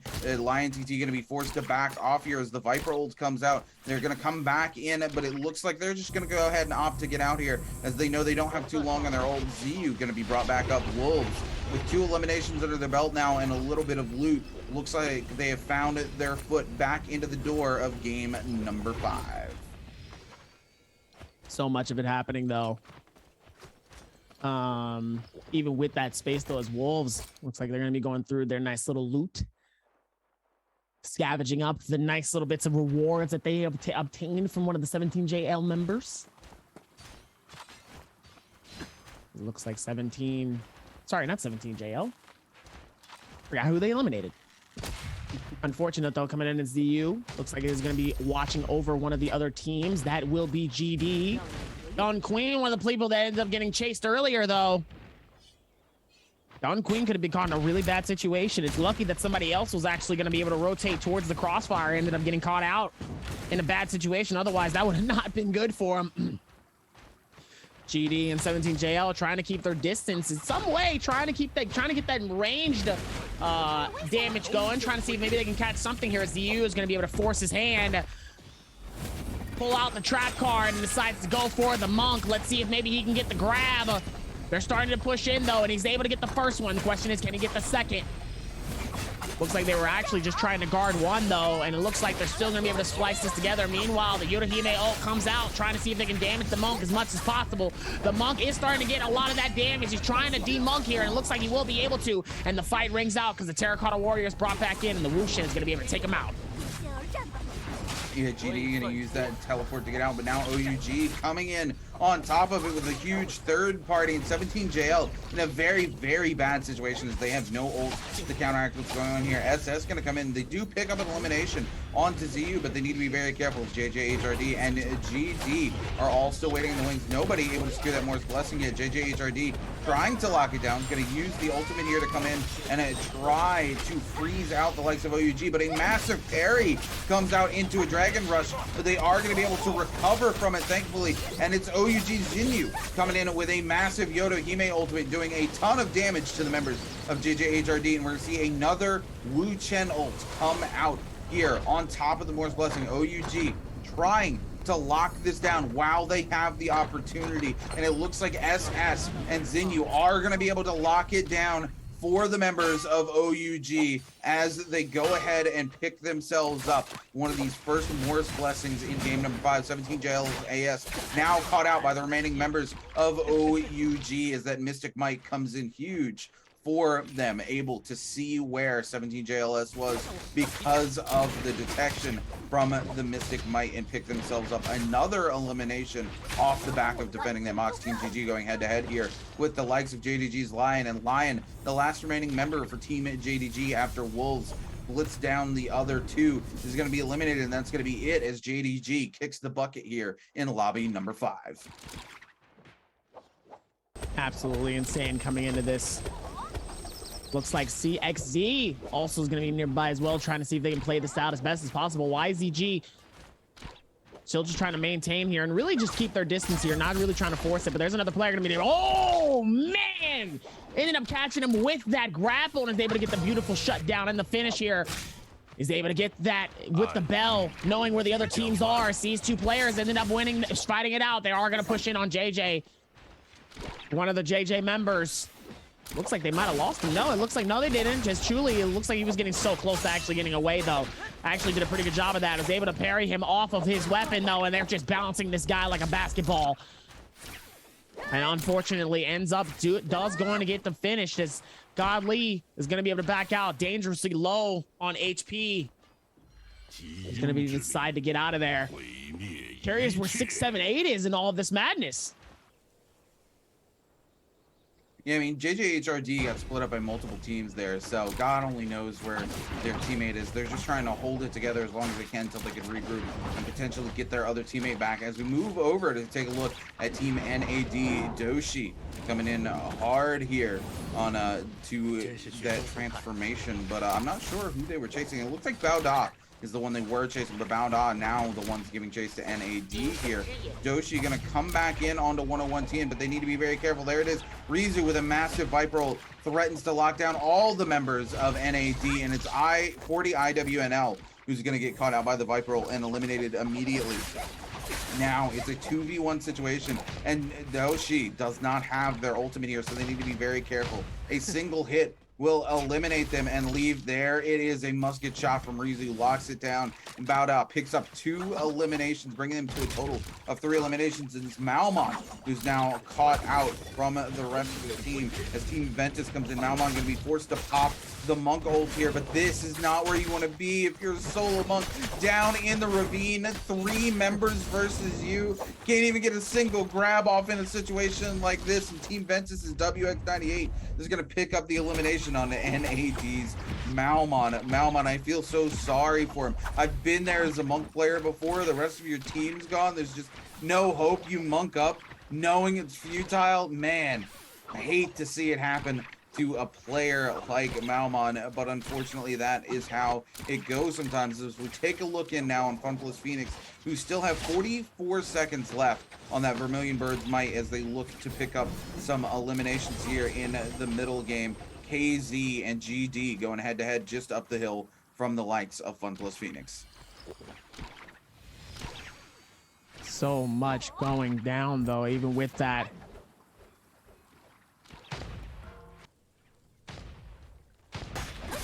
Like the rotation is going to be able to come in, though, from Baoda. Oh, the beautiful defense, sending them both back, though, as Baoda looks like they are going to get forced back, though. XCG doing the best they can, though, with that defense. Really doing a good job, though, of creating that distance, though. Forcing them back. Not even creating the distance, forcing them back. So that way they don't get caught in a bad situation. Meanwhile, oh, wow, LXX is able to thread the needle, though, with that Yoda-Hime ult on that last slash. And was able to do what he can, though. Meanwhile, it looks like Rain is going to get picked up, though. Looks like you could tell from the meter, though, they were able to do something here, so they did such a good job of it. As more and more of it's going to be able to dive in with everything happening, though. Miss Kia going to try to see if maybe they can figure this out as best as possible. Does a fantastic job of it. You love to see it, though. Even within this space, though. Does what they can. Meanwhile, oh my goodness, the amount of damage coming in from that Terracotta, just absolutely putting in work and getting everything done. As 28 is able to get the elimination, and they are going to be able to pick up their teammate and keep the momentum going. Meanwhile, GG, Miss Kia up top, trying to balance this out and just watch over what's going on here. As the Monk comes out, it's going to be able to protect them as they're going to be able to open that box. That Morris blessing, as we all talk about. Yeah, look, this Morris blessing huge for Team OC here. Obviously, they're playing Transformers comp. They want the extra goodies, the armor out of this, but also that buff as well. It's going to buy them a little bit of space considering GG in a fairly favorable position once they Wu Chen ulted out of that. As we move over to Team Wolves now, who secured themselves a Draco Storm and have picked themselves up another elimination off the back of 17 Jails. Ben Chu, an easy elimination for Team Wolves here, bringing them up to 3 eliminations. ZU just hide in the bush like, I don't want none of that smoke. You can go ahead and take that, get that out of here. I ain't about that barbecue. Just you know, invite somebody else. Let's take a look over to Ventus WX98 here. Ventus is down a single member.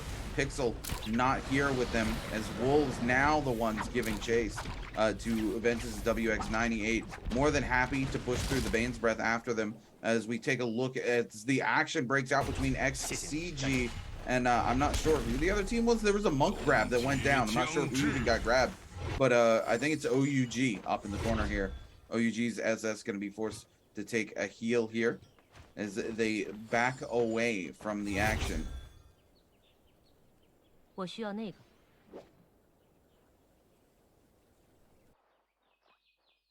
Wolves with 45 seconds left remaining on that Draco Storm, still hungry to hunt down another team. Even with the amount of time, though, still is able to do more here and patch this in with more and more stuff happening, though. Let's see if they can keep that same momentum as they're going to be able to work in towards this. YZG, CXC just trying to stay up top here on top of these trees, trying not to get caught, though.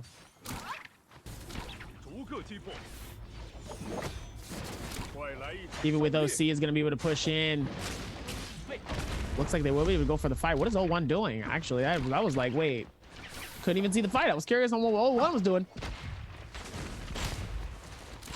Meanwhile, One Fang up top. YZG looks like they're going to be able to push in.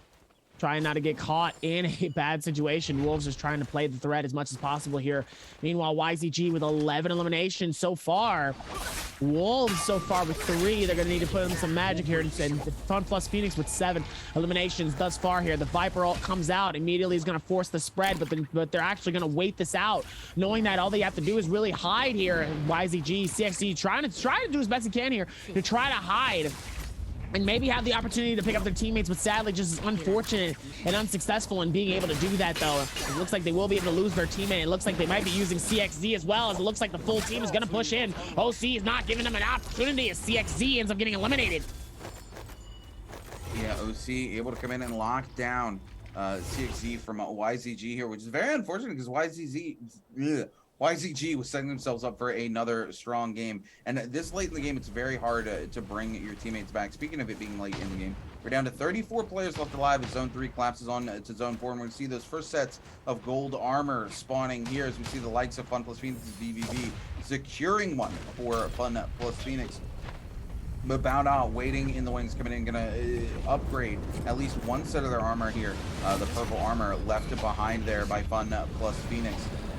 BIWEEKLY struggling to find anything this game. They do have 3 eliminations, but it's the mid game still. Unfortunately, it's not going to be a big enough game here for the likes of BIWEEKLY. They need to find a little more momentum going forward as we take a look at Fun plus Phoenix's TXJ rocking those legendary dual blades. Taking a look at the top of the order, it's YZG once again with 11 eliminations, but now down to a single member. So things going to be flipping on their head very soon, I would assume. GD holding on to second place with 8 eliminations, and Fun plus Phoenix locking on to third place with 7 eliminations under their belt here in game number 5. W. Insane momentum coming into this as GD really is going to be able to go through those rotations, though. Kakashi, it looks like he's going to be able to go forth with those rotations, though, and plays it well. He's going to try to see if maybe he can be smart here towards this space. Let's see if they can figure this out. More and more of it. So let's see where this space goes towards.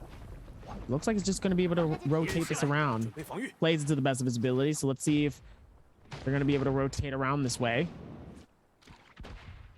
Looks like more and more of it going to be had towards this is GG nearby. Wolves One Fang trying to see maybe he can get some type of damage done. It's unsuccessful in it, but doesn't necessarily matter. YZG up top with 11 eliminations so far here. So many with still very low. Ventus with 2 eliminations, BIWEEKLY with 3. KZ and XCG with nothing to their name so far. They're gonna need to try to do something to make some type of momentum or madness happen here so far. Here as Bauda looks like he's gonna be caught in between and trying to see if he can catch one. Question is, does he? It doesn't look like it. He might have been able to just run right through it and get through the bend just to be able to get out of that and not get caught in a bad situation. Could have been really bad if it was not provided in the best way. 28H making a really smart play, moving up the hill. Gonna go ahead and depop that ult as soon as the team disengages so he can get a reset here. And they're sitting right next to a no ult zone here. So if they get pressed by the other team, they can just pop that no ult zone and find themselves in even footing, which is a great situation for them. Ventus is W98 here, able to pick up a stun on to YZG. Unfortunately, I do believe that was the last remaining player from YZG. They're going to be completely eliminated here in game number 5, even though they're currently sitting at the top of the order with 11 eliminations. GD holding on to second with 8. The Fun Plus Phoenix still holding on to 7 as things slow down just a little bit. Zone 4 collapsing onto Zone 5 with 32 players left alive. Fun Plus Phoenix very close to the top of the order here. This could be another big game for them if they make it to that final circle and that Yodohime really pops off for them. XCG Xenon here getting forced back by a Yodohime ultimate as they're forced to pop their ultimate here as well. This is something XCG really struggles with, right? As we see here, they've got their Monk ult up, they have the Kurumi tether up, and they have their other Transformer up. You don't want to have both of your ults popped at the exact same time as the Transformer comp, because the whole idea of the double Transformer is to be able to cover the other player when they're not transformed, right? So them using both of their ults really puts them at a disadvantage and makes them quite vulnerable. It's something XCG desperately needs to work on, and it's probably why they're sitting at the bottom here with 0 eliminations and 2 of their players just got eliminated. Speaking of which, Baoda's Rizu getting caught out here by GD, and it looks like GD's K gonna pick up the kill on it to Rizu. 101 TN trying to lock down Dong Wing here with this Yodo ultimate. Doesn't look like they're gonna get it though, as we see a Wu Chen ult come out here, and it gets GD away. Dong Wing just looking for space to get a reset, but needs to be very careful as Wolves.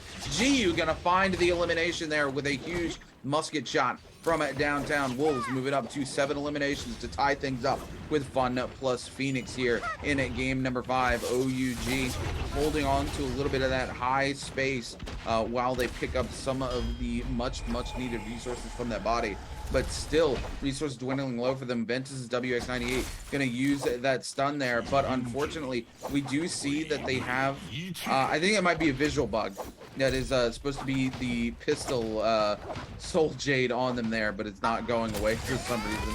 So WX98 just staying on the moves. Wolves One Fang here coming in with a massive ultimate onto GD. GD's K going to be eliminated by Fun Plus Phoenix's TXJ on the other side.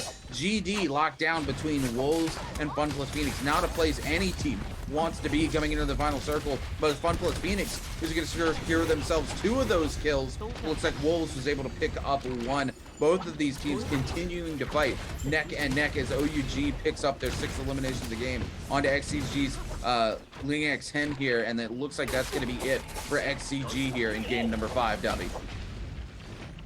Even with that amount of momentum, though, GD still up top with 10 eliminations. YZG with that 11 and 12.6 points, still going to be very beneficial, knowing that we still have 1 more game after this, but that really could be the deciding factor, though. So we'll see what happens as the Yodohime L comes back. He's going to be able to send OCs 0-1 all the way back on each side and section, though. It looks like he's going to be able to force his hand, try to see if he can get some damage, though, and he does a fantastic job of it. He's going to push in, not really questioning the rest of it. He's gonna push in on a double players here as the Wushin's gonna be able to take them away and forces his hand, though, with this ult. If the F3 comes in, he's gonna be able to pick up LXM.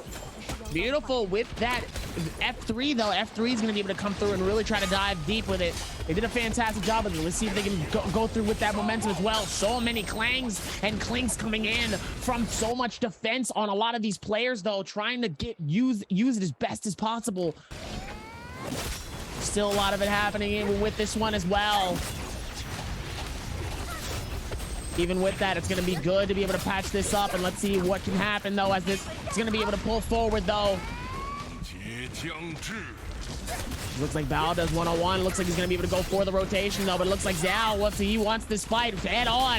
And it looks like it's not a fight that Xiao is going to be able to win, as ZU is going to be able to get that elimination. Ventus feeling good. Finally able to get 2 more eliminations on the board.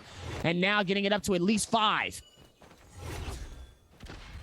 Unfortunately, take a look here. Fun plus Phoenix at the top of the order. Still all 3 members of their team with 10 eliminations under the belt. GD with 10 eliminations, down to a single member. And unfortunately, Wolves also down to a single member. This is exactly where we saw Wolves last game. Able to make it to final circle, but only 1 member left alive. Not able to put any extra points on the board. Hopefully they can make those 8 eliminations count for as much as possible moving forward, though. Fun Phoenix's VVV coming in, trying to lock everybody down with a huge Viper roll. He's able to get 1 little quick stun off, but it's not going to be enough, as now we're going to see Ventus and WX98 trying to return the favor onto the likes of Fun Plus Phoenix's VVV, and VVV is going to be eliminated by the likes of Ventus's Zhu here. And now Fun Plus Phoenix's TXJ trying to turn things around onto Ventus, but OUG's SS comes in and is gonna lock it up here, gonna lock down Leo from Fun Plus Phoenix. Leo with literally 1 HP, anything will kill him.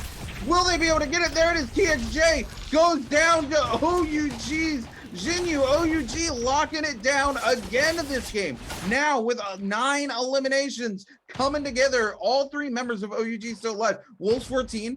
Look at this, very tippity top. The last remaining member of Wolves. Wolves just holding it down for dear life, as we see the likes of OUG in the bottom, OC holding that middle space, GG, Baoda, GD, all with 1 member each, just holding it together here.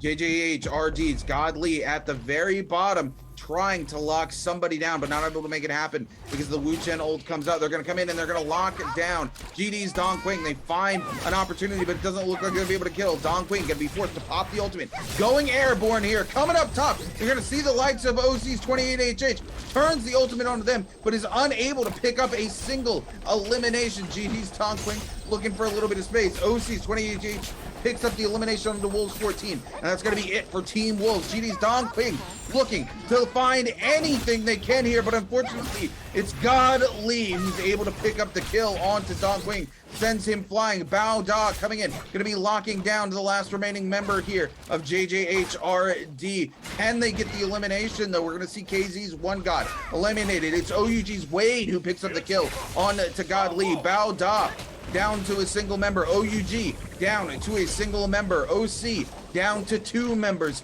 5 players left alive in the final circle here. Wade just trying to hold on for dear life for OUG, who strung together so many eliminations coming into the final circle, wants to make them all count for as much as possible. GG's Mizuki down in the very bottom, just locking down that space with the F3. Now gonna utilize the ultimate, picks up the kill onto 101 TN, picks up the kill onto Len Jing. OC's 28HH gonna ult up here, picks up the kill onto OUG's Wade. GG's Mizuki really just making it happen into the final circle. It comes up OC's 28HH. I'm not sure who the MVP is, but I think it's gonna be OUG. Might be OUG here, and it looks like it is. OUG able to clutch and get the 2nd dub of today. Absolutely putting in that work, though. I know they have to be feeling good coming into this. That timing, though, towards the end, though, really playing it off as best as possible, because if we look back at the top of the leaderboard here, GD and OUG, right before that final circle really started to close, they was actually tied for 10 eliminations apiece, 14 points. Obviously, with that double, they're going to be at least close to it within those 20s. JJ and Godly coming in with that first force of the Yodahime to kind of start that final circle, because obviously we was playing on a vertical map. We was playing on a vertical section, should I say. OC really trying to keep the game alive for as long as possible. Really did a fantastic job of holding on, at least towards the very end. Even with the 2nd place, 2nd place is still really good for this, knowing that we still have 1 more game, and it's on a map that not everybody's necessarily used to. But I will say that somebody got absolutely sent when it came to that last place split space. And man, that was absolutely dirty coming in though. Even with that amount of catch that they was able to find within that space was a lot. Even with the 101, really trying to keep the game alive for Team Bauda. Bauda was trying to hold on as long as possible. OUG was really just the deciding factor, knowing that they had more than one player. Actually, no, they had that single player, which was Wade. Wade staying alive for as long as possible, really trying not to feed off of a lot of the damage that was happening and just try to stay out of harm's way as much as possible until the very last minute when he could just drop down and just absolutely hammer down the rest of the teams. Yeah, look, Wade played that very, very well. OUG already had the lead. He just needed to make it count for as much as possible. He comes in with a massive Yodo Hime ultimate, tries to lock it down, but unfortunately OC's 28HH still had that Yueshon ultimate, and it's really hard to overcome that in those final seconds. You're already using your ultimate. There's not a lot you can do about it. OC, though, they need more points on the board, quite honestly. Like, they took the first place finish. They didn't get enough eliminations this game to really leave them in a comfortable position, considering at the beginning of the day they came in at the very bottom of the barrel. They were in 16th place. They need to move up and not be in the bottom, because they do not get to come in for the next day of trios if they want to be able to participate in the bi-weekly finals. They've got to make sure they put points up on the board in this last game. As we take a look at the scoreboard from our game 5 here, OUG with 12 eliminations and going to come in second place with 3 ranking points, is going to wrap it up with a game score of 21. OC in the top 3 for the second game in a row with 8 eliminations, coming in to first place finish, is going to lock them down with 17.8 game score. GG with 9 eliminations is going to bring themselves in at a 17.4. GD, Fun Plus Phoenix, and Wolves rounding out the next 3 places in 4th, 5th, and 6th respectively. Very, very good games coming out here. YZG, unfortunately, you know, they had 11 eliminations early. It looked like it was going to be YZG's game, and then all of a sudden 2 of their players get caught out and eliminated, and they just couldn't take it deep enough. Unfortunately, they're going to go out in 7th place with 11 eliminations for a total of a 12.6 game score, Dobby. That's a lot coming into this though, especially with that. Fun Plus Phoenix coming in with a 13.7 and a 12.7 coming in from Wolves. I'm keeping a close eye on Fun Plus Phoenix and Wolves currently. Obviously, because they had like some really insane explosive games earlier. So I'm really paying attention to these two here. I feel like we're going to see an explosive game coming in this final game. And I feel like that's something that we might need to pay attention to within this final game. I think we're going to see Wolves and Fun Plus Phoenix the top 2 for next game. I'm calling it right now. I think we all want to see it, right? They've been very close. They've been head to head, and look how close their points are again. Fun Plus Phoenix, I think, is up in 2nd, 3rd place overall. But, you know, Wolves still very close behind them. As we take a look here, OUG's Wade going to be our MVP this game on Wu Chen. 16,000 damage, 4 eliminations, 6 assists. The Wu Chen coming in strong here. 8,000 damage coming from Bo. Huge. This is where we see OUG excel all the time. Especially Wade. Wade's always on that bow, always looking for an opportunity to pick up some eliminations, and he does just that all the time. We saw him pick up a very quick elimination on to Wolves in the end there, and in the hectic chaos that we see in these final circles, to be able to just pull out a bow, realize somebody's low, and be like, doink, that's mine, look, it's very hard in those situations. So sometimes you just gotta send that arrow, and Wade is one of those people who's always able to hit their target. And obviously, clearly hit their target. Yes, indeed, he does. As even with that, is going to be able to put down that patch. And MVP coming in from Wade. Wade coming through with those 2 ultimates, dual blade staff, stamina strike. 2 health soul jades, 1 melee resist, and 1 attack soul jade with a bow damage of 8,200. 4 eliminations coming in. I mean, Wade was able to make it happen though. He was able to do what he can though for his team, and OUG clearly comes out on top as this reciprocator for that dub here with 21 points and 12 eliminations. Now 18 kill points. It's helpful, but OUG hasn't necessarily been insanely popping off. Yes, they've got these dubs, but I don't think it's going to be enough for them to even get within the top 3. No, OUG's already top 2 right now. What are you talking about? They were top 2 really? coming into this game. Yeah, OUG has been very, very consistently in the top 3 every single game today. That is insane. Okay, well, as we talk about this one, we still have one last game to go. And before we do that, we gotta talk to somebody over at OUG. Jaeger, take it away. Hi everyone, this is Jaeger and welcome to Post-Game Interview. Today we are very glad to invite SS to our interview room and let him say hello to our audience. 欢迎苏苏，然后先和大家打招呼吧。大家好，我是 OUG 的 SS。好的，再次欢迎你。So first of all, congratulations that you guys get the higher score in the Trios game 5. And I saw that you guys used the like Yudu, Wuchen, and Viper today. And we know for the Wuchen, it's very hard to survive in the final circle. So I would like to know, do you have any skill you can share with us by using the Wuchen in the final circle? 那首先要恭喜你们在刚才这把比赛获得最高分啊。那今天我们也看到你们用的是一个非常经典的妖红尘的阵容。其实我们一般来说就认为吴晨他在决赛圈，其实像3号位他在决赛圈是比较难存活的嘛。那今天我们也看到韦德的吴晨其实存活了很长时间，那么有没有什么技巧可以跟我们分享？吴晨怎么样可以在决赛圈当中存活的时间更长呢？就自空，然后有树的话就玩树，就钩子多带一点。大概带几个？20多个吧。好的。So actually nowadays in the final circle, we would like to use the Wuchen and like flying in the sky with grappling hook and like flying on the tree or in the sky. And for the grappling hook, I would like to say maybe more than 20 is enough for the final circle.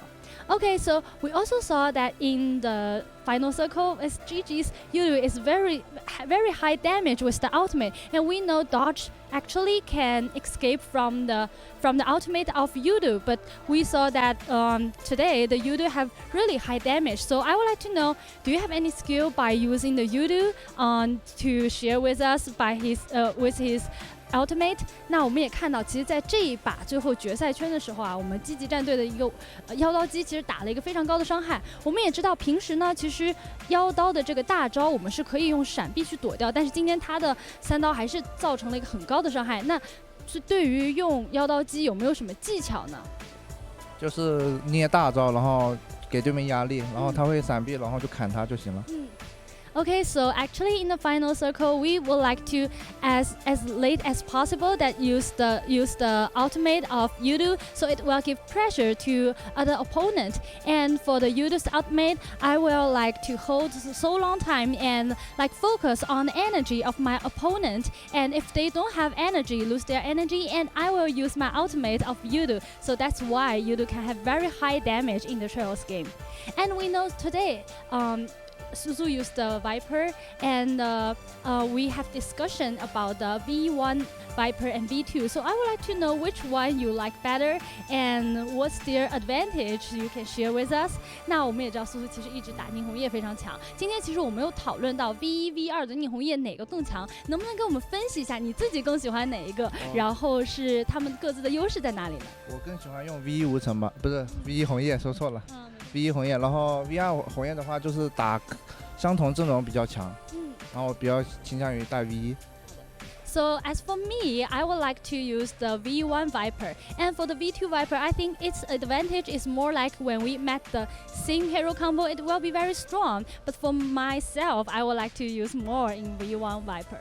OK, 好的，谢谢苏苏接受我们今天的采访。OK, and we know for the later game, the last game today is use the Holoros. So I would like to know what's your expansion in the Holoros. 那我们也知道今天还有最后一把比赛，又是我们的火罗国啊。那现在打下来自己什么感觉？有没有什么样的期待或者比较喜欢的机关在火罗国里面呢？比较期待那个神鹰堡的空战，好，打得很爽。好的 ，So actually I'm very expect the fighting in the Plume's castle because it's like we can fly in the sky and we have very high in the sky and we can have good performance. So I'm very expect this in the Holoros. OK, 谢谢苏苏接受我们今天的采访。Thank you for today's interview, and we will take a break and be right back later.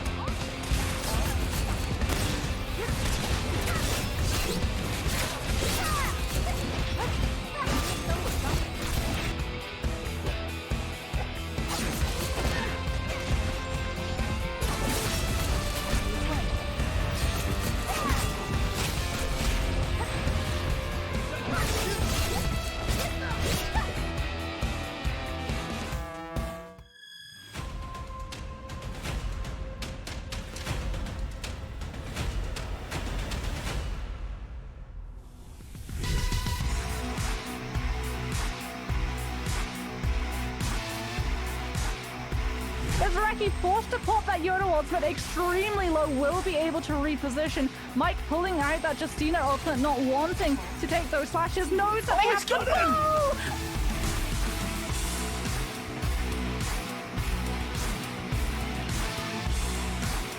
Oh no! Oh Can you no! imagine if The Terry had rolling pin of grappled death. into the The 4-year-old? rolling pin of death! He's done him! Yes! Let's go, Delhi! Is what you're making with it.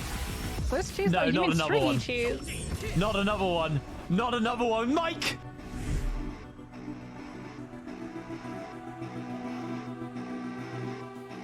At the statues once again. Where it started is where it ends. Dongqing just rushing for everyone, blitzing some health bars down, able to pick it up as well. Gets himself up to the top of the high ground. Comes in with that flamer, going to be cooking everybody, but he's interrupted somewhat. Switches out to the dual swords once again.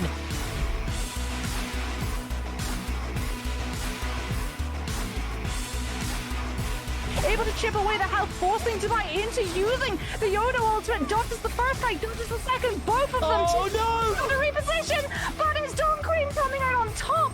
Is able to collapse onto the head of Mike, and it is now going to be Dubai able with that legendary armor. Oh no, the flamer Jump has back done up it! and the flamer comes through.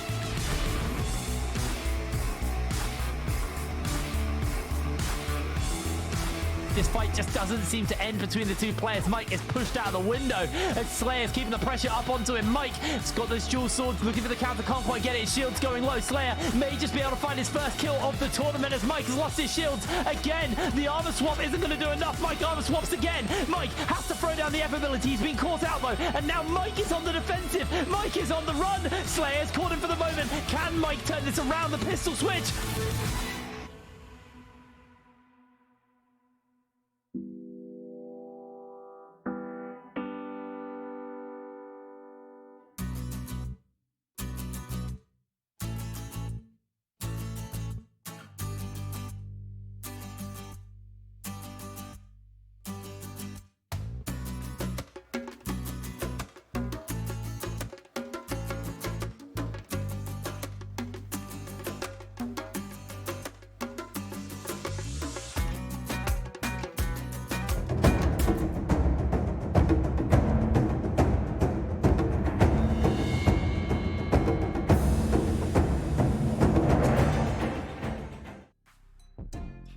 Ladies and gentlemen, welcome back to the show. Welcome back to the games, and welcome back to our final game for Naraka Blade Point for our trios. Today, I am your host, WR, and I'm accompanied by my main man himself, RuneKeeper TV. As we're gonna lock in here, we've already gone through the maximum amount of stuff for our map that we're used to. Now we go back to Halaroth, the new map that everybody's been talking about, that is available now for you to play right now on Naraka Blade Point. You can be the next winner, but only your fate is going to decide that factor.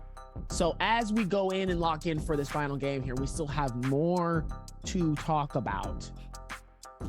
I'm excited. I'm very, very excited. Because now, like I said, you know I'm excited when it comes to new stuff, new territories, new terrains, new maps, and everything else in between. But now, back to the strategy again. You said it before. You said that it's a risk to have the monk ults in this new map. But when we finally got there, the monk had an advantage.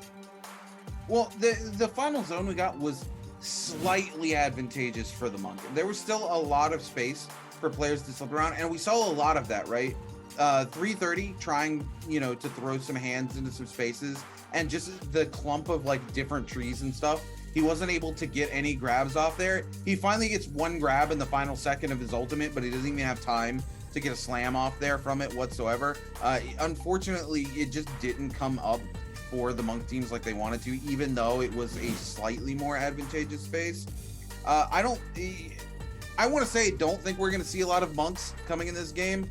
And honestly, I don't think we are, but it might have less to do with Halaroth and more the fact that a lot of these teams have crutched out the double Transformers comp today. Like, we know the likes of Fun Plus Phoenix can't possibly run the monk comp, right? They ran it to death in their first 3 games, and now I think Viper's off the table for them as well. So I think we're gonna see Fun Plus Phoenix shift gears to something like Tumult, Matari, Justina coming into this final game. The question is, how well are they able to pilot that particular comp, right?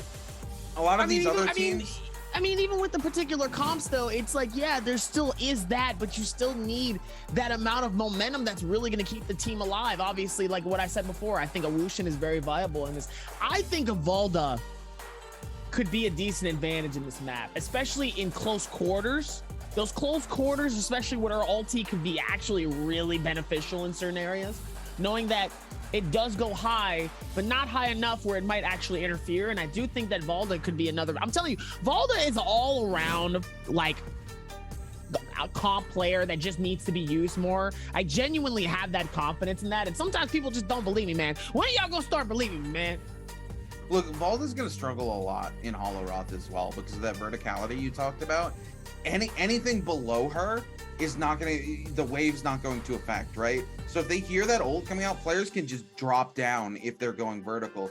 And likewise, that ult, you know, it goes up, but it doesn't go up very high, and any sort of terrain blocks it. There's so much terrain in Hollow Roth.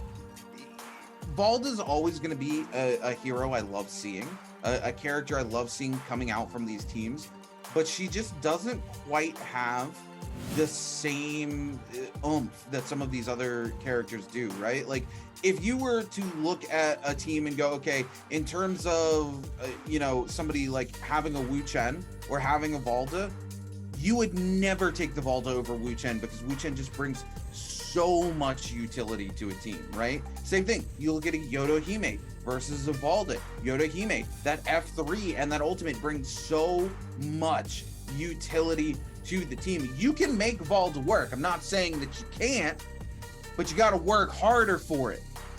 And you know what that old saying is, sometimes it's better to work smarter than it is to work harder.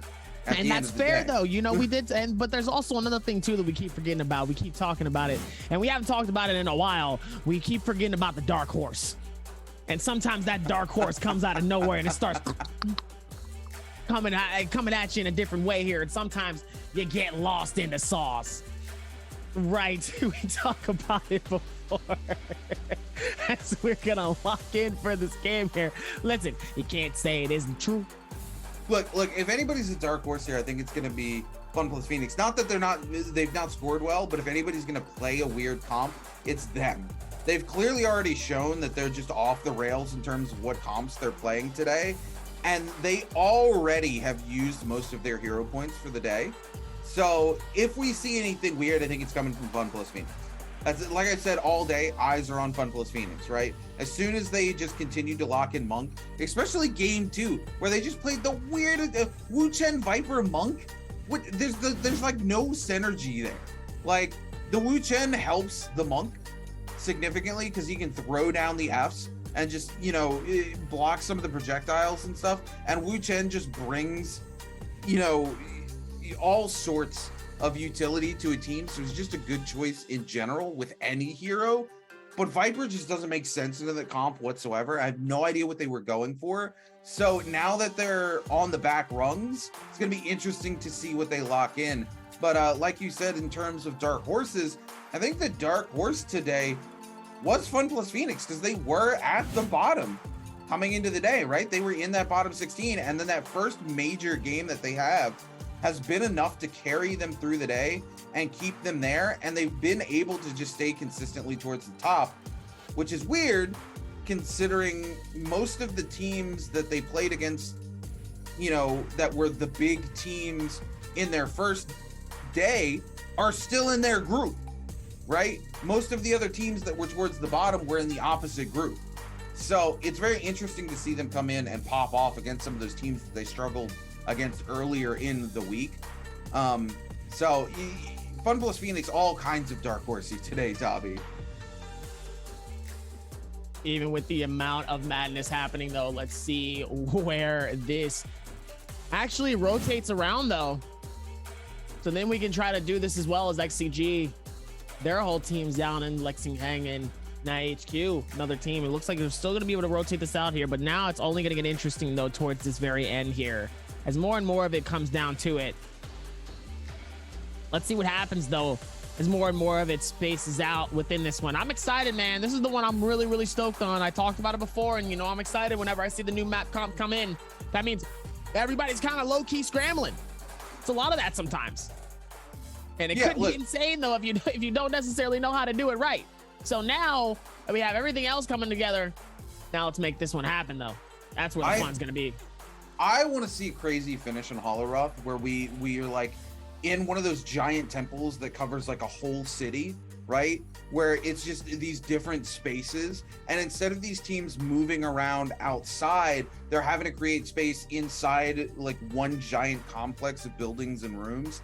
That's where I think things would be very, very interesting for a final zone, right? Because things get crazy when we see these players get in those cramped quarters, especially if we see some of these teams bring the Transformers comp in and get locked down in a space they can't ult. I want to see what they do under the panic of a situation like that, Dabi. I mean, even with that one, though, you still got to be able to patch this in and also just kind of be smart towards these rotations, right? I mean, even with how people are landing, you got to immediately start going for all of the weapons, though. I honestly, I don't think this is, I think this is the one where people are going to land and they're going to start going for the rotations. They just kind of go, let's play this as slow as possible. I think so far they've been playing this as slow as possible and really trying to be smart here. I think they've been playing it off as best they can, and they're just going to kind of go, hey, let's just take our time here and not go for insane amounts of W keys, knowing that really at any given time, you could get caught in a really bad situation. We saw it in game 3. There were so many times that so many teams was pushing in, especially towards middle section. Meanwhile, there was a whole nother team that was going through trying to collect that puzzle. Remember that puzzle? And like, there was not a soul over there. It was just them, and they ain't had to worry about nothing. Meanwhile, there was 4 teams fighting out for their lives in another section. So it depends on where you land and where you go. As we take a look here at the teams getting ready to lock in for our 6th and final game of the day. That's right, ladies and gentlemen. We are, of course, going to Holoroth. We've only been talking about it for the last 5 minutes here. You know Dobby's excited to be going into the new map here. I'm excited to see the team comps. I'm excited to see if somebody solves that puzzle. We haven't seen that red armor in competitive play yet. And honestly, for Transformers comp, that's kind of huge, right? Because red armor means that you're getting even more stats on a Transformer. I want to see just how much HP a monk gets with red armor transforming coming into competitive play. I just want to see if they steamroll the lobby, right? They're like, look, I don't care if it's a good zone or not for me. I'm just gonna walk up and grab you anyway because I got so much HP to spare. But we're gonna take a look now as we lock in here. Of course, all eyes on Fun Plus Phoenix. I gotta see what they're bringing to the table. Maybe they just go play something, you know, consistent here. Takeda, Z-Ping that we've seen before. Maybe they bring something crazy. Maybe it's some of these other teams that bring something crazy. Here we go. Yeah, they're just gonna go to the Takeda comp here with the Man, they got me all excited. Like, they had other options they could bring in. Like, we could have seen some Balda. Maybe we could have seen some Tarka. But and you know, they played something crazy today. They got my hopes up, Dabu. Take a look. Wolves also gonna be playing Takeda comp as well. They really did. Wolves gonna be playing at Takeda comp as well. XCG gonna be playing at Takeda into one of their comps as well. So is YZG. Besides that, pretty much the standard what we're used to seeing here. Nothing too crazy off the wall. These other teams, besides Fun Plus Phoenix, really did balance their hero selections well enough that coming into this final circle, they've got options. OUG, little interesting here. They must have had enough hero points because this is going to be their 4th time locking in Viper, but they must be shaving it very, very close, though. Even with that comp, though, still going to be able to patch this in. Let's see maybe where certain spaces go, as it looks like it's going to be a widespread here, but looks like they're going to be able to lock this in for our final hero pick of today, though. It looks like Takeda's going to see a fair share of players, though. It's going to be fun, though. Wushen, it looks like he still is going to be a main comp source so far for this, and I don't see a single monk with... Oh, actually, I do see a single monk, and that is Pixel. Vento and Vixes. Looks like they're going to be holding on for this Monko. Let's see if they can... Let's see if they get lucky. Yeah, this is going to be the 2nd game they've played this really weird comp. with Justina coming in. No second transformer, no support really for the team. I mean, Temmie playing support, but no healing support for the Monk, which is very, very interesting here as we go back to the top of the order here with Team OUG. Sliding in, we're taking a look now at Ventus, who's playing that exact comp we're talking about here. Unfortunately, Pixel, nothing. No armor, no weapons, just trying to lock it down with their fists. And doesn't look like they're going to be able to make anything happen here. TJ coming back in, trying to lock it down. But OUG playing a very, very aggressive comp here. Is going to be able to lock the rest of Ventus down. TJ trying to hold on. Almost picks up Wade there, but it's not going to be enough. And OUG is going to wipe Ventus out here as they pick up their first squad wipe of the day with 3 eliminations. Sorry, not first squad wipe of the day, first squad wipe of the game. Picking up 3 eliminations, moving over now to the likes of Team GD. Moving across here. This is the kind of zone I would love to see a final circle in. This would be absolutely nutty with how much verticality is here and how many rooms are here. This would be an absolute pop-off final circle, Dobby. Final circle is going to be absolutely insane here, and that's the one thing I'm going to be really excited for coming into this, as there's still so much happening here. Meanwhile, the comp comes in with 17JL and JDG all up in this small wall corner inside of this little alley. What's going on over here, ladies and gentlemen? As it looks like Lion TT will be able to push in on this one as well here. It looks like they're going to be able to catch one on the outside there. MPT's Jen is going to get caught in a bad situation, is going to end up getting thirsted and finished by JDG. Not giving him the opportunity, though. Good eyesight on Lion, seeing that their team is trying to get this comp going and is finding the split and is going to be able to catch this one on the inside here, trying as best as he can to get away as the Yoda Hime ult comes in. Beautiful time, is going to be able to come out on the outside here. He's able to catch Koopy inside of another split, though, and it looks like he might be able to try to get on top of this roof here just to try to see if he can get away here. Ends up getting grappled, but now they found a new player, and that's ZU. Trying to see if they can get something out of the inside here. There's so much madness happening, though, with the spear. The res is coming in, trying to get some amazing amounts of damage. CU is going to be caught up top here with an insane getting caught by the dust. Ends up throwing him up in the air. JDG is going to be able to get the free feed and the elimination, though, as it looks like another one's going to try to see if they can come through. And MPG, Sorrow, trying to see if maybe he can keep the team alive. Going for some form of heal. Maybe trying to see if they can carry it as much as possible here, just to keep one of the players alive here. But sadly, looks like it's not even going to happen, possibly, though. But it looks like Bauda is going to be able to join in on this madness as the second Yoda Hime comes in at the most insane time, catching one outside the wall. Even with everything else, he's going to be able to push in and see if maybe he can get the direction the way that he wants to. He's able to get decent amounts of damage, but ends up getting caught from the outside skirts of that insane one. As the dual blades come in, it looks like Lion's going to get caught inside of a carry. He's going to decide to back out. OUG comes through with a Viper roll. He's going to try to see if maybe he can catch somebody. He's unsuccessful in that one, but is able to find one as the insane parry comes in. Godly ends up getting sent, but he ends up coming with a great reset. And he ends up going with that Arctic Frost. Arctic comes through and immediately oh my goodness, there's so much going on here. This is insane. OUG's Wade and Xinyu trying to see if they can do something as well. The Bane's Breath comes in. And now, ladies and gentlemen, it's time for the retreat as everybody's going to try to see if they can dip out as best as possible. It looks like Zaunin ends up getting an elimination as well from Rain here. And it looks like OUG will be able to pick up their squad and end up getting that elimination as well towards this one. Now they're still caught on the outside here. One of them, Bauda, 101, ends up getting caught and still gets eliminated as well here. Still being able to patch this up and play this for the as best of their ability, though. Does a good job of it. And it looks like now, finally, there could be some downtime, but I could be wrong here. Zaxio ends up getting caught as the Reza comes through. Beautiful. Oh, and Scoopy ends up getting caught by an insane parry and gets shut down in seconds by a massive heavy sword. Unbelievable coming into this. Dushi is able to get elimination with, is he able to get another? He's able to get another as well. Dushi is able to catch another. Even with Zaxiao trying to see if he can get caught on the outside. There's so much going on. I take everything back that I said about how this is not going to be a W key game. Everybody is going for each other's throats, and it's still happening as OUG is still trying to get some form of eliminations here.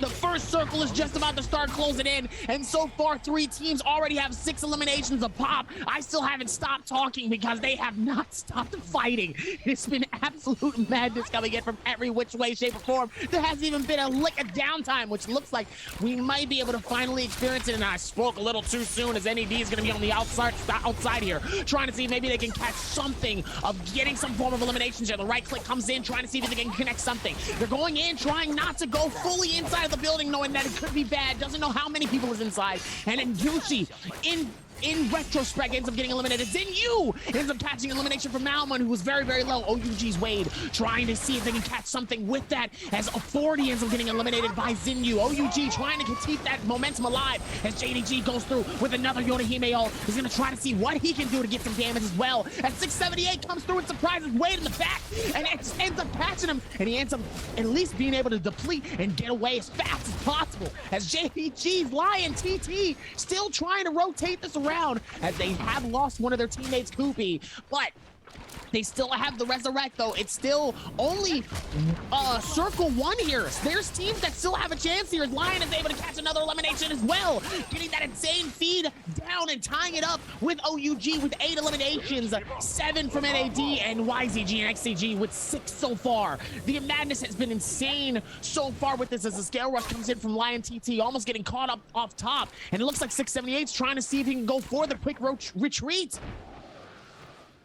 I'm gonna take over here, let Dobby catch his breath here as we see a crazy bloodbath break out here. Man, what a start to our 6th and final game of the day. But I gotta give it here to JDG's Lion TT. This man literally just running around, armor swapping left, right, and center, and immediately turns back into these fights over and over again. And here it is, JDG gonna be moving into first place with 9 eliminations under their belt already. A huge start to game number 6 for JDG. 17 JL so far, the only team completely eliminated from the game here, as we finally turn our attention to somebody else. YZG looking like they're going to go head to head with team NAD here. NAD off the back of their resurrection now, forced to engage with the likes of YZG. NAD trying it to lock things down. Malmon coming in here with a Viper, looking to lock down QGG, one of the biggest threats from YZG. YZG is going to lose QGG right off the bat here, and that's going to be huge for Team NAD, who are able to secure some much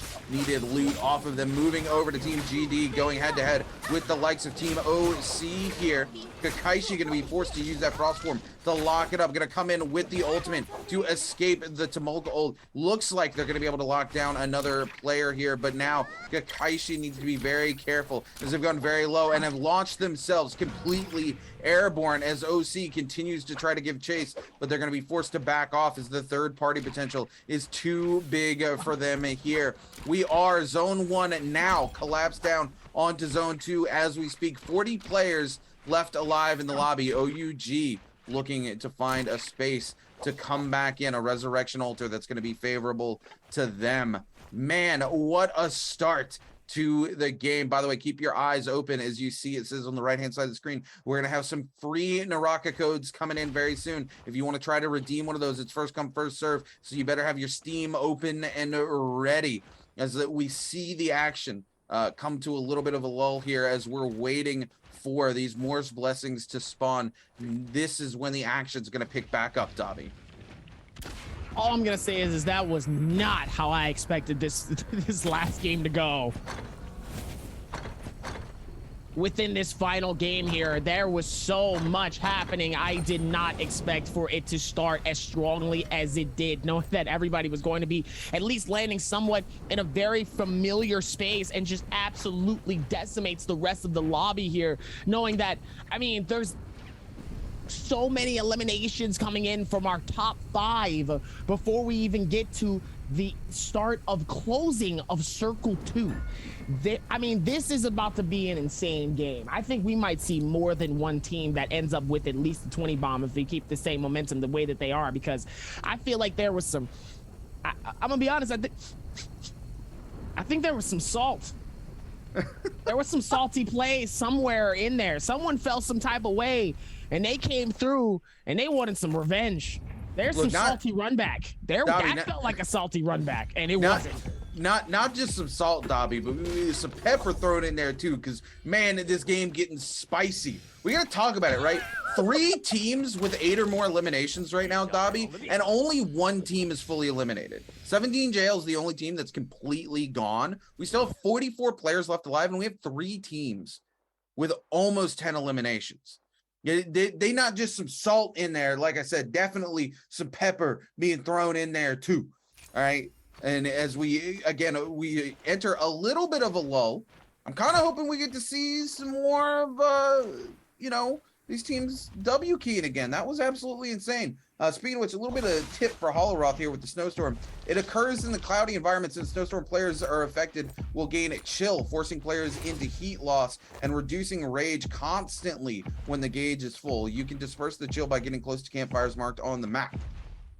Very important to know your weather conditions in Holoroth. You don't want to get caught out in a situation that you're not prepared for. As we take a look here at Bao now, finding a little bit of a a little bit of a bush here to get themselves some much needed resets, but it looks like they're just kind of chilling. Think everybody had that aggression. Now we see the buffs come up, and a lot of these teams are like, yo, I don't want to take a fight into that Draco Storm or the Removing Bird's Might. I'm just gonna I'm gonna chill out here, as I ain't about that smoke anymore. They had enough smoke in the beginning, I think, Dobby. Absolutely had that smoke in the beginning, and the smoke is still there. I still feel it. I still feel like there is smoke somewhere in the stratosphere of this game, because there's still a lot of teams that are still alive here, and I feel like even after that, I feel like there's more salt. You know what I'm saying? Like, man, it's I don't even know how to feel. There was so much going on here. That was one of the craziest starts to a game I've ever seen, especially on a map like this. But this also goes to show the potential of how insane this map can be. That was an insane showcase. Look, I still got to give it to Lion TT. You want to talk about a showcase? They were putting on a master class in weaving in and out of fights, right? Every time we look back to them, they were pumping damage out, and if they took some damage, they like weaved into a building, weaved into another room, broke line of sight, found another set of armor, and immediately turned back around. Didn't take no time to get a pot off, nothing. They were just like, take the armor, reset, back into the fight. They did not care. Lion TT popping off here in game number 6. Speaking popping off, it looks like a fight's popping off right now between Team GG and YZG. As GG trying to break line of sight here, trying to create some distance, but it looks like YZG more than happy to lock them down in the zone and continue the fight. A huge longsword slash coming out. YZG picks up the kill onto LXM. GG going to be forced to use that Wu Chen ult to get out, get LXM back into the fight, but they need to be careful as they're going to be pushing right back into YZG to get into that zone, and LXM is very low as they continue to take zone tick. And there are those free Steam codes for you guys. Good luck to everybody trying to lock down a free copy of Naraka Blade Point from the zones. We got another player back alive, Dobby. We're now at 45 players alive. Literally every team back to full marks here, Dobby. Back to full marks, even with the amount of space coming in. It's going to be more and more of it coming in as KZ, Rain, and the rest of their team. Looks like they're going to go for their nice little trades here, trying to see if they can get something that's going to be helpful here. And make sure to check those codes. Those codes are very helpful, especially if you want to play the game absolutely in every which way, shape, or form. Yeah, KZ here on the move. We take a look at the map. We're going to see one. Am I missing the other one? Okay, there's the other one. It looks like we're going to get a Draco Storm, as well as, if I'm not mistaken, is that yeah, that's going to be Mystic Might. Couldn't quite tell, too many players sitting on top there, but, you know, these more blessings come out. This is when these teams come out to fight. GD finds GG's 330 and eliminates them here in the edge of the zone. GG down to a single player now. Miskia holding on for dear life. LXM able to come back in, but LXM could be eliminated here. Miskia now just fighting for their life, trying to pick up an elimination on to GD's K here. GG currently sitting in first place overall for the bi-weekly here, but that is going to be it. They're going to be eliminated from the lobby, and OUG not far behind them, and they have 8 eliminations this game. OUG looking to pop off. Wolves has moved themselves up into 3rd place off the back of some very, very strong games. Fun plus Phoenix in 4th, Bauda in 5th. Man, Bauda started the day in 1st place. It's been a struggle bus for them, and Wolves able to climb back up from that 5th place to 3rd place. You know they're happy about their current situation in life. 4 eliminations this game, looking to go to that late game, and Wolves just picked up that Mystic Might for themselves as well. We're now down to 37 players left alive. 3 players with Resurrection looking to come in as Zone 3 gets ready to collapse onto Zone 4 in the next minute and 22 seconds. OC trades some shots with Team GD after GD just finished off the likes of Team GG. Looks like there's still going to be more of it happening, though, but let's see what happens, though, towards the space. Looks like GG is going to be up top, though. OC down at the bottom. JDG on the right here. It looks like JDG and OC could be seeing each other here for the potential fight very, very soon here. 40 players still alive within this contention, though, and it looks like there's still so much happening, though. Oh, wait, actually, no. Never mind, I'm looking at the wrong number. Still going to be spread out, though, towards the next space here. Let's see what happens. It looks like it's only going to get crazier, though. You'd love to see it.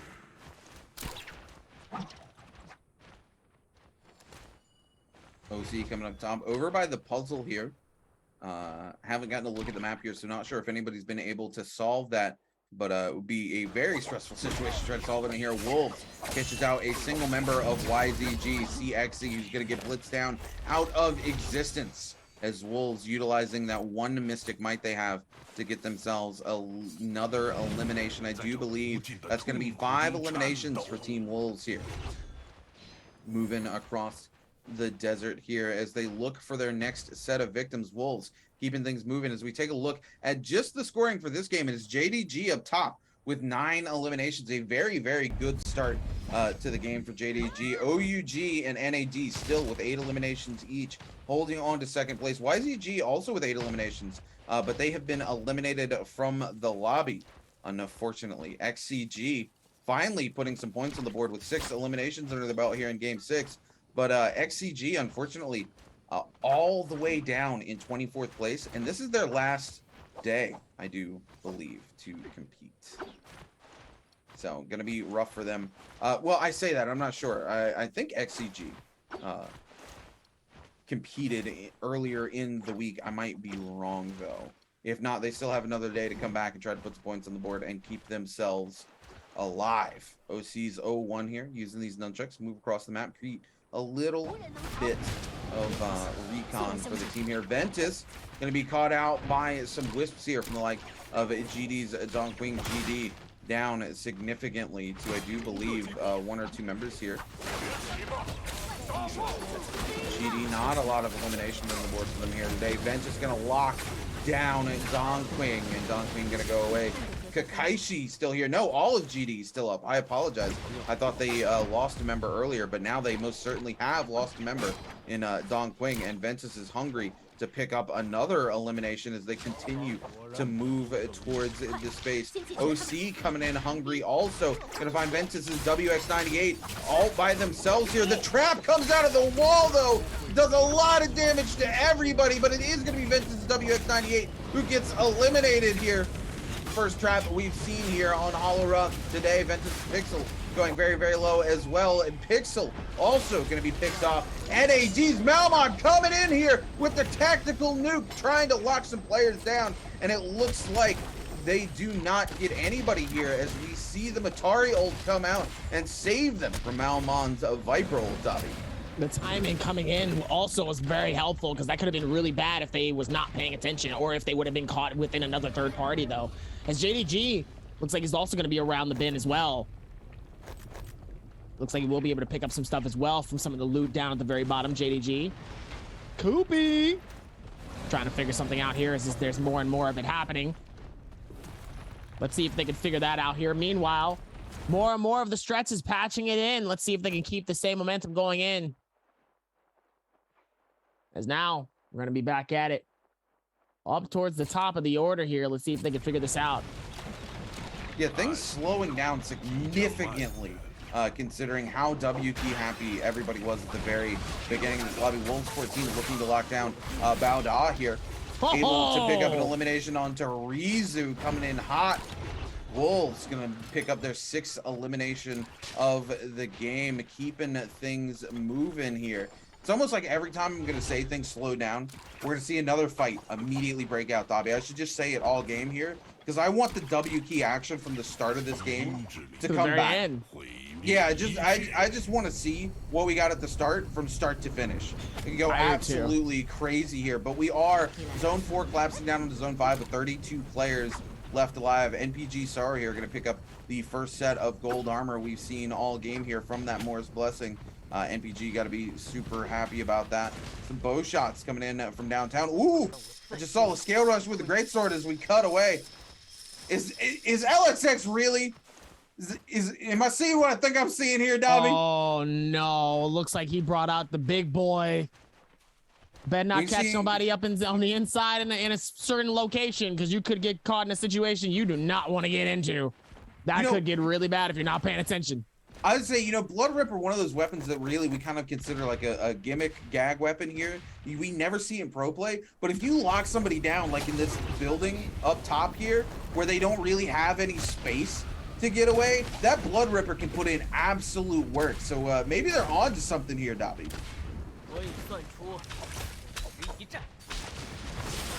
Melmon coming in here, they're gonna find it. JJH is RD's godly. Oh my goodness, do you hear how, they get it off, Dobby! They're gonna pump out a ton of damage here. Godly gets locked into what feels like an infinite stone form. Goes to the tier 3 charge, lets it rip, and pumps out a ton of damage. Godly still alive somehow after being put in the corner, but unfortunately they are gonna be eliminated. They don't pick up any eliminations off that, but I did not expect that stone form to come out unparried onto all 3 members of that team. Wow.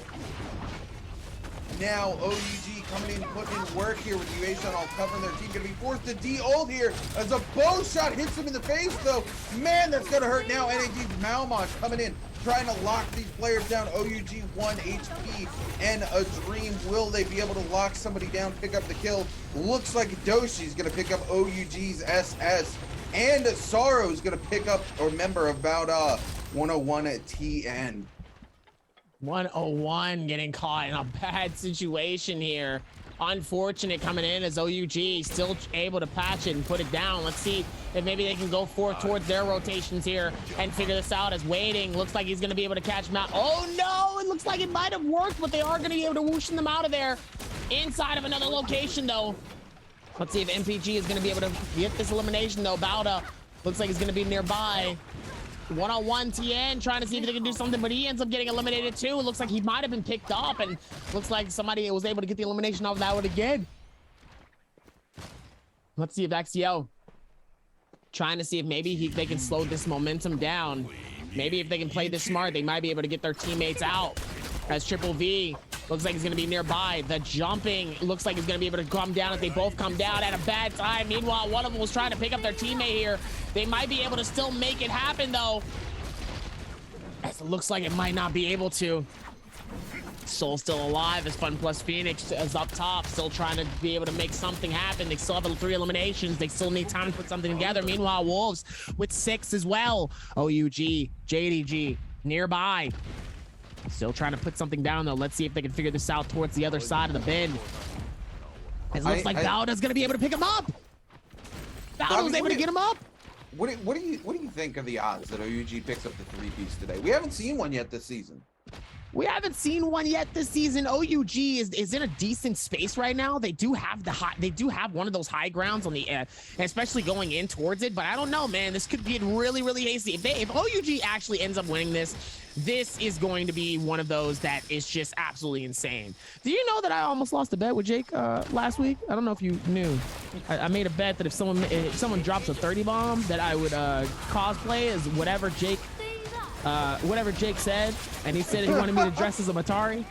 And luckily we didn't get it, but I would have definitely had to eat that word. I would definitely have had to eat those words. And it, you know, looks like I won't have to currently, as it looks like about a Zayo ends up getting eliminated here off of this one, and it looks like KZ is going to be able to patch them out and back them up outside of a corner here as that, oh man, he still has that absolute chainsaw coming in though. Could be really good if he knows how to play this right.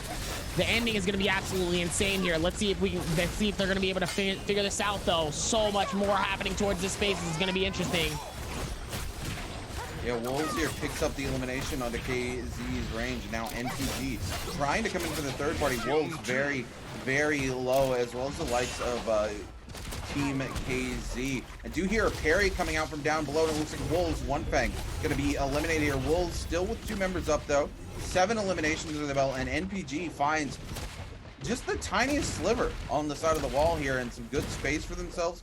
Wolves just sitting up top. Look at this. Playing the Batman. Just more than happy to hold on to that space. They have Bauda at the very tippity top, just trying to lock this down, but no real cover for Team Bauda up here. If somebody decides to come in with those range shots, could be very bad for them.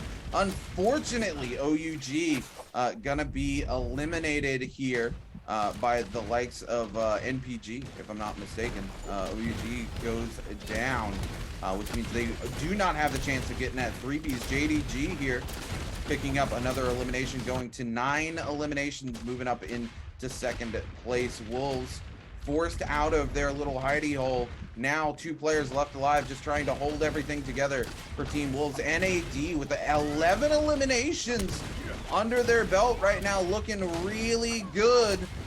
You know, JDG picked up most of their eliminations and their momentum in the early game, so they haven't really locked down a space for themselves yet. Functional Phoenix's LYD being chased down by the likes of NAD's Doshi here.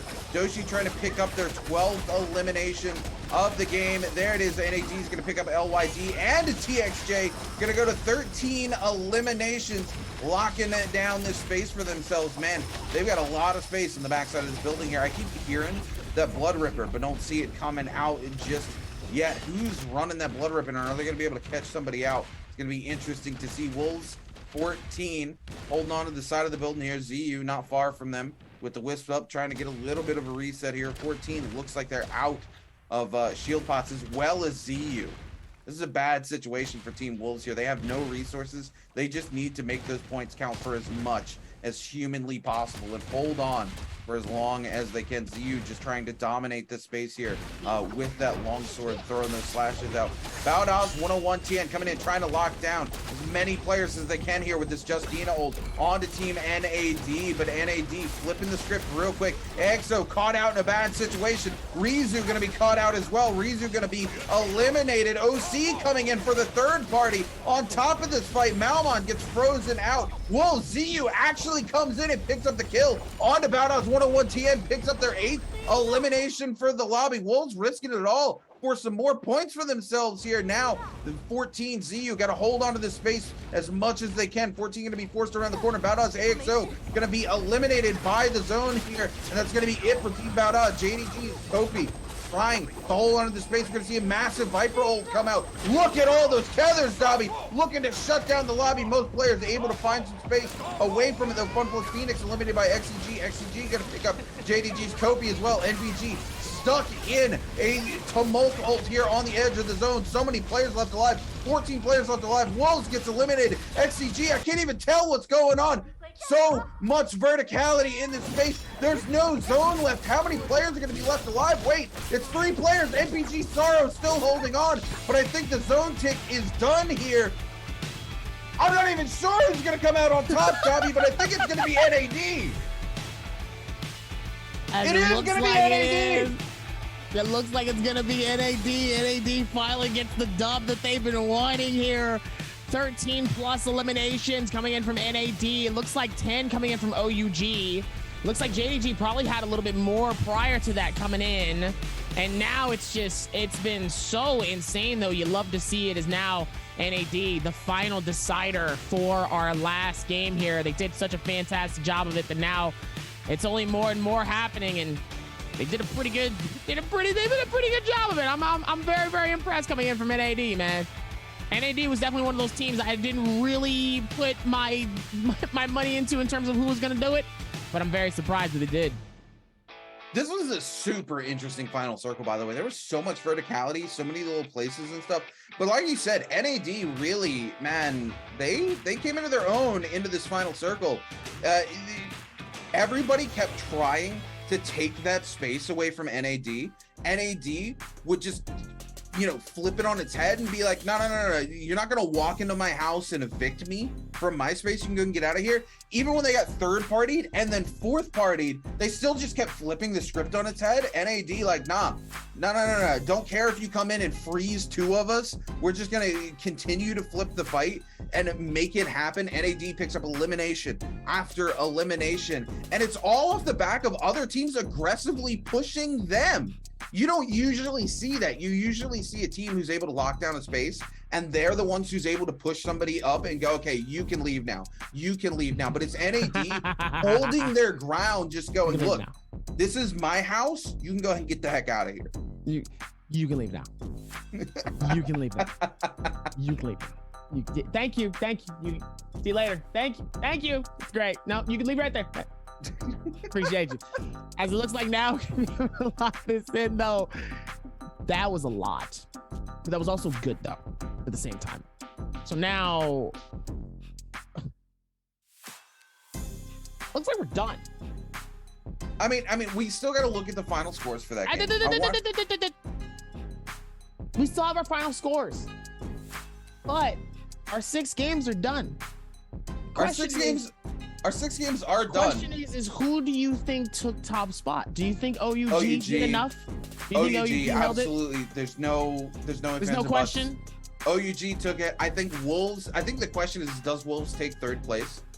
They surpassed Fun Plus Phoenix, which again, we talked about it. Fun Plus Phoenix could not rest on their laurels. They might have had a 40-point game coming into the day, but Fun Plus Phoenix came all the way from the bottom. So if you come from the bottom, you can't just relax. You know what I mean? They took over Wolves. Wolves was down in 5th place, and Wolves, last we checked, had overcome multiple teams. The question is, are they 2nd or are they 3rd place after the end of this game? Because they had a fairly good game. And I got to give it to ZU. ZU, I don't know where they saw this opportunity, because they were up top. They created a little bit of space on the outside of that little building there, where their other player was just guarding them, guarding 14 with the longsword, and all of a sudden they're down bottom and they just pick up a kill onto the team that tried to press into NAD, and then we're back up in their space. I don't know how they saw that opportunity, but they dropped down, picked up an elimination to pick themselves up their 9th elimination of the game, able to give themselves a 13.6 game score here. Wolves continuing to impress into the day. NAD, though, with 17 eliminations, going to be walking away with 30.2 game score. XCG, suddenly out of nowhere, with 15 eliminations, going to be walking away with a 25.5. This is a game XCG desperately needed, because they're all the way, when we looked at the start of this game, they were all the way down in 24th place for their points. They did not have a good showing today at all. So a 2nd place finish here with a 25.5 game score, huge for them. JDG with 10 eliminations, going to be walking away with a 16 game score. I'm really sad, because JDG picked up 9 of those eliminations the very beginning of the lobby, and all they were able to pick up after that was 1 elimination. I don't know what happened to JDG. Lion was on fire, and then all of a sudden somebody came in and he became a little candlelight towards the end of the game. But NAD's Doshi here coming in playing Yodohime. Going to be our overall MVP for game number 6 here. 20,000 damage, 10 eliminations, 4 assists. 5 of those kills before Rebirth, though. Looks like it's going to be more and more of it coming in with a Cavalry Bloom. 2 attack Gray Soul Jades, 2 attack Blue Soul Jades, and 1 Health Soul Jade.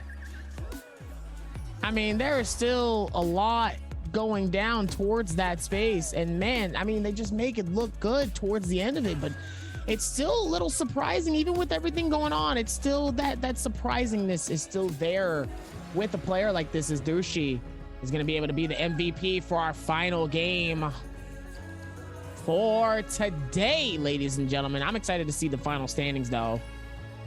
It's gonna get more stuff happening, though, and it's gonna be impressive. It's gonna be impressive, but it's also gonna be a good time, though. As now we come in and it's just like, wow. It's like I'm very happy. I'm very happy. That sixth and final game was everything I would have asked for in a game.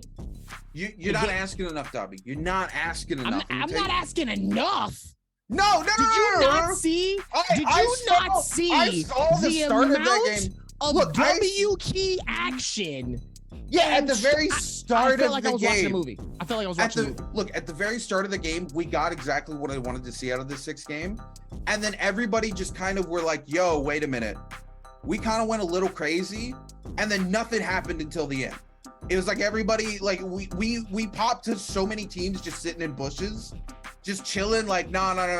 All that W key action happened. I'm good. I'm a relax now till the end. And I hated it. I wanted to see that W key action all the way through to the very end. I'm just happy that we got a lot from the first one. That's all I'm saying. I mean, yeah, but we can still ask for more. Speaking of asking for more, I'm gonna ask Jaeger for one more interview as we throw it over to her before we come back to look at the final scoreboard. One more. Let's get it, Jaeger. Hi everyone, this is Jaeger and welcome to post-game interview. Today we are very glad to invite our Never Lose to our post-game interview and let him say hello to audience. 欢迎，先和大家打个招呼吧。大家好，我是 NAD 的40。好的，再次欢迎你。So first of all, congratulations that you guys get the higher score in the game 6.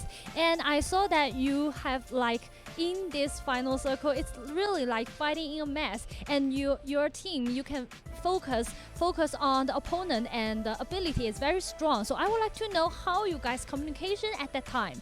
那首先要恭喜你们在刚才这把比赛获得最高分。我们也看到，其实这把比赛你们队特别的强，特别在决赛圈大家是一个混战的情况下，你们收了很多的积分。我想问一下，当时你们的整个就是想法是怎么样？怎么沟通可以在一个决赛圈混乱的情况下做到集火，然后拿了很高的分数呢？因为我们站的位置是人少，比较人少，然后下来的人我们都能一起，大家都能看到，所以说集火效率比较高吧。So actually at the final circle, we choose a position which don't have too much people and our teammate together, and we can focus on the opponent who just come to our position. So that's why we can focus on them and have really high damage and very high killing score in this turn. Okay, so I also saw that you guys choose the hero combo, which is the Yudu and Viper and Wu-Chen. And I would like to know, we know it's very strong in the Holoros, so I would like to know more detail that how you think about this hero combo in the Holoros. 那我们也看到今天其实你们拿了一个非常经典的妖红尘的阵容，然后想问一下，就是我们都知道他在火罗国的地图特别强嘛，能不能具体给我们分析一下他具体强在哪里呢？是我们教练安排的，因为这地图比较大，也比较适合乌尘体系的发挥嘛。因为乌尘它能走，然后红叶跟妖刀姬打进攻也很强。好的。So actually, it's our coach let us do this because we think the hero combo with the Wu-Chen is very fit to the Holoros because the Holoros map is very big and we can use the Wu-Chen's ultimate and we can escape and also we can do some damage with the Viper and Yudu. Okay, so I would like to know how you can comment on the Holoros with this map and which part you think is the funniest in this map. 那最后我想让你评价一下火罗国这张地图啊，你自己觉得火罗国它有趣的地方在哪里呢？很多地方会有那种捕兽夹，它那个机关会踩到会让人沉默放不出技能，我觉得这个蛮有意思的。So actually, I think its function is very funny and have a lot of equipment, such as our trap in the Holoros. And if you just stand on the trap, so you can't use the skill and also the grappling hook and your ultimate. So I think it's very funny. 好的，再次感谢40接受我们今天的采访 ，and we will give the picture back to the caster.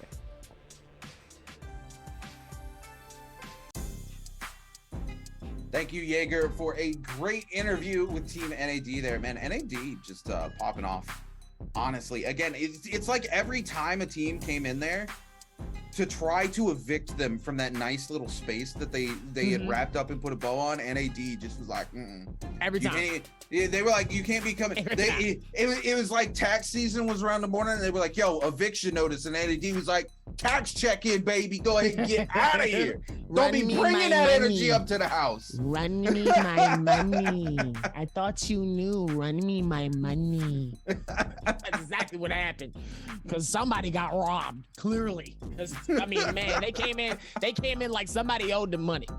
Somebody owed somebody money and somebody gonna pay it. And I was like, oh, y'all really coming in. Y'all not trying to hide this fact here, but as we look at it. Rune, tell me what's going on with these standings. I need to know something. Look, all right, we're gonna take a look here. AOW down at the bottom, but they've only gotten to play one day. That said, still a hugely weak showing from AOW, right? At 22.8 points. It's not the AOW we know at all. NAD with their first day here, though, with a 54.1 point day. You know, I want to call that a good day, except we saw the likes of BIWEEKLY have a 101 point day on day one. So, I mean, it's not a bad day. 54.1's not terrible. And we just saw NAD pop off and have a really, really good game. So hopefully they can come back in day 3, make some more noise happen here. JJHRD with a 45.8. Still not a terrible day for them. XCG, only 36.1, but they're not at the very bottom anymore. They still have another day to come in. Taking a look here, Alliance didn't get to play today, so they're still sitting down in 16th place. NPG with a 63.2 point day. GD with a 70.9 point day. It's only GD's first day. YZG, it's their first day as well here in the second bi-weekly split with a 73.6 point day. You know, a 50 point day is not really going to cut it anymore when you start looking at these teams coming in, because it's 6 games now. You know, before a 50 point day was pretty good, right, Dobby? But off the back of now you're having to play 6 games, 50 points, really not a whole lot. You've got to bring that consistency. It's even more important when you're playing 6 games a day instead of 3 games a day, really. But I think we're going to come in. We're going to look at the top. It's going to be OUG up top. And the big question is whether Wolves is in second or third. And Wolves, off the back of that last performance, going to be able to inch it out by 0.4 points over Team GG. 0.4. Hold on to second place. Wolves going to be feeling really good. But look at this. Fun Plus Phoenix in 4th. When we talked about this, Fun Plus Phoenix was down in the top 10. Oh yeah, absolutely. Like, they were down there. This is what happens when you have a 91.5 point day, Dobby. Clearly. Speaking of which, we got to talk about Team BIWEEKLY, man. Look, they had a 106 point day 1. What is this 22.8? I mean, I don't know, man. They had some really tough struggles during some of these games, I'm going to be honest. They really did, but this 22.8 is not going to cut it, man. If a 50-point game's not cutting it for some of these other teams, you can't be a team that scores over 100 points in a single day, comes back the next day and puts 22.8 up on the board. There's some consistency issues there, and you got to get together with your coach. I mean, they're going to the bi-weekly final. There's no doubt about that. They got enough points. There's no way they're going to be pushed all the way down to 17th. So they're going to be happy, but I would not be happy with my performance today. Speaking of our performance today, I'm going to be back again tomorrow. We're going to be locking in for 6 games of solos. Dobby's not going to be here with me, unfortunately, but Got Moxie's going to be joining me for 6 games of solos, just like the format is here. 2 Morse Cup, 1 Hollow Roth, followed by 2 more Morse Cup, and then another Hollow Roth to round out the day. I hope you guys are locked and loaded.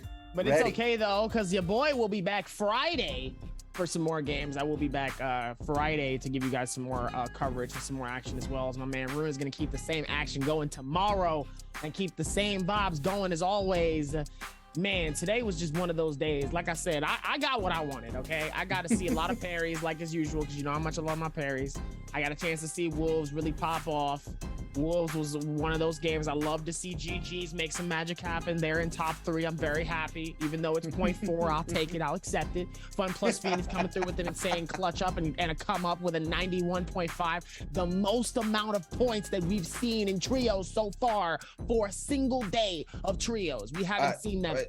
That's BIWEEKLY with 106 points. That's BIWEEKLY with 106. Actually, I take that back. That's the second Second. I was gonna say that's Second. why I'm so disappointed in Bao Da. They hit triple digits day one, and gonna bring a 22-point game into day two. That's 91 points in one day, though. That's pretty dangerous. That's all I'm gonna say. So as we're gonna be able to see that with more often, though. Listen, like I said, I got my present, okay. And then seeing the amount of W key in that final game in Game 6, I think that's gonna be talked about for a while here. I even saw chat that was just like, that's a lot. Chat with jaw drop. You know it's bad when you can look at chat and it's just text, but you can still see their jaw on the floor about what's happening on the screen right now. My jaw was on the floor, but I couldn't have my jaw drop because I had a job to do, and that's casting here for Naraka Blade Point for Naraka Blade Point Pro League. Thank you guys for joining us today. Like I said, I'm your host Javier, accompanied by my man Reem Cooper. See you here tomorrow for more games, solos, same time, same place, same story.